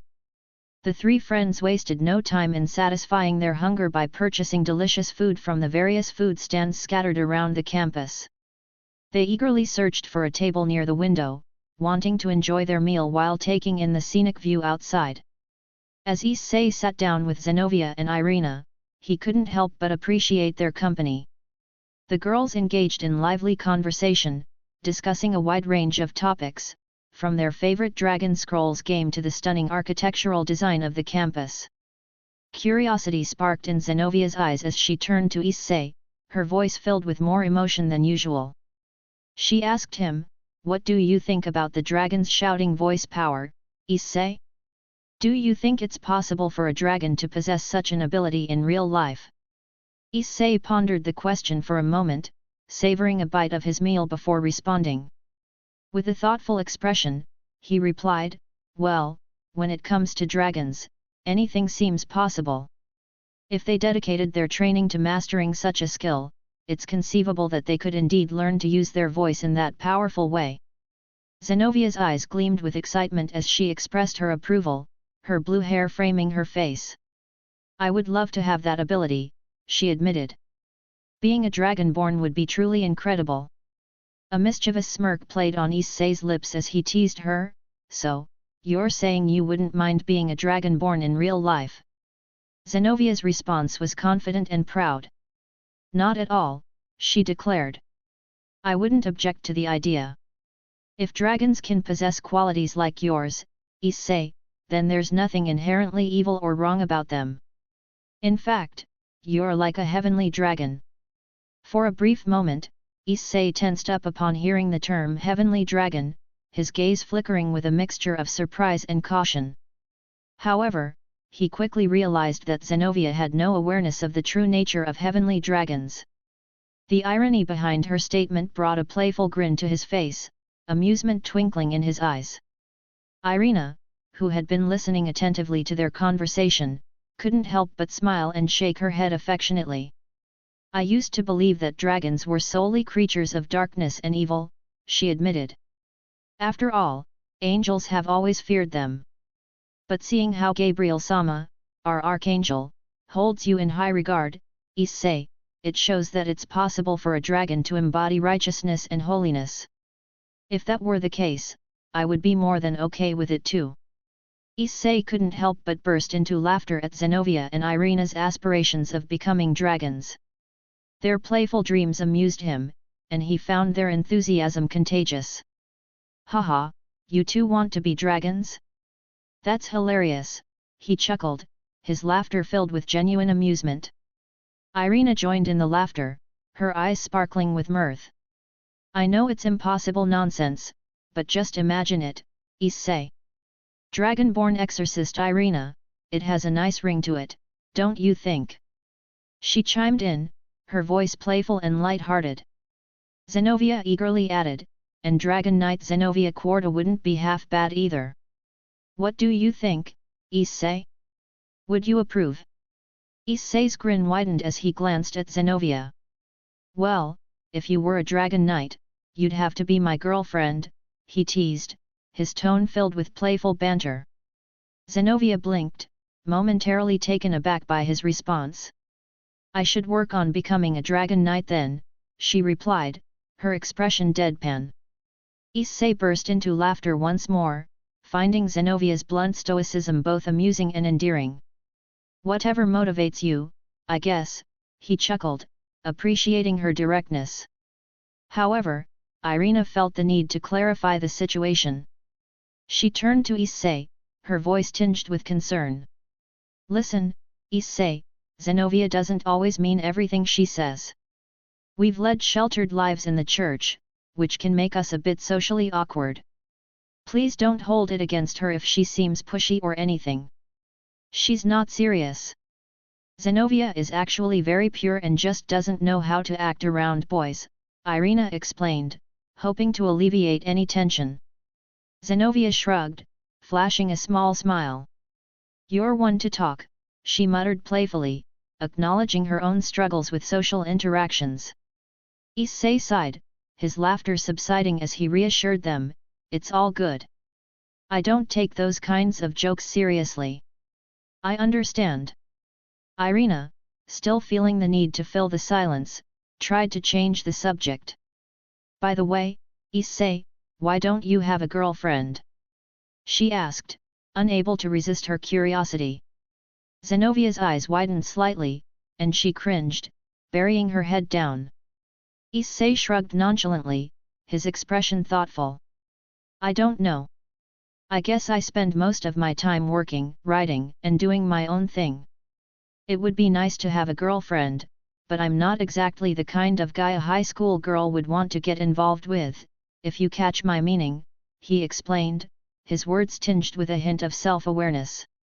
Besides, he continued, every other decent option seems to come with too much baggage for my liking. Irina couldn't help but point out, what about that Sierra girl who was texting you the other day? She certainly seemed to like you. Issei's distant comment about Sira being a devil and having too much baggage left a somber atmosphere lingering between the friends.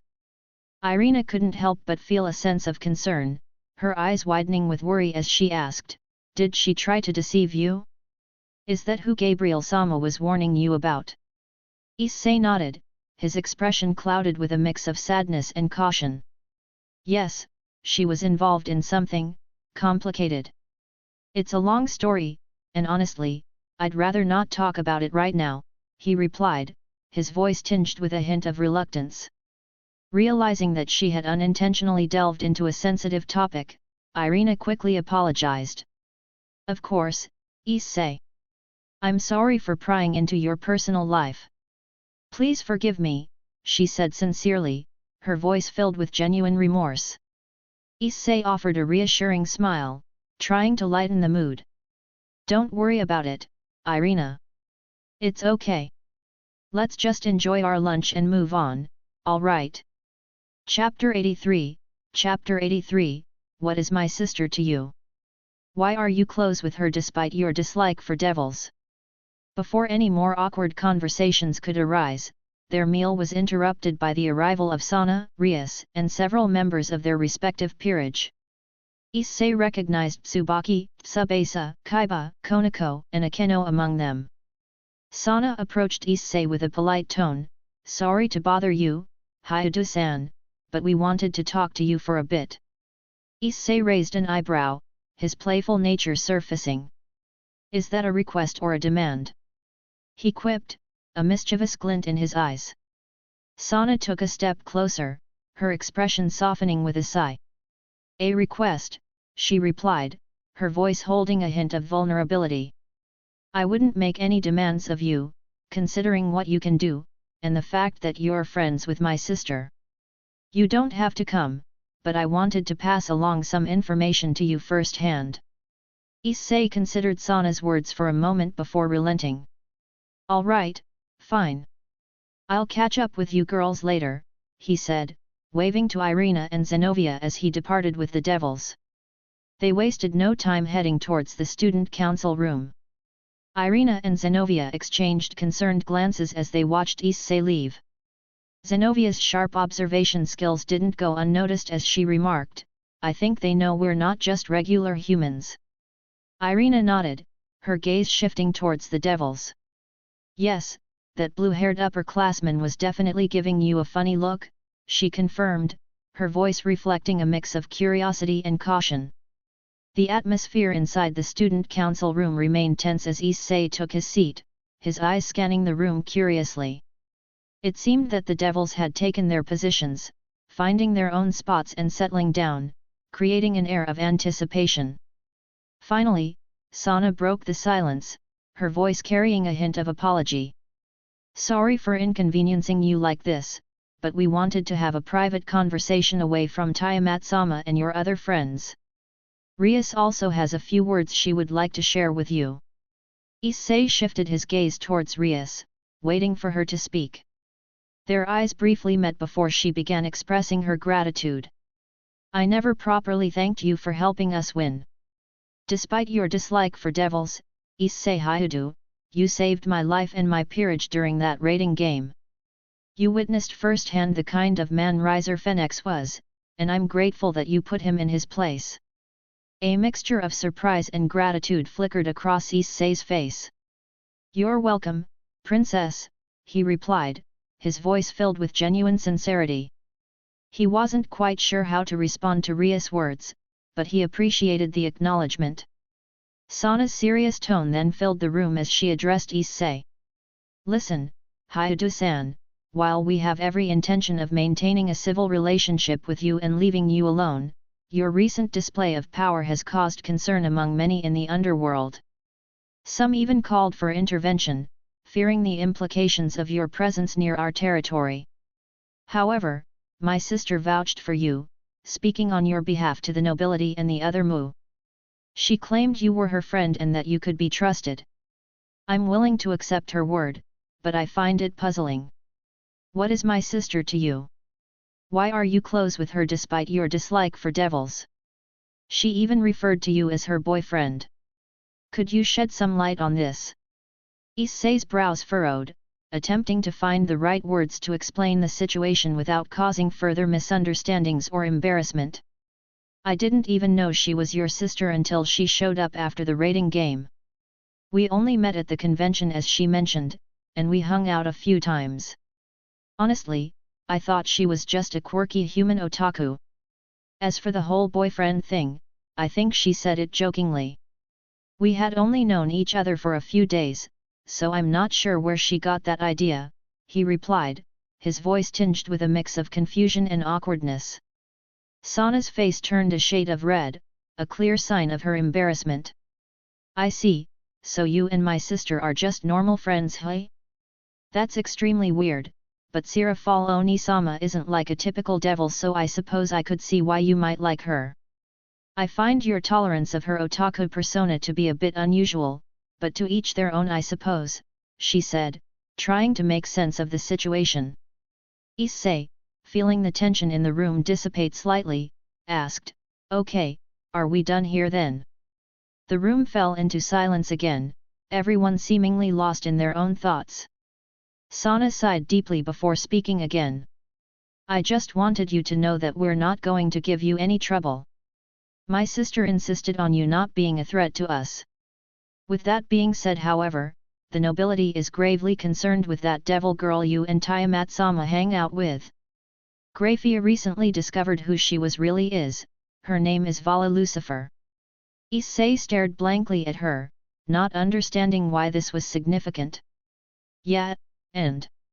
He asked. She's from the old Satan faction, they're not exactly friends with us if you catch my meaning. My family and Ria's family are all concerned about her unwarranted presence here.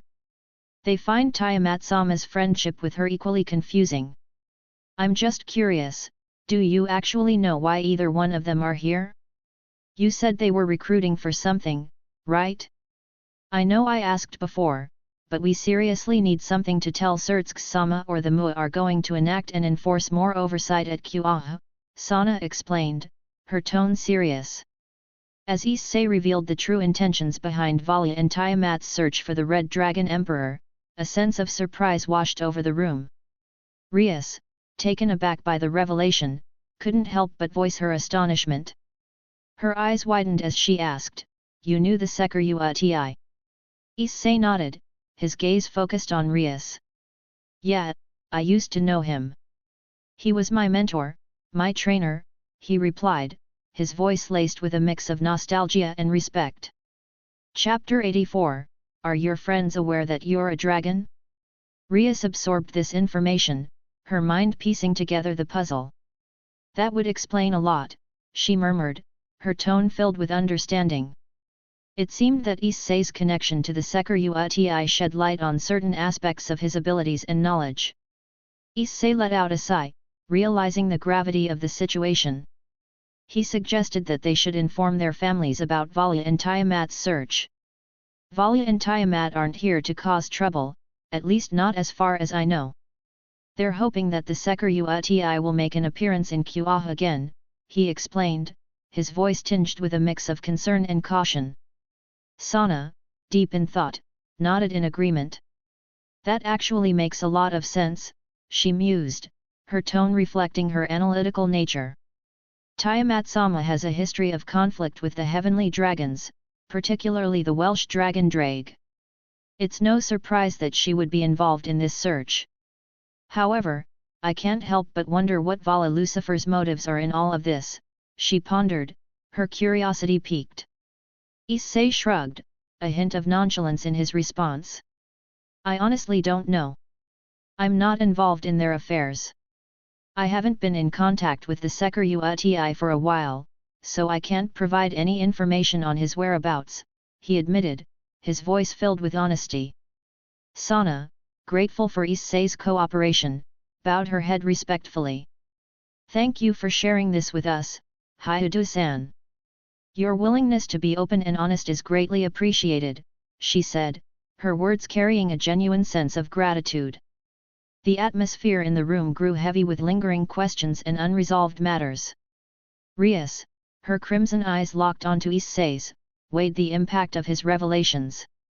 So, you're saying Vala Lucifer and Tiamat are not here to cause chaos? They're waiting for the return of the Seker-Uti. She arched an eyebrow. Issei sighed, running a hand through his hair. Look, I'm not an expert on their plans or whatever, but as far as I know, they have no intention of stirring the pot right now. They're mainly interested in the Seker-Uti showing up in Kuoh again. Sana, her eyes narrowing thoughtfully, chimed in.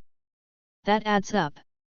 Tiamat has a known vendetta against the heavenly dragons, especially Ddraig, the Welsh Dragon. It's plausible she's here hoping for a rematch or something. But Vala Lucifer's intentions remain a mystery. Issei shrugged. I can't speak for Vala. All I can say is I'm not entangled in their affairs. I'm just here. Thank you for sharing this information with us, Hyudu-san, Sana said, her eyes meeting his as she gave a respectful nod. Your openness is invaluable to us. The room fell silent for a moment, the air thick with unspoken words and unresolved issues. Finally, Rias broke the silence, her gaze intensely focused on Issei. You should also know, Issei, that I have no intention of letting your help go unrewarded. You saved me from a disastrous marriage that could have ruined my future. I once said I'd give you anything you want as thanks, so, what would you have me offer you? Issei's eyes met hers firmly. I'd like your brother and the other devil nobles to leave me be. That's all. Rias's eyes widened slightly, then narrowed as she frowned. Is that truly all you desire? You do realize I could offer you material wealth, perhaps even power within the devil nobility. Issei shook his head, cutting her off. It's really all I want, Rias. I've had enough of power games and political tangles. Just let me live my life. She sighed deeply, her eyes softening with a touch of sadness. You're sure? I feel somewhat uncomfortable, knowing you've been forced into this situation to help me and not asking for anything substantial in return. The tension that hung in the air was palpable. Issei shrugged, his gaze meeting Rias's. You've already helped me out a fair bit. You know, by clearing some political hurdles and making sure my friends got enrolled here. Let's just consider ourselves square. Rias's eyes were imploring, almost pleading. Issei, I still feel as though I owe you something more substantial. I feel quite guilty for dragging you into this mess. Issei sighed deeply, exasperation creeping into his tone. If it bothers you that much, Rias, then surprise me. I don't know why you're making such a big fuss over this. Konako interjected, her eyes narrowed and her tone tinged with annoyance. Why do you have to be so difficult? Rias is genuinely trying to express her gratitude. Could you at least acknowledge that? Issei shot her an irritated glance. All right. But you could do without the attitude, devil girl. Konako's eyes sharpened. The name is Konako Tujao. I'd prefer it if you addressed me as such, Hyudu-san. Tujao. Where have I heard that before? Issei pondered. Vala mentioned it, Ddraig chimed in mentally. He was talking about that woman Kurika. Her family name is Tujao too. His eyes narrowed as he studied Konako more closely. Her yellow eyes did bear a striking resemblance to those of Kurika. Could it be just a coincidence? Or is there more to it? It's definitely worth looking into later, Ddraig responded. Breaking from his thoughts, Issei turned back to Rias. Fine, Gremory-san. Whatever you decide to give me as a token of gratitude, I'll accept. But honestly, if you forget about it, I won't be offended. Rias nodded, her expression a mix of relief and gratitude. For the first time since the conversation started, she seemed genuinely pleased, as though a weight had been lifted off her shoulders. Tsubasa, who had been mostly quiet, decided this was the moment to chime in. Her voice tinged with curiosity, she asked, Hyudu-san, I've heard rumors around the school. Is it true that you're dating the blue-haired girl who transferred here? She's said to be one of your girlfriends. Issei sighed, his expression turning stern. Don't believe every rumor you hear, especially those concerning me. Those girls are childhood friends, nothing more. Tsubasi's eyes narrowed ever so slightly at the mention of childhood friends, but her expression quickly softened into a warm smile. That's good to know, Hyudu-san. Sana's queen, Tsubaki, interjected with a question that pierced through the social dynamics in the room. Are your friends aware that you're a dragon? Issei met her gaze firmly. Yes, they are. And they won't be a problem. I'd appreciate it if everyone would leave them be. Chapter 85, Why? Akeno. Tsubaki acknowledged him with a respectful nod. Your wishes will be honored. Sana then shifted gears, her tone turning decidedly serious. There's one more matter that needs discussing. We understand you were in Kyoto last night. Yeah, Issei admitted, I went for a street race. Word has gotten around, and not just within the walls of this school. Dozens of people have reported your activities to both the faculty and local law enforcement. We've had to mind-wipe the local authorities to keep you out of hot water. Given how openly you drove your motorcycle into the school, you probably weren't too concerned about being discreet. Sana paused, her eyes narrowing. What concerns me more is the other racer involved identified as Kuoh. He's another dragon, like you, but an evil one. I don't know what transpired between you two, but I'd urge you to exercise caution. If he finds out you're not aligned with any faction, he might see it as an invitation to eliminate you. Issei scoffed, you're worried about me now. Sana chose not to address his rhetorical question directly. That's all we had to discuss. Take care, Issei Hyudu. Understanding he was dismissed, Issei nodded and walked toward the door. Just before exiting, he looked back at the room filled with devils and nodded, later. Farewell, Hyudu-san, Sana replied as he stepped out and closed the door behind him. Once in the hallway, Issei took a deep breath, as if releasing the accumulated tension. They went through all that trouble just for me. Sirafal even intervened on my behalf. Well, no point in dwelling on it. At least now I can expect some peace and quiet from these devils at Kuoh. Ddraig's voice resonated in his mind. You did well by throwing them off with the Valya and Tiamat story. It's an excellent diversion, and it should keep them off your back for a while. Yeah, it was a spur-of-the-moment thing, but it worked. Let's hope it keeps the peace, Issei mused as he resumed his walk down the corridor. Just as he was about to turn the corner, he heard his name being called. Hyudu-san. He turned and found Akeno Himejima approaching him. Her usually playful demeanor was absent, replaced by a serious expression. Could we meet later? There's something I'd like to discuss. Issei looked at her, perplexed. Why? What's going on? Akeno hesitated, as if measuring her words, deepening the intrigue. It was another twist in an already complex narrative of dragons and devils, friendships and alliances. A story that seemed far from its conclusion. Akeno's eyes met Issei's, filled with an earnestness that was unusual for her. It's important, she emphasized, her voice tinged with a gravity that was hard to ignore. Why didn't you mention it back in the room then? Issei inquired, puzzled by her sudden secrecy. Akeno hesitated, her eyes drifting downward momentarily as if grappling with an internal debate. It's something I'd prefer to discuss privately, away from the others. Normally, Issei would have dismissed such a request, but given the significant favor the devils had done for him today, he felt a slight obligation. Added to this was a growing curiosity, piqued by her uncharacteristic somberness. Look, I'm not one for wasting time.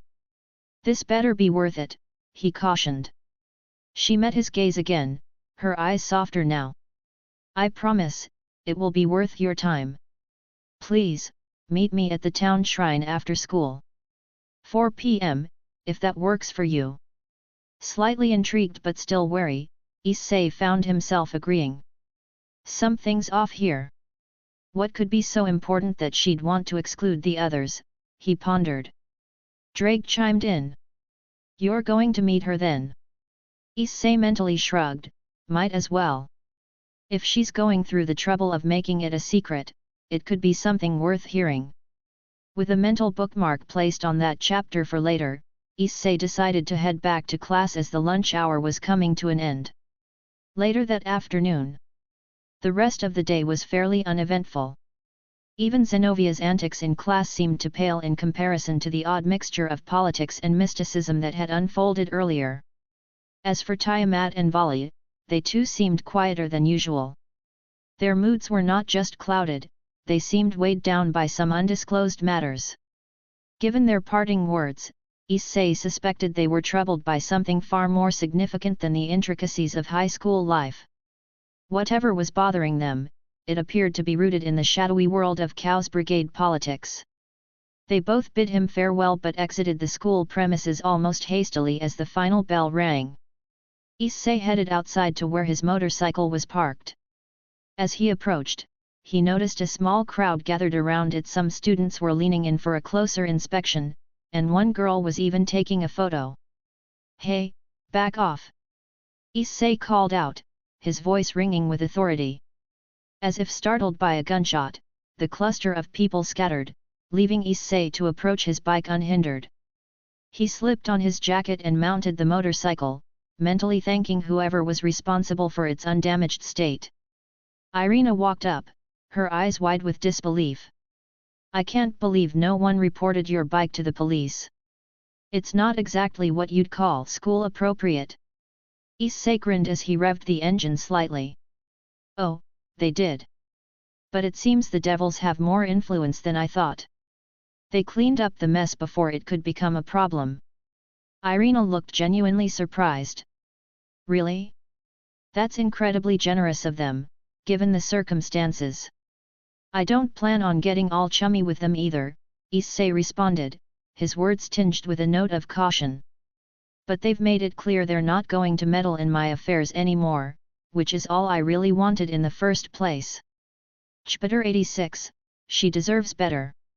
Leaving his bag with Zenovia and waving off Irina's concerns, he revved his bike back to life and sped towards the town shrine. The ride over was a silent one, filled with his own musings and questions.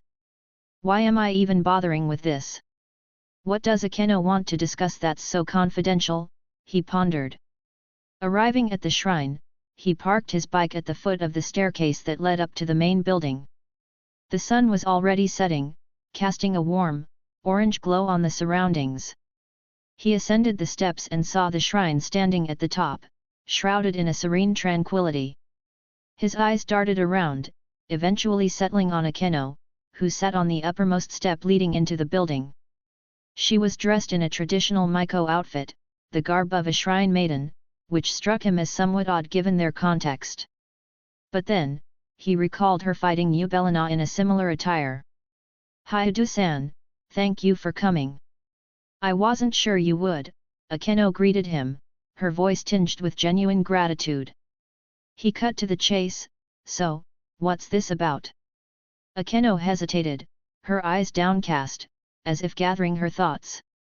When she finally spoke, her voice carried an unusual note of vulnerability. You're aware that I'm a half-breed, right? I was half-human, half-fallen angel before Rias reincarnated me as a devil. In a way, I feel we share some common ground. Yet, it must be rough being a half-breed among devils, especially when the other half of you is a fallen angel, Issei mused, a touch of empathy coloring his tone. Akeno's eyes met his, shimmering with a blend of sadness and gratitude. You're right. Before joining Rias and her peerage, I was largely ostracized. But with them, I found a sense of belonging. Rias could have easily scorned me, given her status as devil royalty and my impure lineage. But she didn't. She accepted me for who I am, and I will always be grateful for that. She's a good person, Issei, and I'm glad you were there to help her against that creep, Riser Phoenix. She deserves better. Issei let out a resigned sigh. Are you trying to convert me here? Is this about getting me to join the Rias fan club? Akeno shook her head, her expression softening. No, that's not it. I didn't bring you here to change your opinion about devils or Rias. I wanted to talk to you, person to person, about what it's like being a half-breed in a world that doesn't always understand or accept us. You mentioned earlier that you have more affinity for fallen angels than devils. I find that intriguing and wanted to know why. They may be vain and self-absorbed, but at least fallen angels don't have the same hang-ups about lineage and social status, Issei replied, his words carrying the weight of personal experience. Fallen angels are cruel, malicious beings, Akeno asserted, her voice tinged with a complex mixture of self-reproach and simmering anger. I should know. I'm one too, or at least I used to be. And my father is one. Issei regarded her skeptically, unimpressed by her sweeping judgment. How do you figure that? From what I've seen, the fallen angels in this area aren't really any worse than you devils. We devils don't specifically target innocent people, Akeno argued softly, her voice tinged with a sorrowful conviction. Some of the local fallen angels have been collaborating with rogue members of the church. They recently came close to abducting a nun who possessed a twilight healing sacred gear. An insane exorcist wielding an Excalibur fragment has also been going around assassinating our clients. They're both connected to the fallen angels and have hurt many innocent lives. That's just what they do. Issei pondered for a moment, recalling specific past events. So they've connected the dots on Fried and his Excalibur rampage. I wonder if they'd recognize Rainare if I mentioned her. Acknowledging Akeno's concern, Issei shrugged nonchalantly. Oh, that exorcist, Fried Selzen? Yeah, I took care of him. He's not a concern anymore. Akeno's eyes widened in disbelief. You killed him? Yeah, Issei confirmed, a shadow of solemnity crossing his face. I couldn't just stand by while some psychopath was running rampant in Kuoh, hurting people. Akeno studied him with renewed interest, her eyes narrowing thoughtfully. I have to admit, I was concerned your human friends might be implicated, especially since they're also exorcists and you've shown a certain affinity for fallen angels. But it seems I've misjudged you. Can you elaborate on your relationship with fallen angels? Issei sighed, dispelling the tension that had built up. Look, saying I'm on good terms with them might be a stretch. My interactions with fallen angels are largely indifferent, much like how I deal with you devils. I've met a few that I don't despise, but for the most part, I steer clear of them. There's no clandestine alliance or anything, you can rest easy. Akeno nodded, her eyes softening. I see. I appreciate the clarity. You're a lot more reasonable than I initially thought. Issei's brows furrowed, annoyance creeping into his voice. So was this all you wanted to talk about? You emphasized the importance of this meeting, and you assured me it wouldn't be a waste of my time. Why couldn't this conversation have happened back at school? Akeno sighed, her demeanor becoming noticeably more serious. No, the previous discussion was more to assuage my own curiosity and to gauge your reaction before broaching the subject I truly wanted to discuss. I wanted to ensure you wouldn't storm off in anger after hearing what I have to say next. Issei felt a knot of tension tighten in his stomach, his curiosity piqued. All right, out with it then. What's so important that it couldn't be discussed in the light of day among our peers? Akeno looked at Issei with a blend of seriousness and concern that cut through the lingering tension between them. Grafia was doing some deep investigation into Vala Lucifer, and she discovered something startling.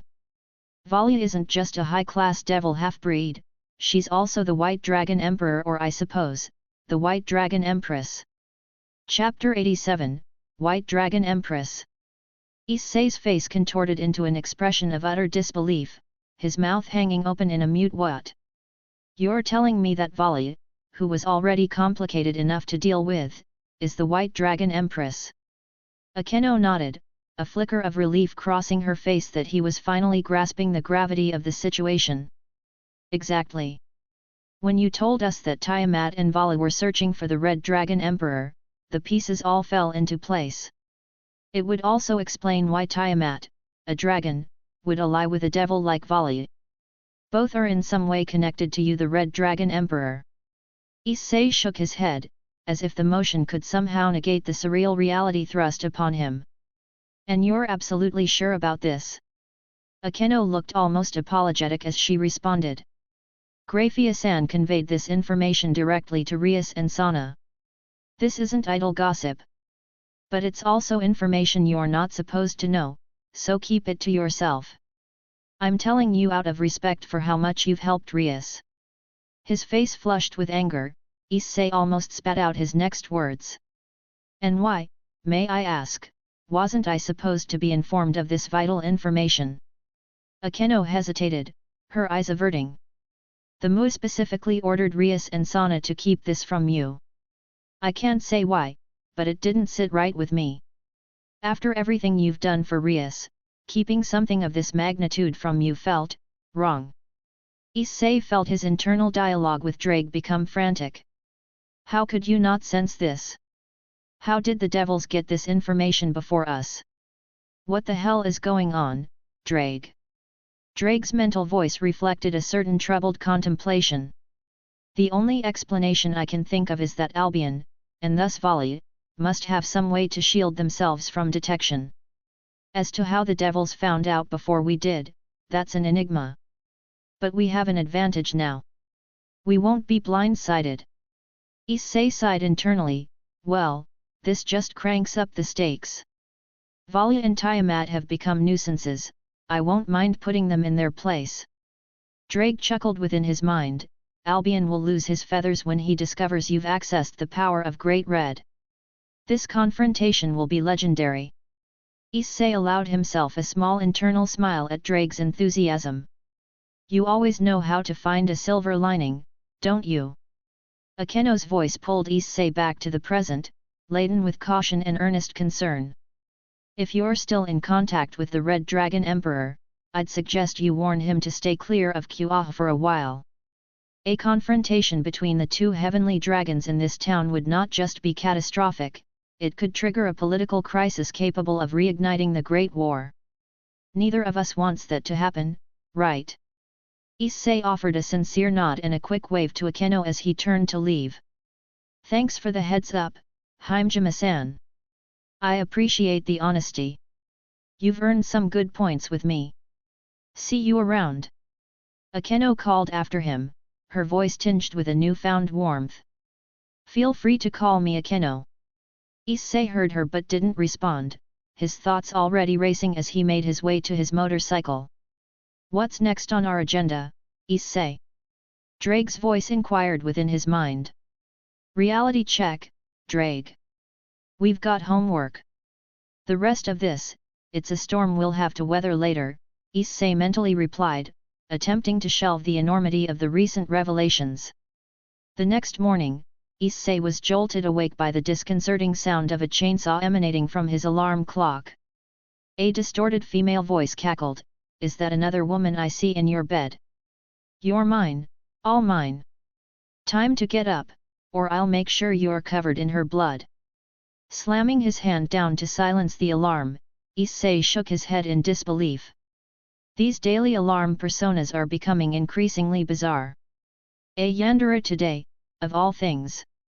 Issei pulled himself out of bed and proceeded through his routine, his thoughts lingering on the surreal turn his life had taken. It had been a relatively quiet week at Kuoh Academy since the explosive encounter with the devils. True to their word, they'd left him alone, something for which he was deeply grateful. But the peace felt fragile, especially in the light of the revelation about Vali. His relationship with Vali and Tiamat had undergone a subtle but unmistakable shift ever since Irina and Zenobia joined the school. The interactions were civil but tinged with a distance he couldn't ignore. And every time he met them, it took an enormous effort to maintain a facade of normality. Deep down, Issei harbored no personal animosity towards Vala for her true identity. Yet, the weight of their destinies, seemingly entangled in an inevitable conflict, created an emotional gulf between them. That gulf had widened further when he discovered that Vala and Tiamat were likely targeting the same powerful entity read as part of the Cow's Brigade. These recent events complicated the battlefield that lay ahead. Not only were Vala and Tiamat already formidable opponents, but if they'd received enhancements from Oppai, the stakes would be astronomically higher. Over the past few days, he'd toyed with the idea of somehow persuading them to abandon their allegiance to Oppai. It was a lofty notion, one fraught with so many unknowns and variables that it felt almost quixotic. Issei found that having Irina and Zenobia around enriched his daily school life in unexpected ways. Both girls had quickly become integrated into his routine, accompanying him on his motorcycle ride to class and spending much of their free time with him. Impressively, despite their unconventional upbringings, they both excelled academically. Zenobia particularly shone in subjects like history, writing, and unsurprisingly physical education. She was a prodigy in almost everything, it seemed. Yet her humility, displayed in a sort of serene detachment, only magnified his respect for her. Irina, although a bit scatterbrained at times, had a talent for math that even outshone his own abilities. He reckoned that both of them would easily rank within the top 5 among their second-year peers. The best part? No more awkward, solitary moments during group projects. The days of his primary school experiences sitting alone, flush with embarrassment as classmates paired off, felt like a bad dream from which he had finally awoken. Chapter 88, Love Letter in Locker. Issei had even bought Irina's old house so that the two could move in next door to him. Yet, strangely, both girls seemed hesitant about actually relocating. Under ordinary circumstances, he would have pressed the issue, but he found their respectful company refreshing enough not to insist. He had set a soft deadline for their move-in to coincide with his parents' return later in the week, no need to arouse undue suspicion or questions. As Saturday rolled around, he faced the reality that he was just one day away from witnessing Red's 4-portal explosion stunt.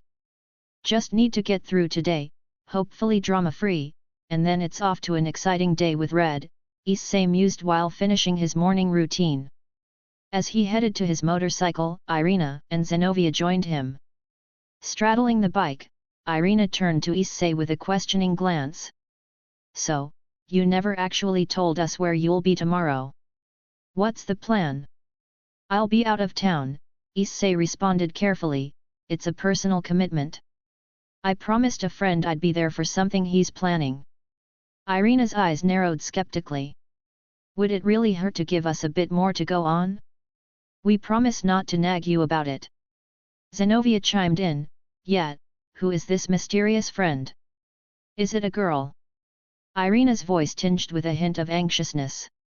Issei shook his head, trying to put them at ease. No, it's not like that. It's a guy, all right?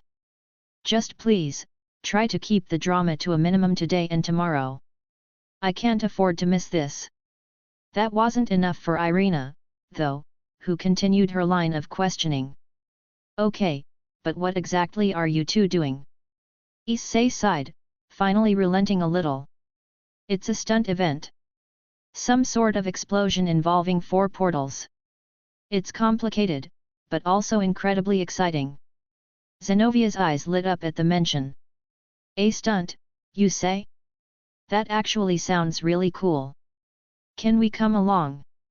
Issei's eyes narrowed skeptically at the letter sitting inside his shoe locker at Kuoh Academy.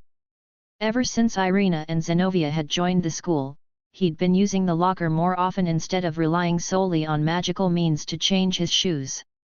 Intrigued yet wary, he picked up the elegantly folded paper, sniffing it cautiously for any hint of magical traps or curses. There were none, but the scent unmistakably belonged to a devil. He weighed the paper in his hand, caught between curiosity and caution. What in the world could this be? Another devil-related mess, or is someone playing pranks on me? He thought, I better stash this away before someone jumps to conclusions and thinks it's a love letter or something. Before he could do so, however, a girl nearby caught sight of the delicate paper in his grasp. In mere moments, she had initiated a flurry of whispered conversation with a friend standing next to her. "Did you see that? Someone left a letter in Hyudu-san's locker." Her friend's eyes widened with incredulous delight. "Really? Do you think it could be a love letter?"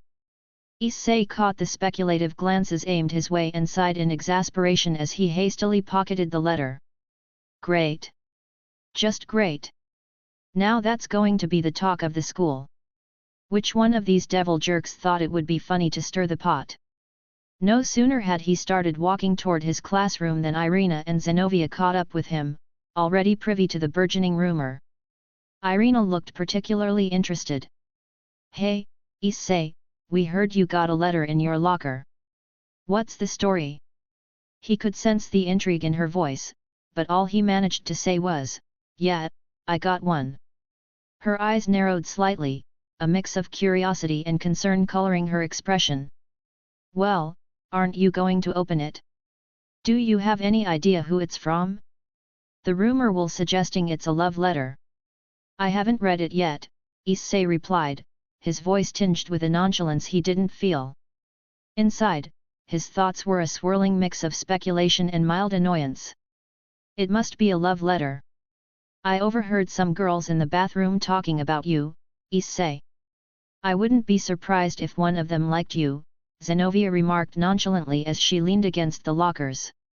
Issei's cheeks reddened, and he couldn't help but cringe at the audible volume in which Zenovia spoke. A few nearby girls began to giggle as if confirming the rumor was true, adding to his embarrassment. "If God was still alive, I would swear that he hates me," Issei thought with a sinking feeling. "Aren't you going to read it, Issei?" Irina asked, her curiosity piqued as she adjusted her school uniform. He shook his head, his voice tinged with a hint of irritation. "No, if it was important, they could have just spoken to me directly." "Issei, that's so mean. What if whoever wrote it is really shy? It would hurt their feelings if you ignored it," Irina protested, her blue eyes filled with genuine concern. The dragon boy gave her a quizzical look, raising an eyebrow. "What would you think if it was a love letter then?"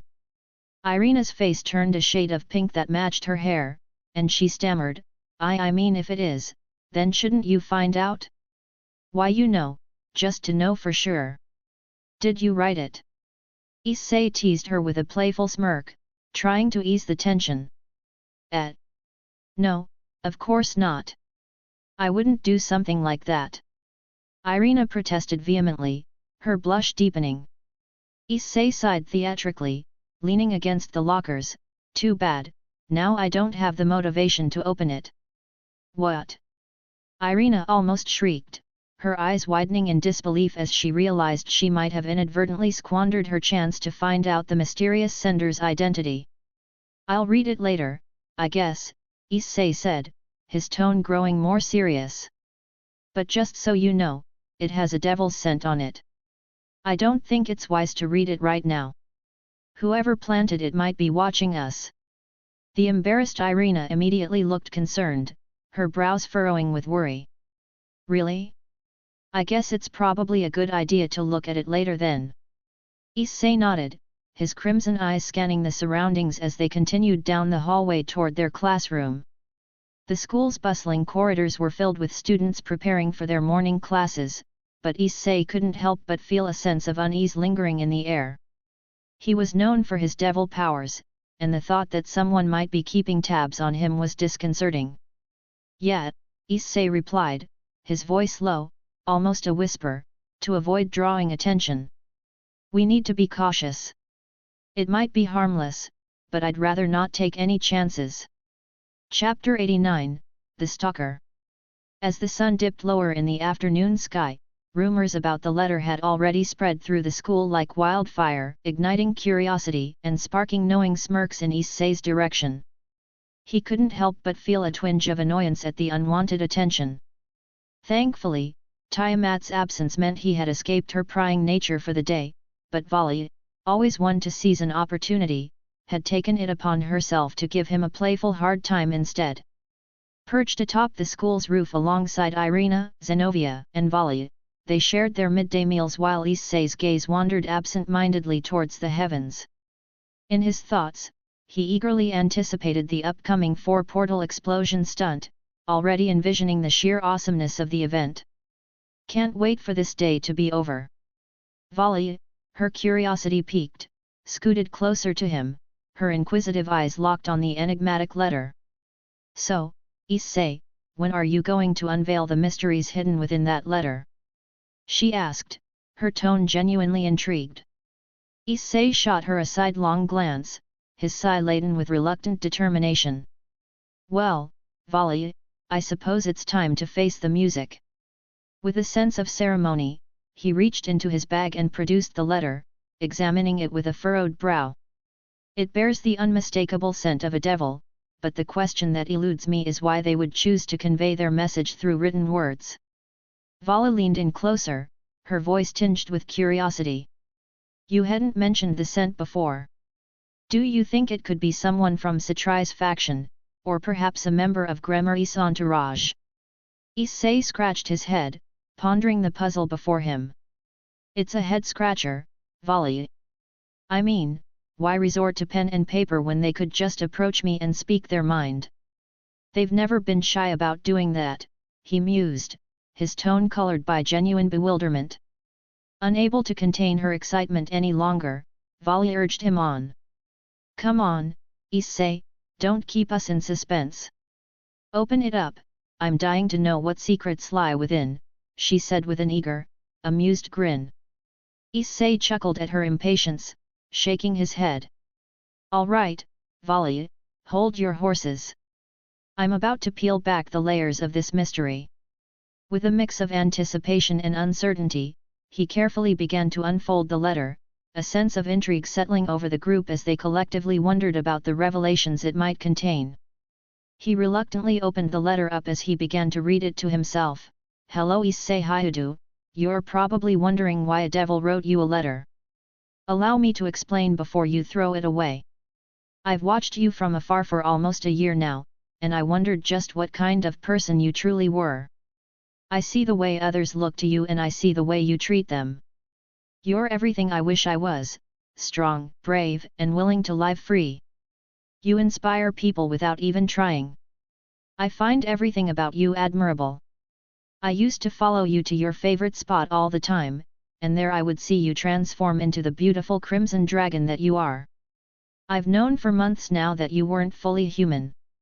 You're a half-breed like me, and you were able to hide in plain sight like I do now. We're so much alike, dare I say we'd even make good friends. I'd love to meet you, but I'm too shy still. Knowing how you are, I imagine you're probably a bit put off by this. I apologize in advance for causing you grief, Issei-haired, I just wanted to reach out. I would have put this letter at your house, but some other devils were spying on you and I didn't want them to notice me. For now, just know that you have a secret admirer keeping an eye on you. Sincerely, Fountain Girl. Issei glanced up at Zenobia, Irina, and Volley as his face expressed a look of concern. This is weird. His friends, Zenobia, Irina, and Volley, leaned in, eager to know the contents of the mysterious letter. Zenobia, on his other side, couldn't contain her curiosity. What's it saying, Issei? He shook his head, his brow furrowing. Seems like this girl's been secretly observing me for nearly a year. Volley, always quick to take the lead, reached for the letter, her expression one of disbelief. Let me see that, Issei. She examined the words on the page, her silver hair falling over her shoulder as she read. What in the world? Do you have some sort of half-devil stalker, Issei? And you've never noticed someone tailing you before? Issei exchanged a concerned glance with his friends, the weight of the situation sinking in. The letter from Fountain Girl had just unraveled a strange mystery, and the prospect of having a secret admirer who had been observing his every move for a year left him both bewildered and slightly unnerved. Issei's unease deepened as he pondered the perplexing situation. No, that's what makes this so disturbing, he explained, his voice tinged with frustration. I can sense a devil's presence from a block away even in human form. I have no idea who the hell wrote this or how they've managed to evade my detection for so long. It's strange that she'd suddenly reveal herself. Eager to unravel the mystery further, Irina insisted on reading the letter next, her eyes scanning the words as if searching for hidden clues. Meanwhile, Vala couldn't help but dig into the details. "What's this favorite spot she mentioned?" she inquired. Issei shook his head, his thoughts drifting to the peaceful ocean cliffside that had been his secret sanctuary. "It's just an isolated cliffside by the ocean. I go there to train and clear my head sometimes." Vala's next question raised an intriguing possibility. She referred to herself as Fountain Girl. Any idea what that might mean? Could it be some sort of coded reference? Issei shrugged in exasperation. "Honestly, I have no clue. This whole thing is bizarre. I thought you, being more familiar with the devil community here, might have some insights." Chapter 90, You don't think I'm the culprit, do you? Vala's suggestion about the identity gave Issei pause. She mentioned being a half-breed, but there's only one half-devil in town besides me, and that's Heimjima, Gremmary's queen. It can't be her, he reasoned. Heimjima's talked to me in person, and she has a distinct aura, nothing like what's described in the letter. Vala couldn't resist a playful jab. "You don't think I'm the culprit, do you?" Issei's frustration flared momentarily. "Don't even joke about that," he growled. Vala chuckled before shaking her head. "No, seriously, it's not me. Although that would have been a clever prank." She leaned in, her expression growing more serious. "Whoever wrote this must be a rogue devil, a renegade. She mentioned fleeing from other devils when she saw them spying on your house." The dragon devil couldn't help but vent his frustration. "Yeah, that's another problem to deal with. Who the hell is watching my house? I made it clear to Gremary and Satrai that I wanted to be left alone," he said with a hint of anger, his brows furrowing. Vala, always one to challenge assumptions, shook her head in response. "But how can you be so certain it's one of them?" Issei tilted his head, intrigued by her line of thinking. "What do you mean?" he asked, genuinely curious. Vala elaborated, "I mean, you've made quite a splash in the underworld recently. It's not out of the realm of possibility that someone would take a personal interest in investigating you. From what Tiamat has mentioned, you've gained a bit of notoriety for your one-man takedown of a high-class devil and most of his peerage in a raiding game. Riser Fenix may not be the strongest, but he's far from a pushover, and he's well known among the young devils. It's possible that other young devils or various noble families see you as a potential threat. So, the devils watching your house might not necessarily be affiliated with the Gremary or Satrai clans." Issei's voice held a note of skepticism as he pressed further, "Any names in mind?" Vala sighed, her response tinged with uncertainty. "No one specific, but I wouldn't be surprised if others besides Fountain Girl are keeping tabs on you." Irina, who had been silently absorbing the conversation, suddenly chimed in with concern etched on her face.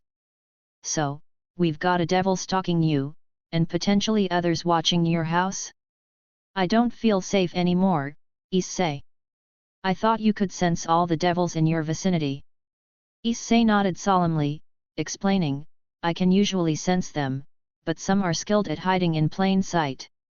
I didn't even recognize Seraphal Leviathan as a devil because she had this peculiar perfume masking her scent. Besides, she had this strange otaku persona going on." Vala adopted a nonchalant stance, crossing her arms and leaning back. "Well, that's unfortunate, looks like you're in a bit of a bind," she remarked with her trademark bluntness. Zenobia, ever practical, couldn't help but press for a plan.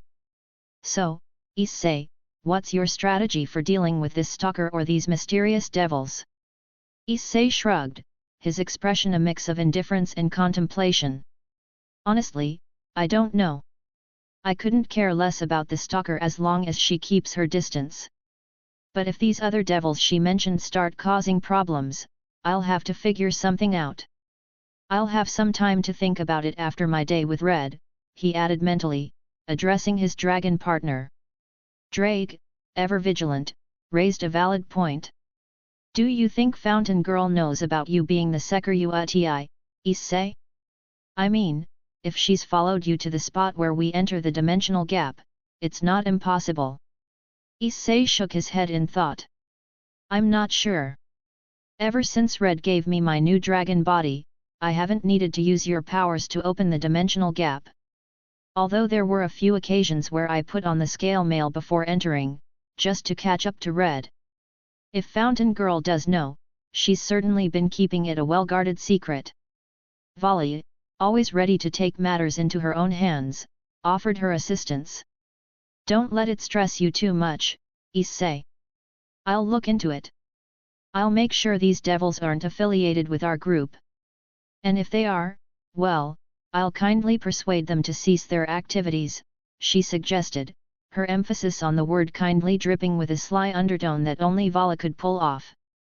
Issei nodded appreciatively at Vala's offer. I genuinely appreciate that, Vala. It'll save me from unnecessary drama. A palpable silence hung between them, Vala appearing as if she had something on her mind but couldn't quite find the words. Eventually, she mustered the courage to ask a question that seemed to weigh heavily on her. Hey, Issei. If we were just two regular humans attending the same high school, without all the supernatural politics and powers in the mix, would you like me more? Her voice held a touch of vulnerability, a stark departure from her usual confident demeanor. Issei blinked, taken aback by the unexpected query. Hey! He responded, unsure of how to address such an unusual question. Vala averted her gaze, her tone tinged with melancholy. Never mind. It was a strange question. But Issei, unwilling to let the matter rest, offered his perspective with sincerity. Vala, you know I already like you quite a bit. I'd like you even more if you'd drop that nonsense with Oppai, he stated candidly. Vala couldn't hide the hint of frustration in her voice as she replied, if only it were that straightforward. I really don't want us to be enemies, Issei. Given the friendships you have with those who oppose my faction, it feels like there's only one way this is going to end. Issei chuckled softly, his words carrying a touch of wisdom. Vala, it can be as simple or as complicated as you make it. Just do what feels right for you. That's what I do. Chapter 91, They Don't Like Half-Breeds. Vala's words carried a hint of longing. I kind of wish I had that same option, Issei. Some of us are bound to different paths, she trailed off, her thoughts seemingly drifting into the complexities of her own destiny. The conversation took a turn as Zenobia, perhaps trying to lighten the mood, turned her attention to Vala with a curious question. Vala-san, there's something I've been wanting to ask you.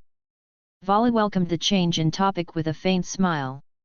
Sure, what's on your mind? Zenobia dove into her inquiry with genuine interest. How powerful of a devil are you? I mean, you have a Dragon King on your side, so you must be formidable. Vala responded with a casual shrug, her confidence evident.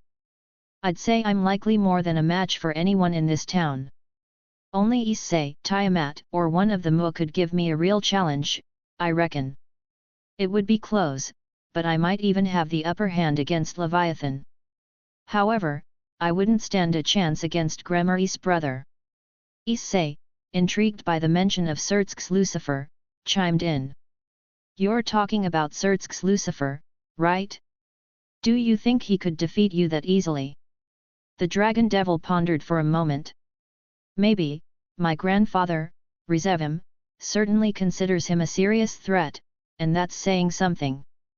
Surtsk is classified as a super devil, which is above ultimate class devils. For context, Riser Phoenix, who you fought before, was only high class, a tier below ultimate. Irina, her curiosity piqued, posed a question of her own. Vala-san, which devil clan are you from, exactly? It doesn't matter, Shadu, because I'm a half-breed. Devils don't like half-breeds, Vala replied, his voice tinged with a hint of bitterness. Issei shook his head sympathetically, understanding the struggles Vala faced. Just another reason why you're better off going my route, he said, his voice filled with empathy.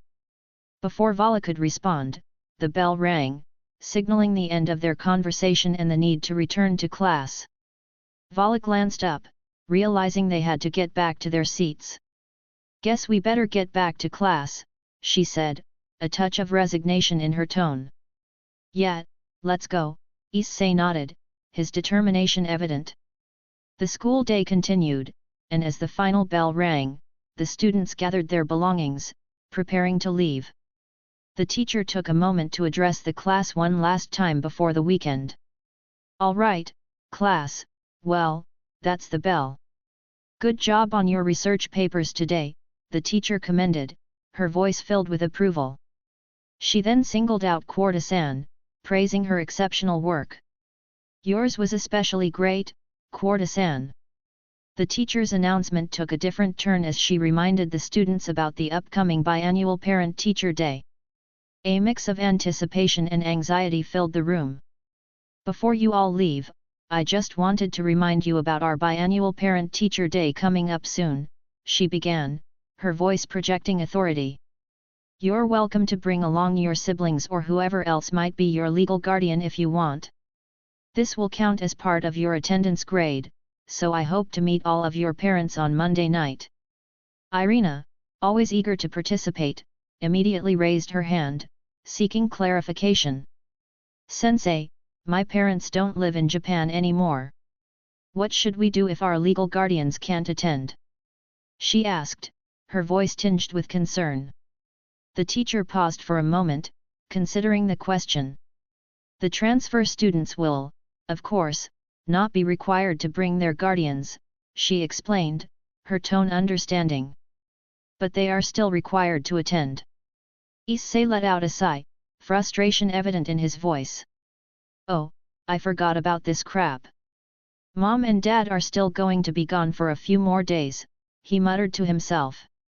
He pondered the idea of his human parents attending the Parent-Teacher Day, contemplating the potential risks it could pose. Although, I don't know if I want my human parents coming to this school. They could become targets, or the devils might ask them unnecessary questions, he mused, weighing the pros and cons in his mind. Feeling a sense of dilemma, Issei questioned his next move. Shit, what am I going to do? Well, I guess it couldn't hurt my grade that badly, he reasoned, trying to alleviate some of his concerns. As the class gradually dispersed, students walked down the bustling hallway, making their way towards the stairs. Issei found himself expressing his dilemma to Irina, seeking solace in their conversation. My parents are still out of town. So I guess I'm going to take that hit to my grade and skip out, he confided, his tone tinged with disappointment. Vala, always quick to chime in, couldn't resist adding a playful remark.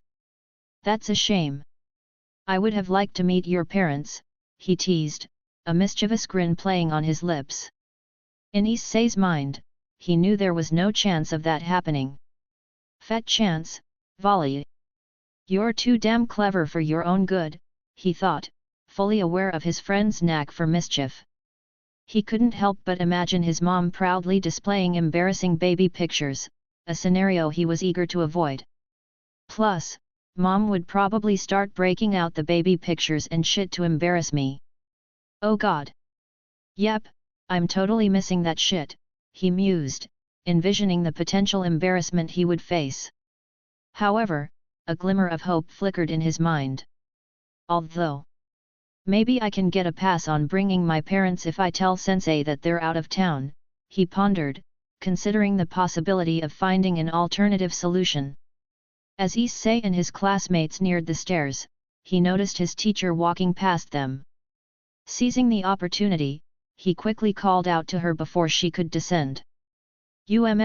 Sensei, he interjected, a hint of urgency in his voice, determined to find a resolution to his predicament. She glanced at him curiously, her eyes filled with intrigue. Hyudu-san? What is it? She inquired, her voice laced with curiosity. Chapter 92, Well, let's see. Read.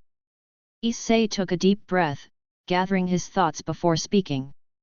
So my parents are kind of out of town on vacation in Europe right now. They won't be able to attend the parent-teacher day, he explained, hoping for a solution to his predicament. His teacher's expression softened, understanding his situation. That's unfortunate to hear.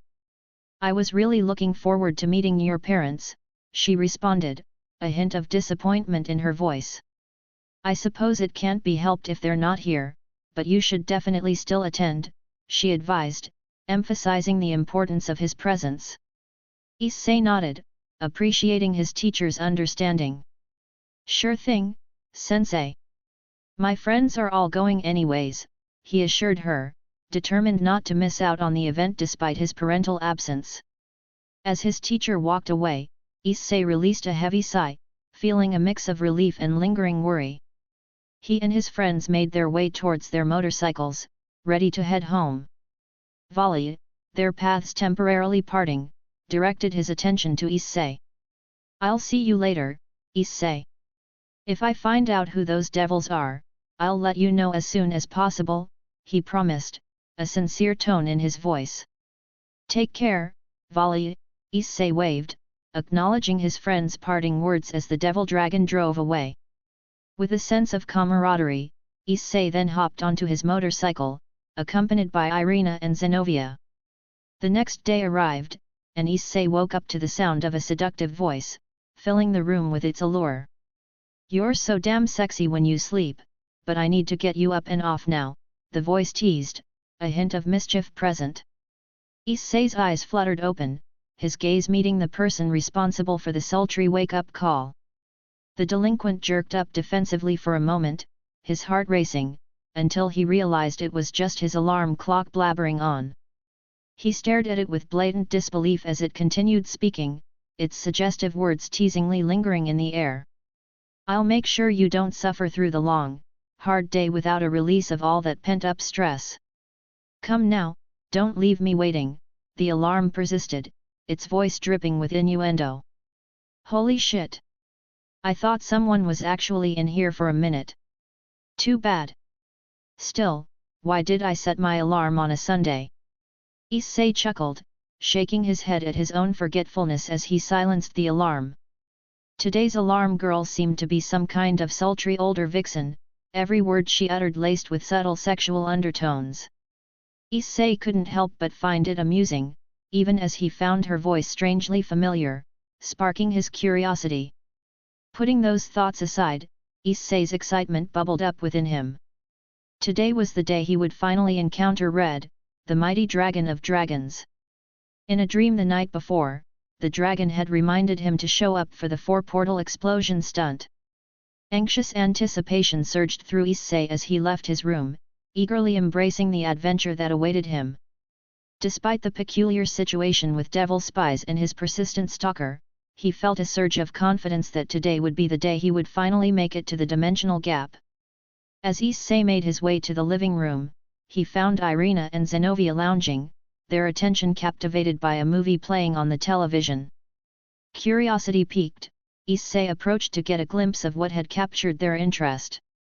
It turned out to be a movie about knights engaged in an epic battle that resembled a crusade. The scenes filled the room with grandeur and excitement, fueling Issei's imagination and adding to the anticipation he felt for the day ahead. Stand fast, sons of God. Be without fear in the face of our enemies, one of the knight commanders proclaimed, his voice resonating with unwavering conviction. His words carried the weight of righteousness and purpose. Carry his light in your hearts and his strength in your arms. We are his holy sword, his retribution and justice. We are his shield, entrusted with safeguarding the realms of men. We are his knights, and by our oaths, we shall not fail. Dies Volt. The resounding cry of devotion echoed through the ranks as the army responded in unison, their voices infused with unwavering determination. Dies Volt. Issei couldn't help but wonder about the movie playing on the screen. Is this about the Crusades or something? Maybe it's a fantasy movie. He mused, briefly contemplating the historical context. Meanwhile, Zenobia and Irina were completely engrossed in the action unfolding before them. Zenobia, her blue hair flowing, raised her sword in front of the television, mirroring the valor and valorous spirit of the knights on the screen. Dies Volt! She shouted with infectious enthusiasm, her voice filled with passion. Irina, seated beside her, clutched onto her cross, her anticipation palpable as she rocked back and forth, fully absorbed in the movie's captivating narrative. Issei's thoughts drifted to his friend's strong Catholic beliefs. I keep forgetting that they're Catholic, he reflected, realizing the depth of their faith. A momentary concern crossed his mind as he contemplated the theological implications of his own experiences. I wonder how they would deal with the whole God being dead thing. It's probably best if I never mention that to them, he concluded, recognizing the potential sensitivities. The notion struck him as somewhat unsettling, yet he resolved to respect their beliefs and avoid any unnecessary conflicts. As Issei gathered his thoughts, a renewed determination surged within him. All right, time to get out of here and see red. Nothing should stop me today, he reassured himself, his resolve unwavering.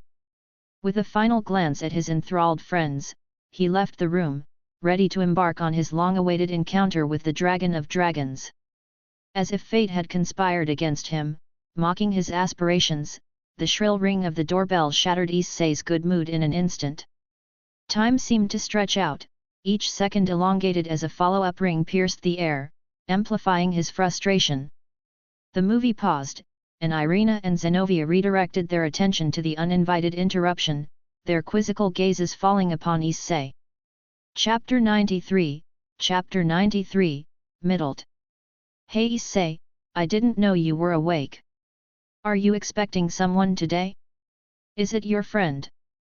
Irina inquired, her curiosity piqued.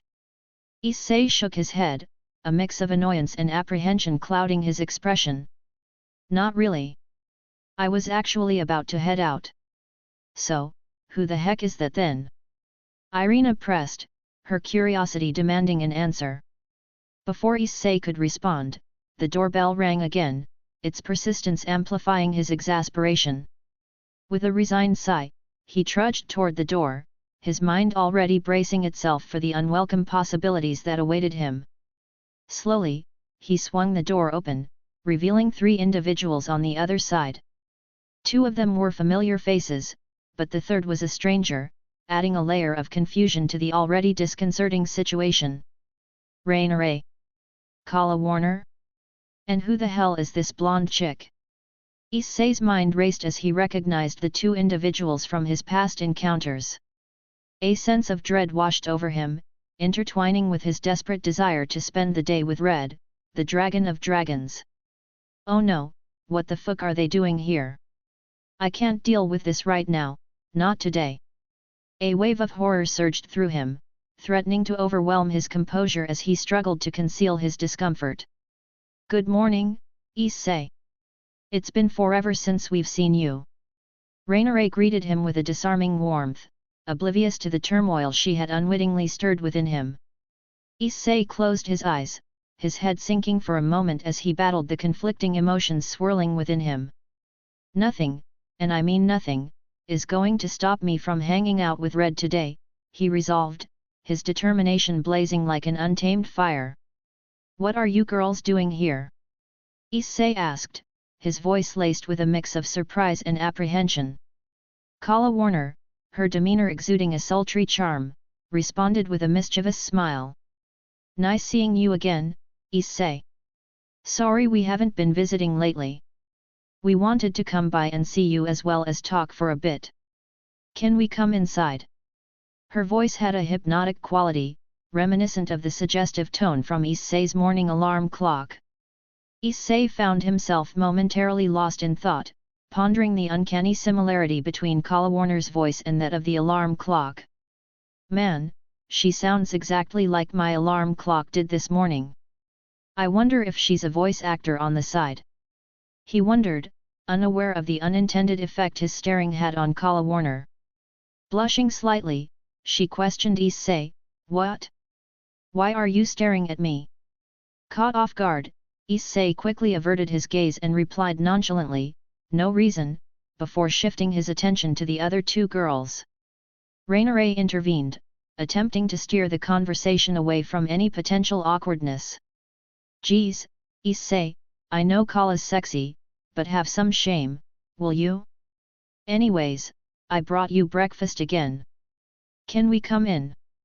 She sought to regain his attention with a peace offering. You did? Sure, I guess. Come in, Issei agreed, motioning for Rainiere, Kala Warner, and the mysterious blonde girl to enter. Zenobia and Irina, initially taken aback by their unexpected arrival, maintained their composure as they took their seats on the couch. Sensing the gravity of the situation, both girls adopted a serious demeanor, anticipating that this visit likely had a deeper purpose. Issei positioned himself between Irina and Zenobia, gesturing for the three fallen angels to occupy the other couch. Rainiere, making an effort to be civil, placed an assortment of food on the coffee table.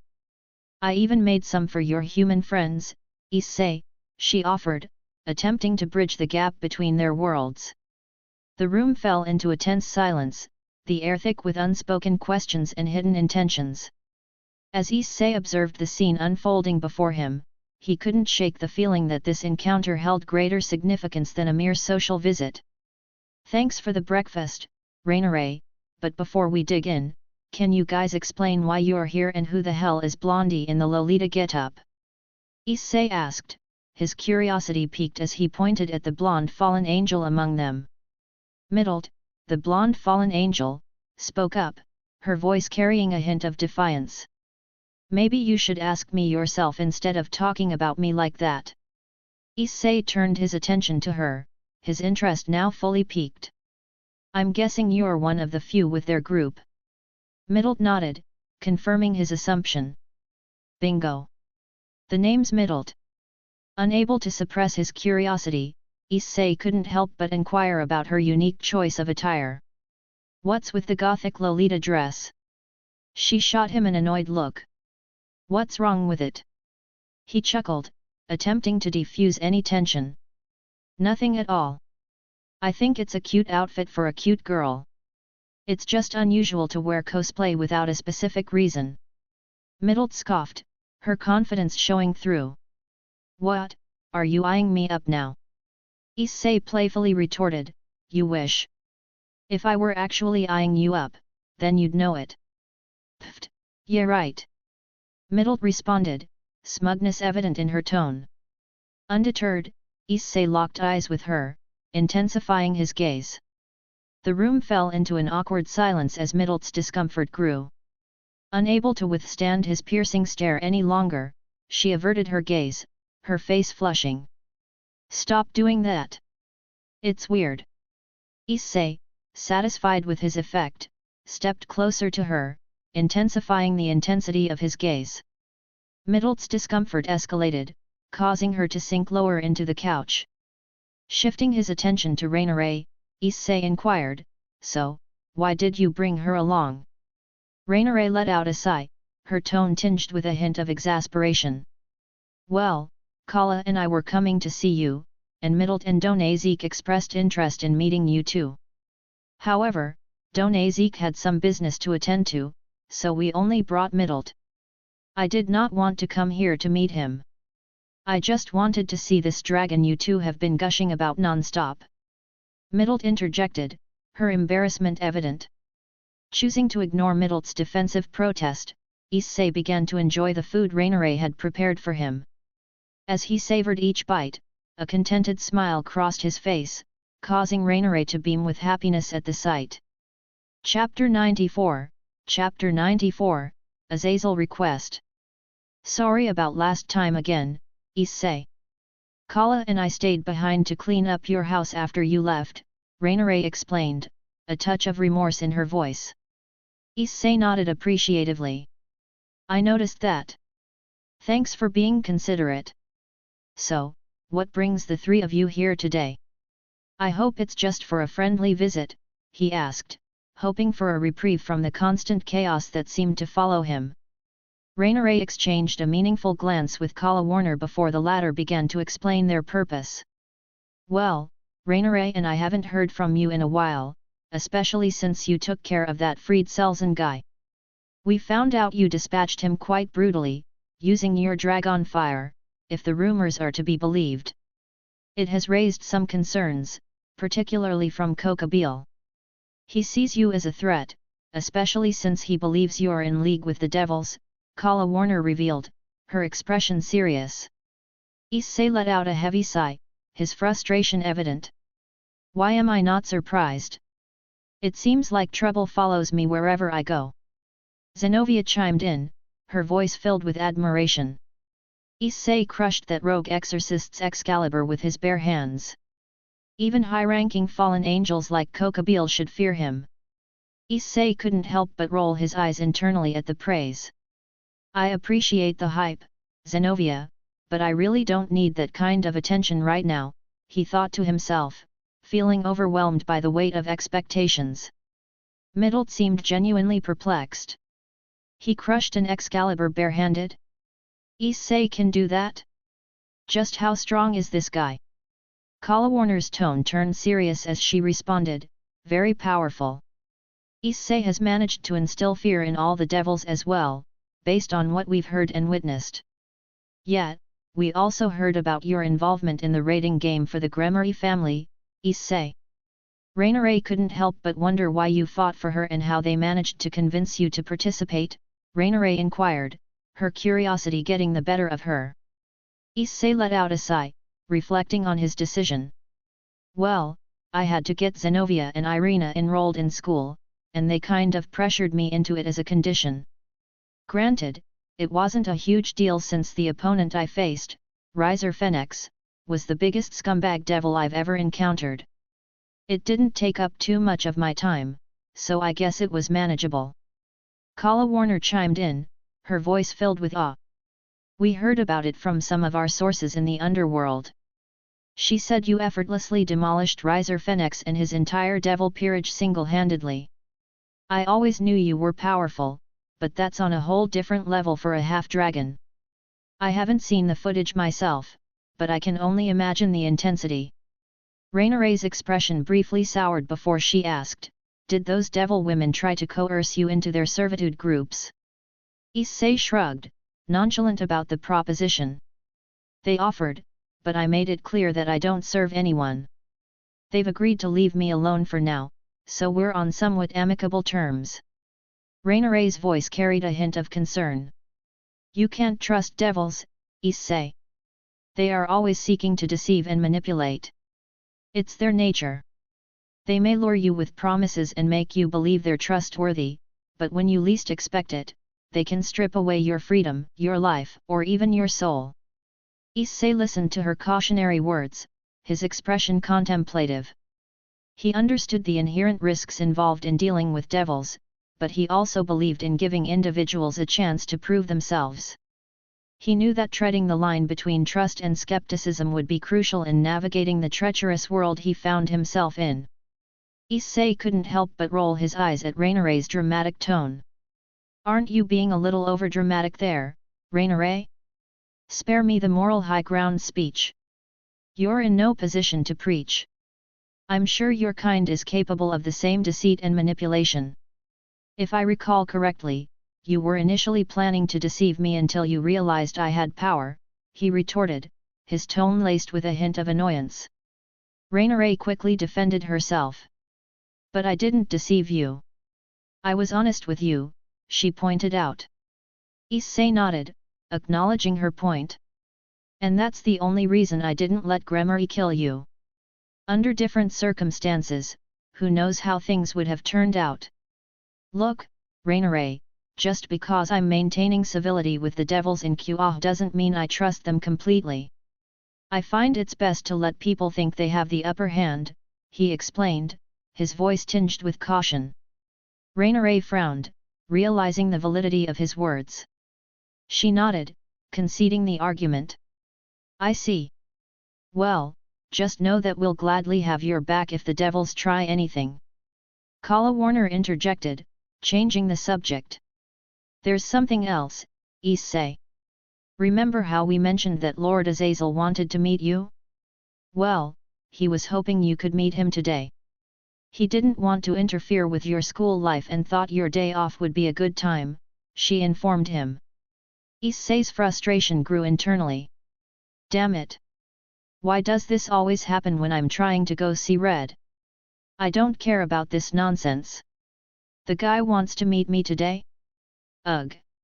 He groaned inwardly, feeling exasperated. He sighed, his uneasiness evident. How long would it take? I kind of had plans today. Issei trailed off, hoping for a brief meeting. Warner reassured him. Not long, Issei. Just a few minutes would suffice. Lord Azazel was hoping you could come to meet him, but if you're busy, we can arrange for him to be summoned here instead, she suggested, trying to accommodate his schedule. Issei weighed his options, considering the importance of meeting with Lord Azazel and the impact it might have on his journey. Reluctantly, he made a decision. Chapter 95, Azazel Apartment. Issei's mind raced with worry as he contemplated the consequences of allowing another super angel into his house. The mere thought of feathers scattered everywhere filled him with horror. Oh no! I'm not letting another super angel into my damn house. The feathers would get everywhere, he thought, horrified at the potential mess. I'll just go meet him then, but this better be brief. I seriously have stuff to do today, Issei sighed, his frustration evident. Curiosity got the better of Rainare as she inquired, what exactly do you have to do, Issei? Issei hesitated for a moment, weighing his options. He finally responded, his voice tinged with reservation, it's a personal matter, something I'd rather not discuss with the rest of you. Rainare's expression softened, understanding that there were certain aspects of Issei's life that he preferred to keep private. Oh! I see, she trailed off, respecting his boundaries. Irina chimed in, sensing the tension in the air. I guess we should just stay here today then. She suggested, seeking confirmation from Issei. Issei nodded, grateful for Irina's understanding. Yeah, you two stay here and try not to get into any trouble. I'll be back later tonight, he assured them, his protective instincts kicking in. Be careful, Issei, Irina said softly, a hint of concern in her voice. He could sense that she wanted to voice her worries about the dangers associated with meeting the fallen angel leader, but she wisely chose to keep them to herself. Issei took a deep breath, preparing himself for the upcoming meeting. So, where exactly is your leader located? He asked, trying to gather as much information as possible. Warner, middled, and Rainare surrounded Issei, channeling a bit of magic. Rainare replied promptly, we'll teleport you there. It's just an apartment on the other side of Kuoh. Issei's response was half-hearted as he reluctantly agreed, okay. He allowed them to proceed with the teleportation, aware that he had little choice in the matter. Within moments, the three fallen angels and Issei vanished from his living room, leaving behind an empty space filled with a mixture of anticipation and concern. Irina couldn't shake off her concerns as she shook her head in worry. I don't like this. How can we trust that they won't try to harm him once he arrives there? She voiced her apprehension, her protective instincts kicking in. Zenobia, ever the pragmatic one, chimed in with her perspective. Issei will be okay. I understand your worries about his safety, but he didn't show a single shred of fear or concern. Even if trouble arises, he's proven time and again that he can handle himself, she reassured, her confidence in Issei evident. But Zenobia, he's meeting the leader of the fallen angels right now. Irina protested, unable to shake off her anxiety. Zenobia shrugged, maintaining her calm demeanor. Well, he does have Gabriel Sama's blessing, if nothing else. God will watch over him, she stated, emphasizing their faith in divine protection. Irina's eyes lit up with a newfound idea. You're right. We should pray for his safety, she suggested, hoping that their prayers would provide an extra layer of protection for Issei. Zenovia's expression turned thoughtful as a realization struck her. I just thought of something, Irina. Remember that letter mentioning devils spying on Issei's house? Do you think they might have noticed the fallen angel's arrival just now? She pondered, her concern deepening. Irina's eyes widened, realizing the potential consequences. That could be a problem. She trailed off, her mind racing with the implications of the devils discovering the presence of the fallen angels. Azazel's apartment. As the teleportation completed, Issei found himself standing in a tastefully furnished apartment. His curiosity piqued as he scanned the surroundings, taking in the pleasant ambience. Kuoh wasted no time in announcing their arrival. Lord Azazel, we have brought Issei as requested, she declared, a touch of formality in her voice. Issei kept his composure, his expression neutral, as his gaze fell upon a man with striking two-tone hair. The majority of his hair was black, but he sported golden bangs and a dark goatee to complement it. His violet eyes held a sense of wisdom and authority.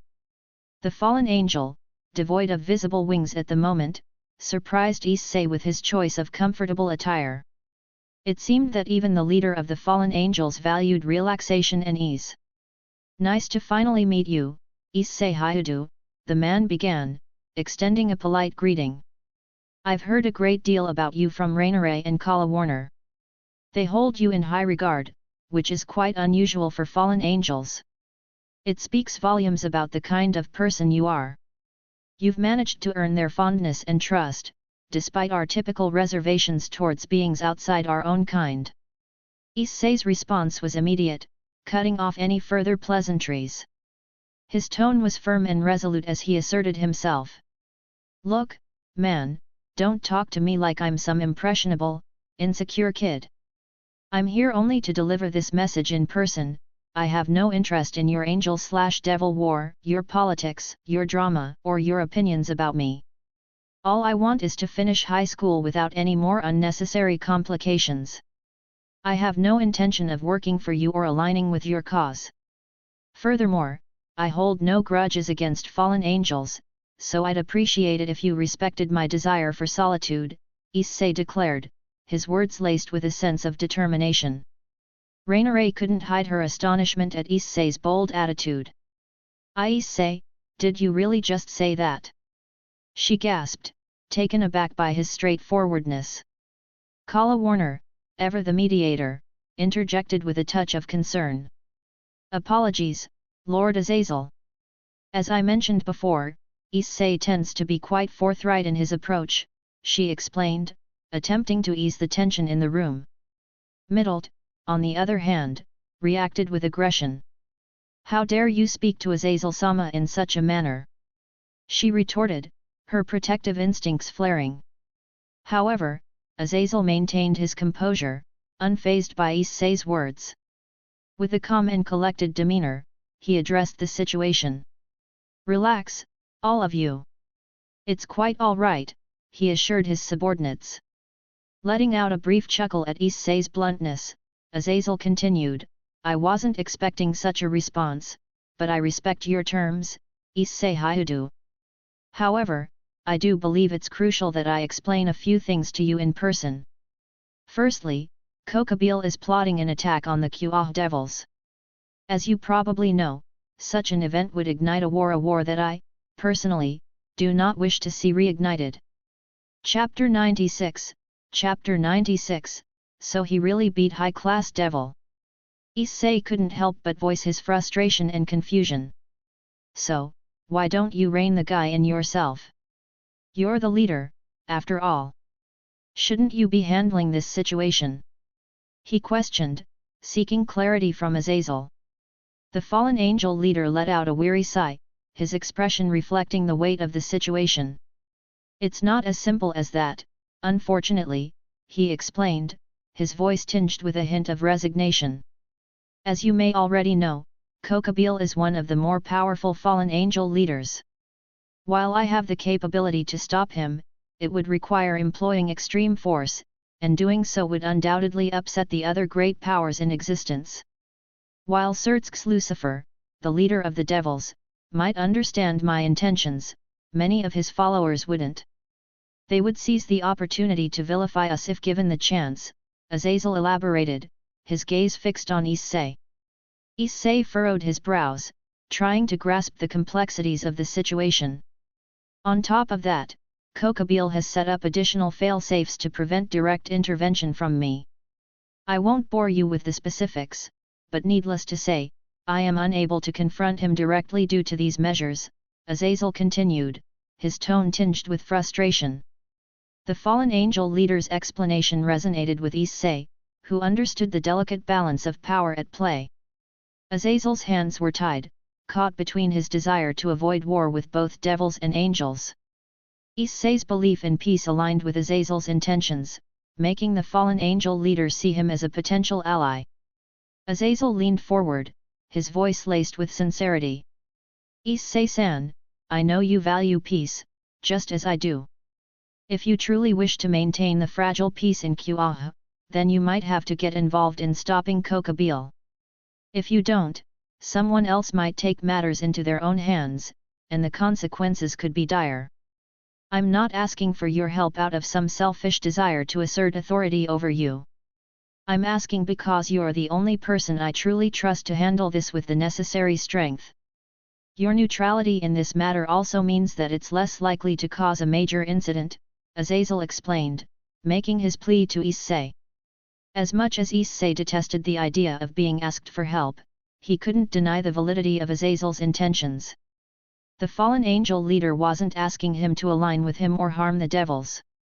Instead, he was emphasizing the urgency of the situation and the potential consequences if Kokabeel's plans were left unchecked. Issei realized that if he wanted to protect the peace in Kuoh, he might have to step up and confront Kokabeel, knowing that he possessed the strength to face the fallen angel leader. Issei pondered Azazel's reasoning, finding some merit in his words. The fallen angel leader's desire to avoid war seemed genuine, despite the inherent conflict between their factions. This guy seems somewhat legit in his reasoning here.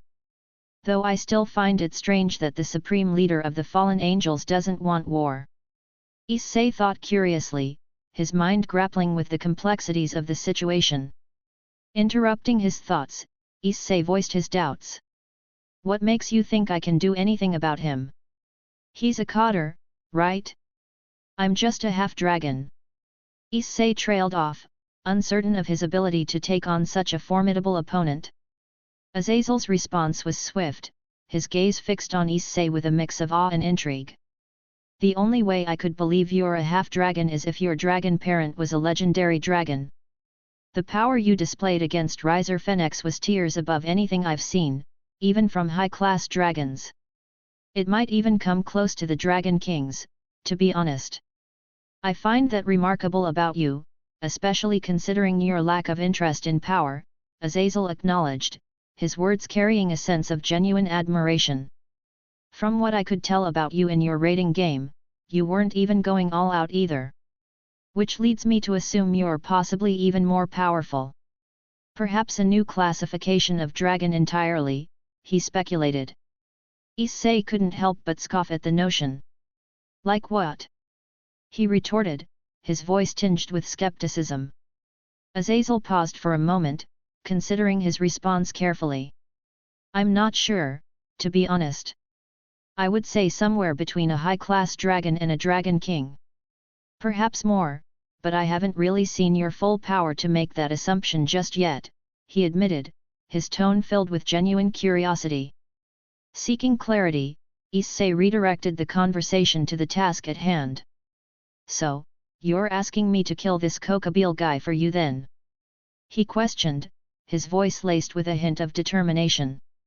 Azazel shook his head, clarifying his intentions. Preferably, I don't want him killed. We fallen angels are the least populous of the three major factions. We can't really afford to throw away lives over nothing. Kokabeel would be captured and brought back to our headquarters, where we would keep him under control, he explained, emphasizing his desire for a resolution that didn't involve unnecessary bloodshed. Issei rolled his eyes in exasperation, his rebellious nature shining through.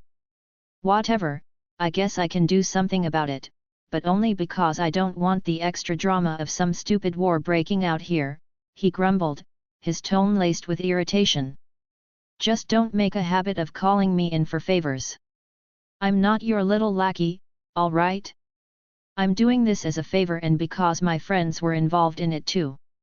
That's it, Issei asserted, asserting his independence and setting clear boundaries. Azazel nodded approvingly, acknowledging Issei's terms. Of course, Issei-haired. I greatly appreciate your willingness to help in this matter, he responded, showing respect for Issei's decision. As the conversation continued, the fallen angel girls expressed their disbelief at Issei's remarkable feat. Middle couldn't contain her astonishment, remarking, so wait, he actually did beat a high-class devil's entire peerage by himself? I thought you were just exaggerating, Rainiere. Chapter 97, Chapter 97, Video. Rainiere, having been the bearer of the news, defended her account. Hey, that's just what we heard. Azazel-sama and Pinmu-sama both confirmed it was true, she countered, standing by the accuracy of her information. Azazel chimed in, adding further confirmation to Issei's incredible achievement. It's not an exaggeration. Pinmu was the one who showed the video to me initially. I don't think any of you have actually seen it yet, right? He asked, directing his question to the fallen angel girls. Kala Warner responded on behalf of the group, providing a brief explanation. We heard about it, but we didn't actually get to watch it, she admitted, curiosity evident in her tone. Azazel's eyes sparkled mischievously as he revealed his surprise. Well, you're all in for a treat. I just so happened to have it recorded, he chuckled, hinting at the spectacle they were about to witness. Issei looked on with curiosity as Azazel reached for a remote and turned on the television. After a moment of searching and scrolling, the fallen angel leader found the desired channel. With a playful grin, Azazel turned to Issei and said, "All right, here we go, you'll love this." Over the next few minutes, the fallen angel girls all gawked and gasped at Issei's effortless success against Riser's peerage. Rainiere couldn't help but voice her displeasure at the part involving Swollen, but Issei paid it no mind as he watched himself on the TV. Issei cringed as he watched himself on the television screen. God, this is so awkward, my hair looked bad that day, he muttered, feeling self-conscious about his appearance. The fallen angel girls were equally taken aback by the intense scenes playing out before them. Middlet and Rainiere let out surprised yelps, while Kala Warner was on the verge of shrieking as she witnessed Issei's apocalyptic red flames nearly obliterating the entire raiding game battlefield.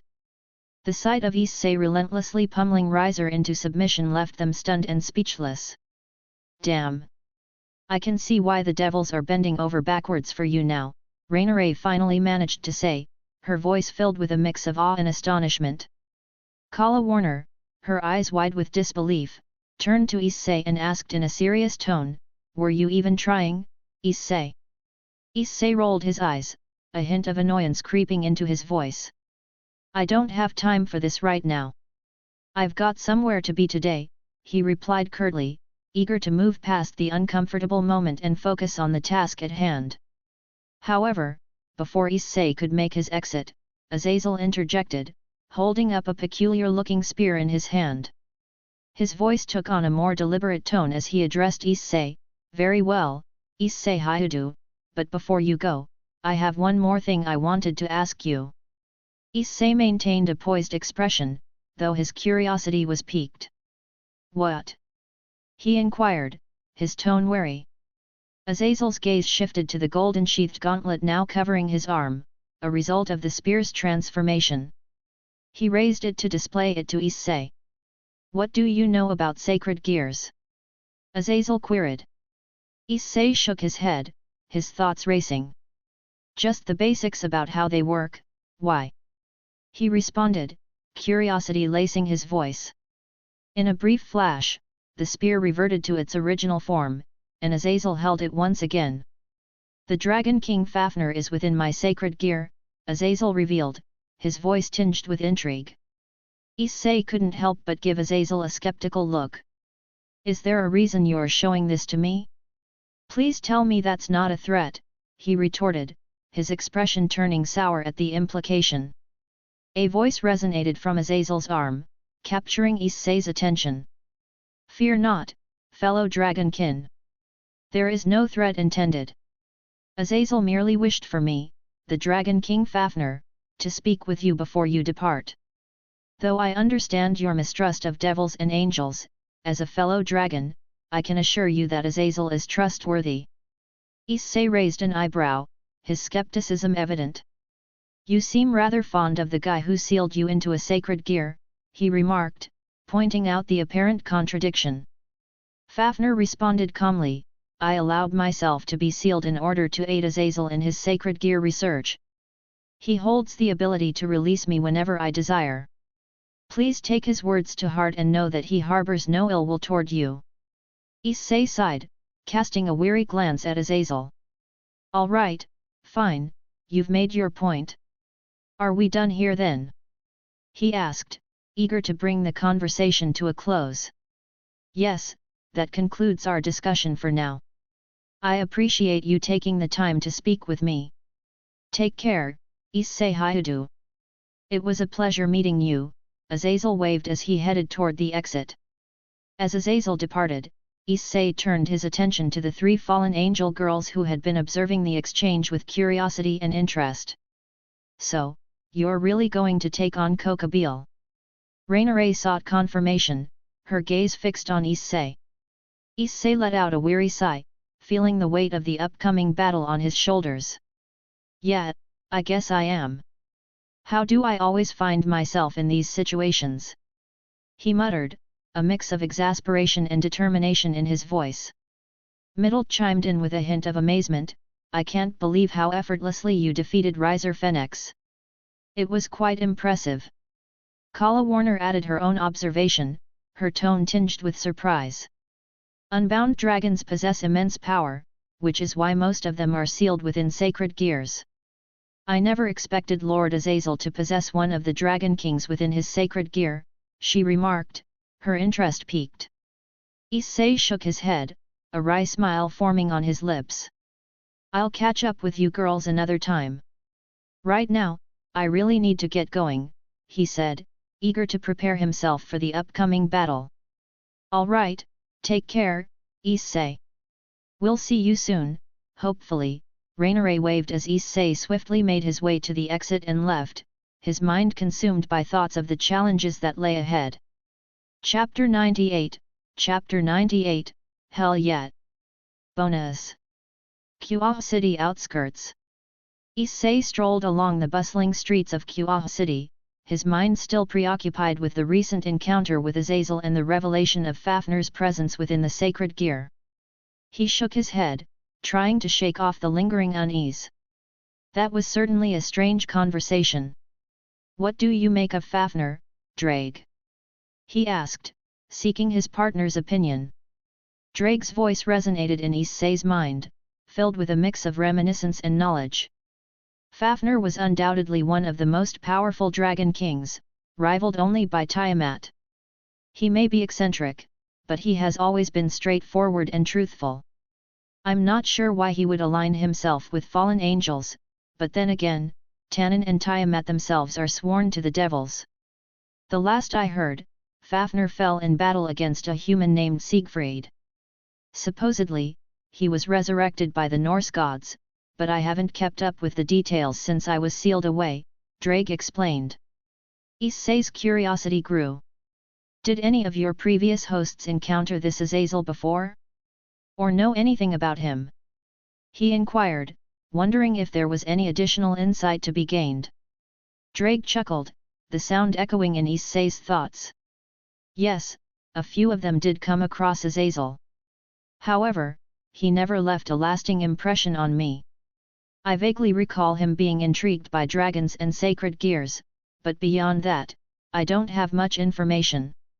I highly doubt he would be deceitful, otherwise, it would have left a stronger imprint on my memories,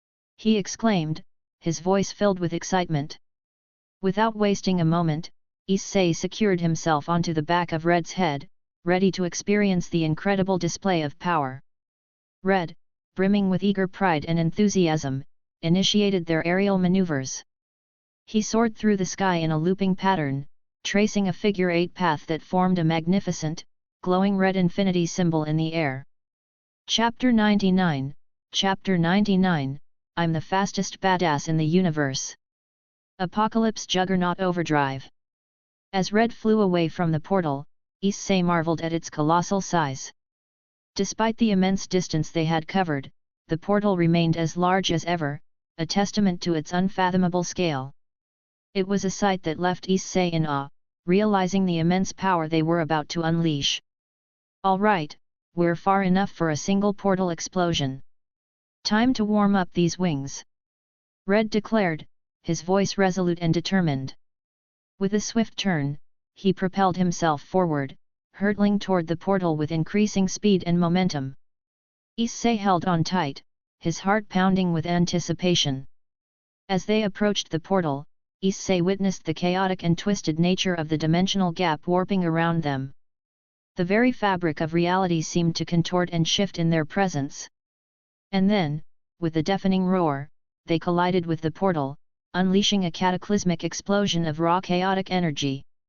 The force was overwhelming, tearing through the boundaries of dimensions as Red and Issei emerged into a new realm. The moment they entered this new dimension, it began to crumble and disintegrate under the sheer might of Red's unstoppable charge. Like a celestial missile, Red tore through time and space, reducing the dimension to nothingness. And just as swiftly as they had arrived, Issei found himself back in the familiar embrace of the dimensional gap. Now, onto the two-portal explosion! Red exclaimed, his voice resolute and unwavering. Issei held on tightly, bracing himself for the next exhilarating display of power. The anticipation surged within him as they readied themselves for the next mind-bending feat. Issei marveled at Red's incredible stunts, realizing that each additional portal exponentially amplified the power of their explosive display. The 2 and 3 portal explosions had been nothing short of exhilarating and cataclysmic, showcasing the immense capabilities of the Dragon of Dragons. Vroosh! Yet! Red's triumphant roar reverberated through the air as they completed the thrilling 3-portal warm-up. However, their lightning-fast speed led to an unexpected consequence. Caught in the aftermath of the triple explosive wave, Red's control wavered, nearly causing him to lose control of his flight. Issei's concern was evident as he addressed the situation. Red, that was a close call. How are you planning to gather enough speed to break through 4-dimensional portals? He asked, his voice filled with a mix of worry and curiosity. Red's laughter echoed, a testament to his unwavering confidence. Issei, my friend, I have a secret ability up my sleeve, one that I've been saving specifically for this moment. He revealed with a gleam in his eyes. Issei's amazement grew as he eagerly inquired, a new secret ability? What is it, Red? Red's laughter continued, his excitement palpable. I've truly outdone myself this time, Issei. It's an ability I haven't even tested yet, but I have complete faith that it will work. And I'm thrilled that you get to witness it firsthand. Issei's heart raced in anticipation of the upcoming spectacle. The thrill was unparalleled as Red flew 8 times farther away from the newly set up portals compared to the previous attempt. Once Red deemed the distance sufficient, he turned around and took a series of deep breaths, preparing himself for the monumental feat that lay ahead. Hold on as tight as you can, Issei. This is going to break all my speed records. Red exclaimed, his voice filled with determination. Issei tightened his grip on Red's massive form, bracing himself for the incredible velocity they were about to achieve. Red stretched his body out, assuming the most aerodynamic posture possible. With a surge of energy coursing through his legs and wings, he propelled himself forward at an astonishing speed. The sheer force of their acceleration left Issei breathless, and as they closed in on the open portal in the distance, Red's voice boomed with excitement. Apocalypse Overdrive! Red shouted, his declaration echoing through the dimensional gap, a testament to the immense power he was about to unleash. Issei's eyes widened in complete astonishment as he witnessed a remarkable transformation taking place. Armor materialized over Red's majestic form, reminiscent of his scale mail, amplifying his already awe-inspiring presence. As Red's power surged, time and space seemed to warp and distort, causing Issei's vision to narrow into a tunnel. In this altered state, Issei could only perceive blurs of vibrant, chaotic colors and the thunderous roar of Red's apocalypse overdrive reverberating through the dimensional gap, reminiscent of a roaring jet engine. Red's velocity had doubled, propelling them through the expanse with even greater speed and force than before. 4 Portal Explosion Stunt. Red's mighty roar shattered the air as they crashed into the portal, unleashing a cataclysmic fusion of power. The ensuing moments were a symphony of adrenaline and apocalyptic might, an experience that left Issei in a state of euphoria. One after another, they traversed all 4-dimensional portals, obliterating the very fabric of those dimensions in a breathtaking display of destruction. The echoes of their power surged through the dimensional gap like a tidal wave of apocalyptic energy.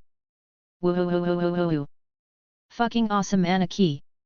Issei couldn't contain his excitement, his voice resounding with exhilaration. Did you see that shit? Did you see it? Red's fiery enthusiasm matched Issei's fervor. Hell yeah, I did. Issei replied, his voice filled with exhilaration. Red's laughter resonated with hearty joy. Apocalypse Overdrive was only the beginning, Issei. What? Issei exclaimed, shocked by the revelation.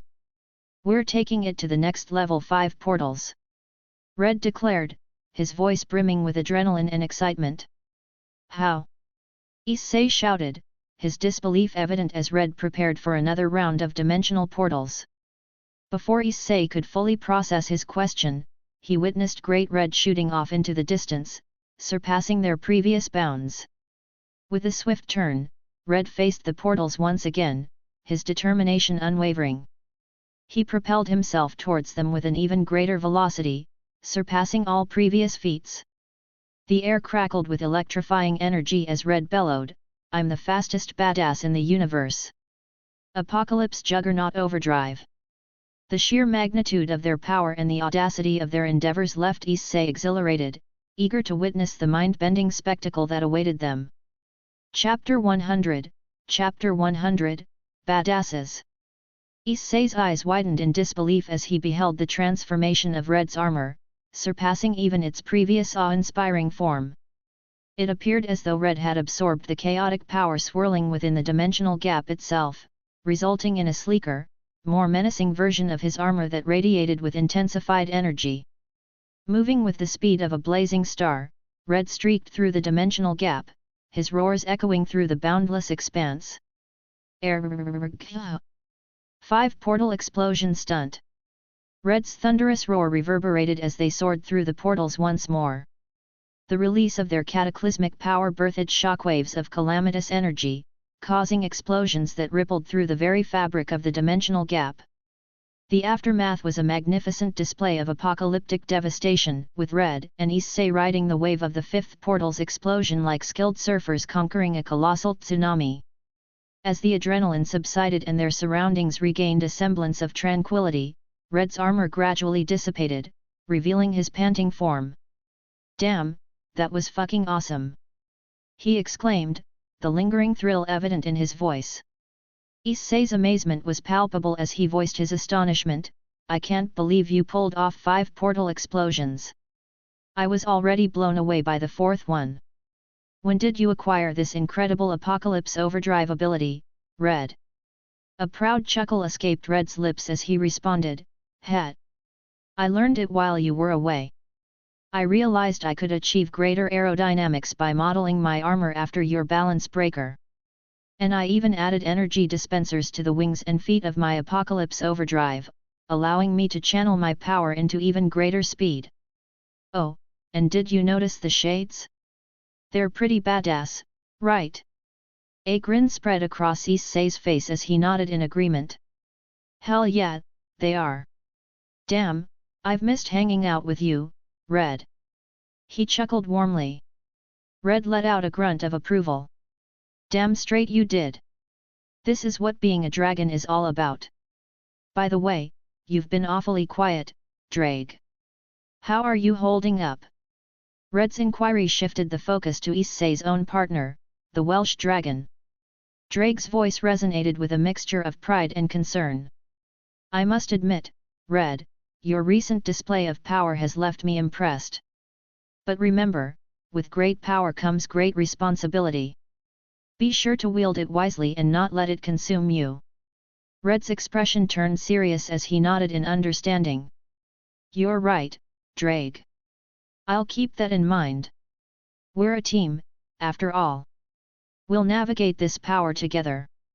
Issei's heart swelled with gratitude for the bond he shared with Red and Ddraig, realizing that their extraordinary abilities were not just about raw power, but also about the responsibility and support they offered one another.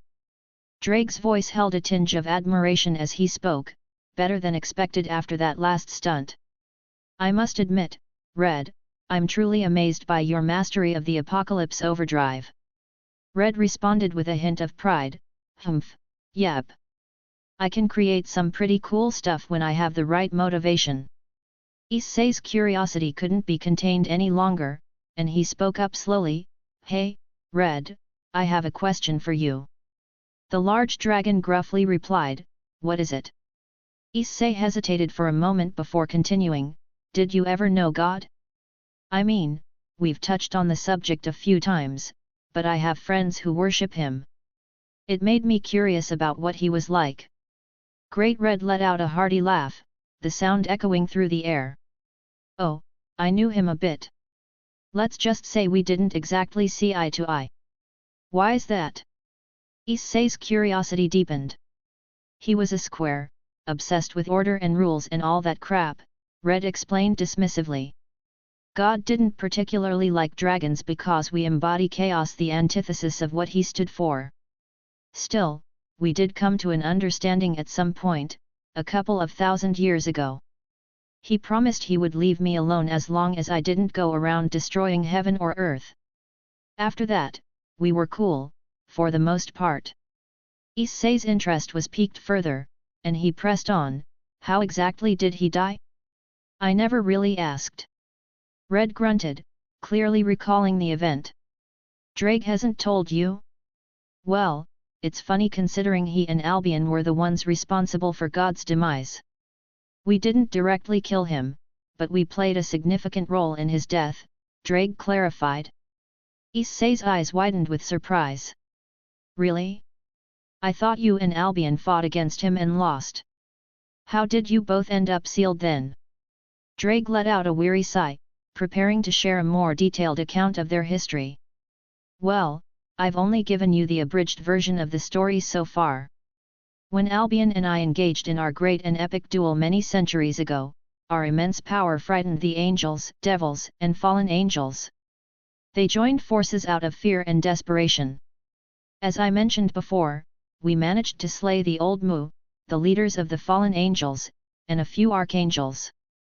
Working together, we were unstoppable, and none of them could stand against us.